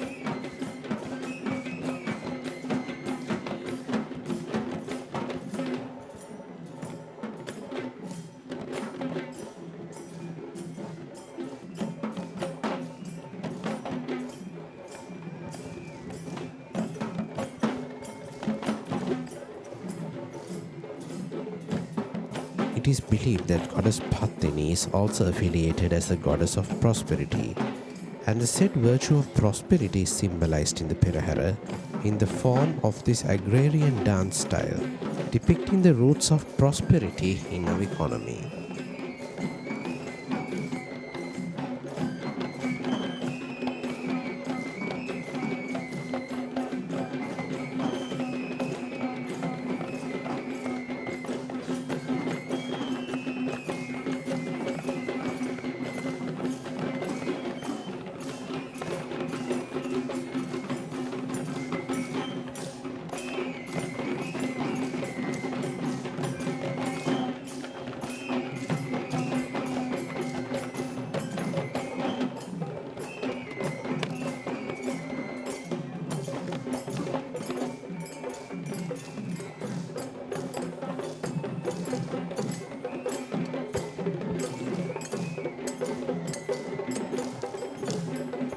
And this is the Paturu dance performance trained by Mr. Nishanta Sanjeeva of the Nishanta Sangeet Navaranga Aesthetic Academy.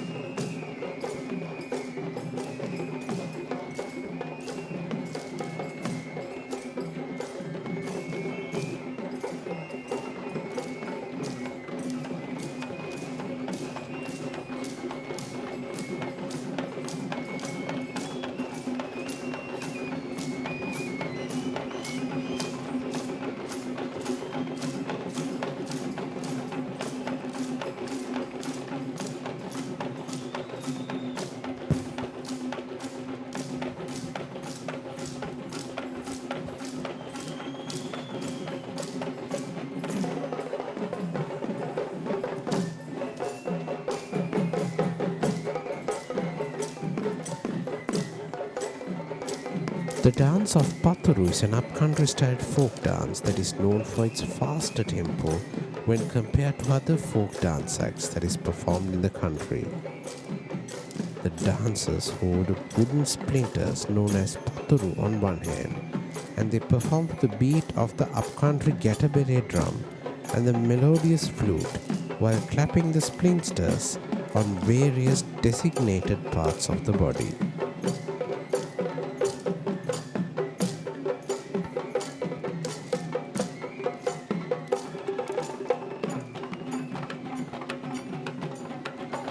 The Paturu dance may explicitly seem as if it is a singular choreograph, but careful attention would show how this dance involves group work, where we see the performers collaborating with each other as a group and in subgroups that highlights the unity and harmony among the village youth of Sri Lanka.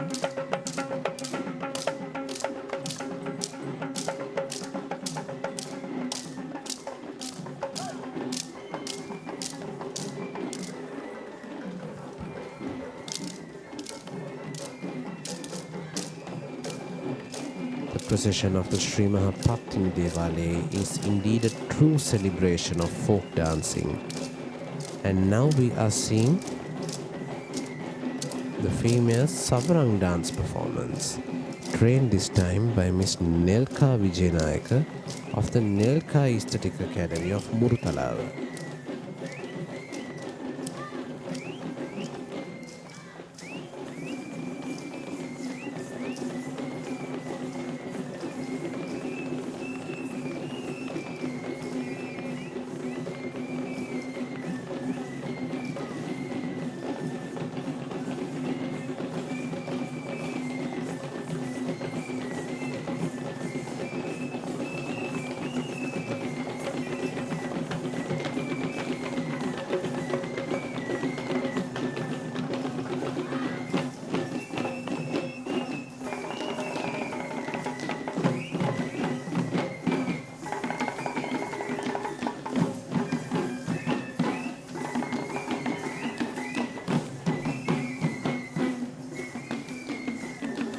Isn't it very happy to see so many young faces in these dance troupes to signal the fact that these dancers and these performing arts have a future in the Sri Lankan heritage.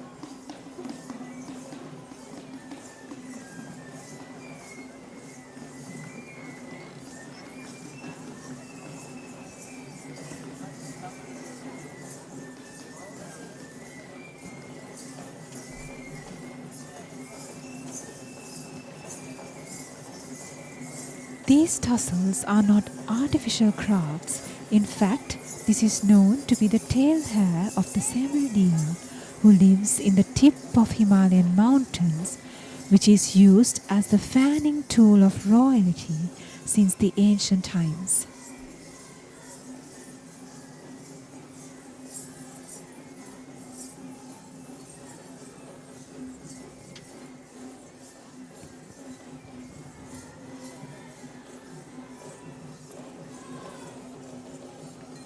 Here we see another elephant of the Sri Mahapattini Esala Perahera, who is Manike, belonging to Mrs. Shriyani Gunawardana of Dangobita. And Manike's mount we see an official carrying a brass canopy, signalizing protection to the impending requiraries of Goddess Pattini.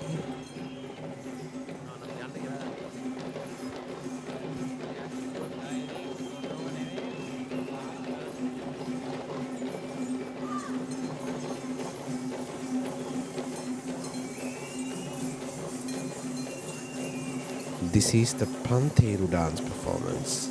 The Pantheru dance performance is trained and represented this evening by Ms. Vindhya Kulasiri of the Jayashani Upcountry Aesthetic Academy of Gorograhabenia.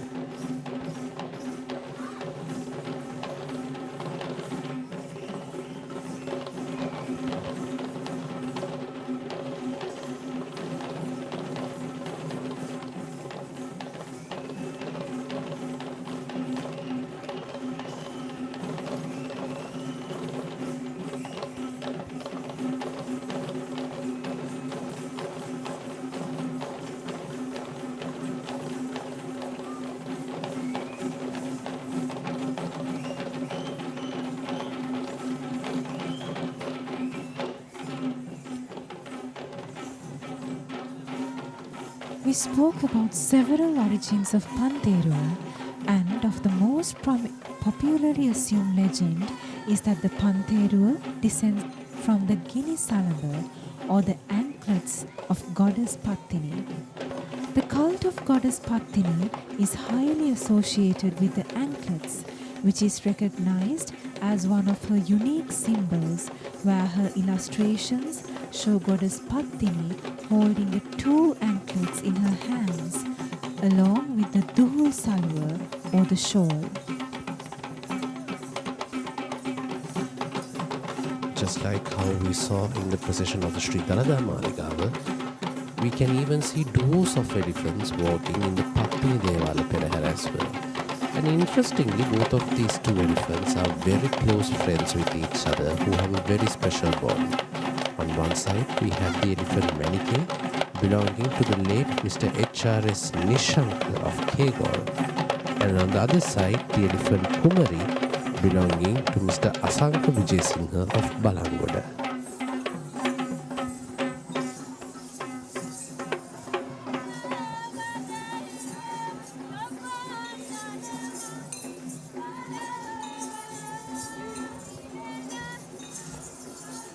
This is the final moment, where the final and last moment of the Sri Mahapattini Esala Perahera, where we can see the impending approach of the relics of Goddess Pattini, the requiraries of Goddess Pattini. And these trio of ceremonial elephants are being led and paved the way by the West dancers, represented by the Mithun Bandari Aesthetic Academy of Vatapuluwa.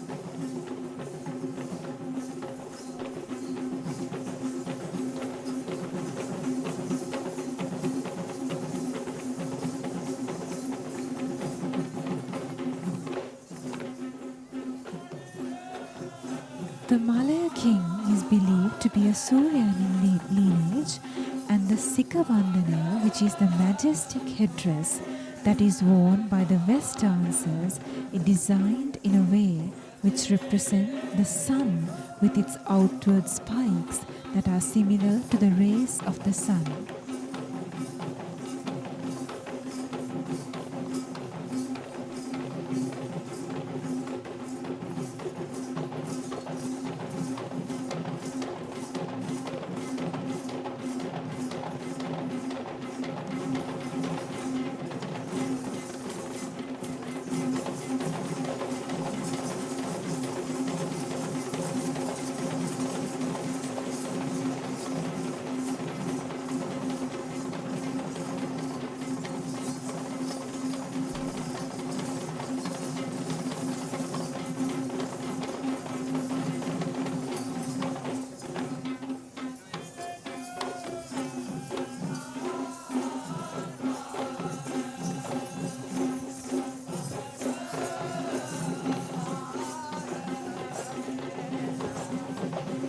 Walking ahead of the ceremonial elephant is the chief trustee of the Sri Mahapattini Devalaya in Kandy.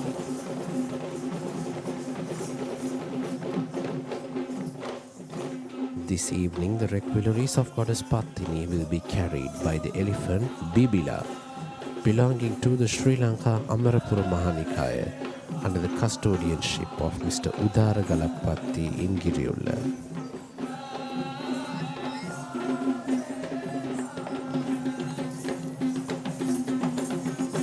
Bibila is accompanied by the elephant Sita, belonging to Mrs. Nilanthi Veerasinghe of Maligawa, and the elephant Podiraju, belonging to Mr. Chamila Bandaranaike of Dalada. Let us take a moment to witness the next West dance. And this West dance is tasked with paving the way for the Basnayaka Nilame of the Sri Mahapattini Devalaya.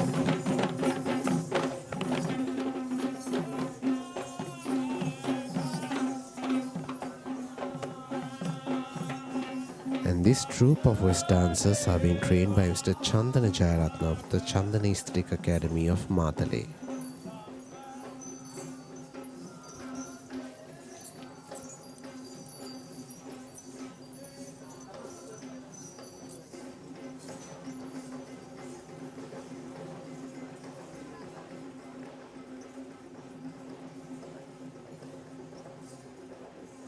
The steps of the West dance are highly masculine, and the dance is choreographed in very heavy steps that could be performed only by the strongest of men, and is undoubtedly a dance performance that requires a lot of energy to perform. The audience cannot just experience the energy of West dance, but this is also an opportunity to learn about the highly energetic Sri Lankan men who had evolved since our history in this country with so much of man-made developments.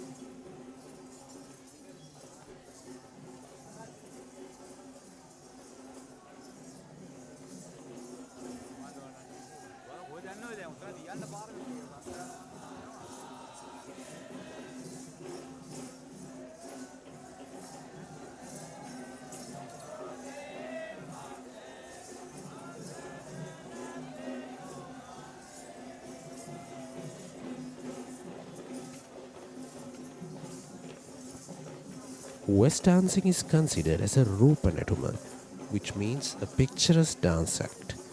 The visual beauty of this dance is commended by this majestic costume that depicts the illustration of a god believed to be one of the Malay king. In addition, the backflips, single leg dwarfs, acrobatics, and leaps are surely the most spellbinding moments of the West dance.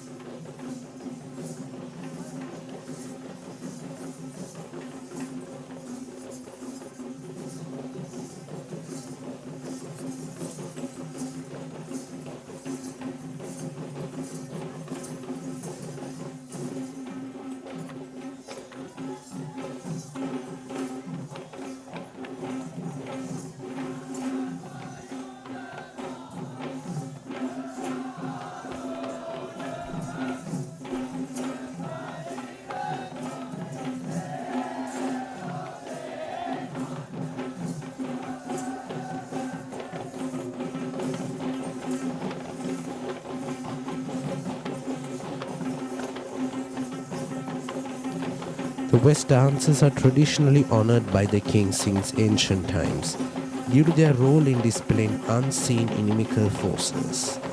Even though the West dance is much popular in today's context as a performing art more than of a ritual, the practice of gifting royal honor still takes place.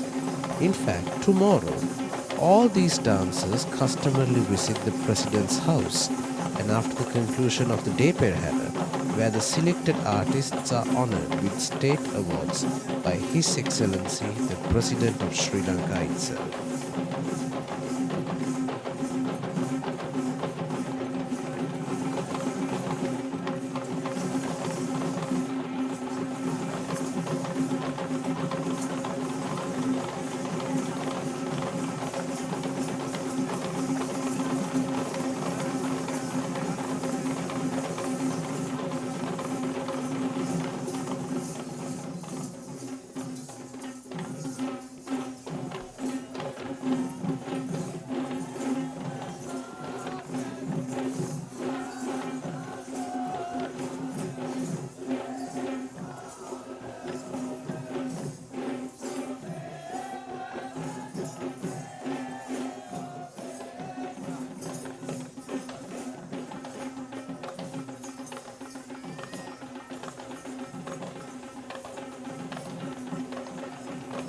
Upcountry dancing too has its regional variants, just like Sri Lankan dance traditions of low country and Sabaragapo. These regional variants are known as the Kandian variant of Mahanuvara, the Satarakorale variant of Kegal, and the Sakkorale variant of Kurunagara.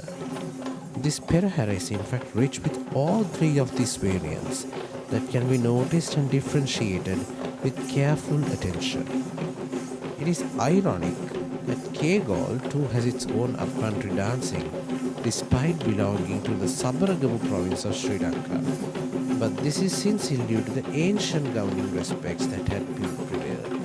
And this evening, the Honorable Basnayaka Nilame of the Sri Maha Pattini Devalaya in Kandy, Honorable Hemantha Bandaraherath, who is also the Basnayaka Nilame of the Hanguranketha Pattini Devalaya, shall walk with great majesty, accompanied by the Basnayaka Nilame of the Ambokka Pattini Devalaya in Matale, Honorable Ryan Danushka Bandar Walisundara, and the Basnayaka Nilame of the Alavadugoda Saman Devalaya, Honorable Bhashana Kulatunga.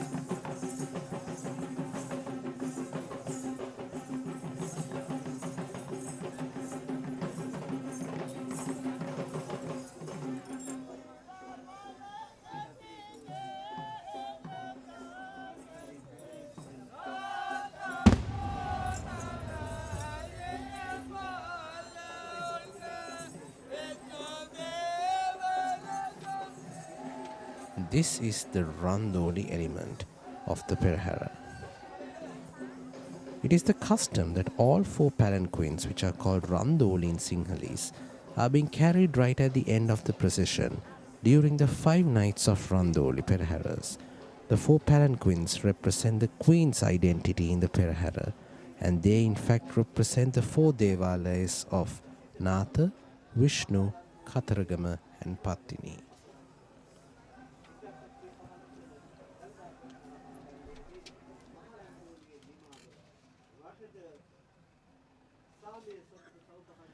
And that marks the end of the Kandy Esala Perahera 2025, the Grand Randoli Procession. For the past 10 days, let us pray that our country will be prospered with fertility. May our country prosper. Dalada Samidu Pihitai.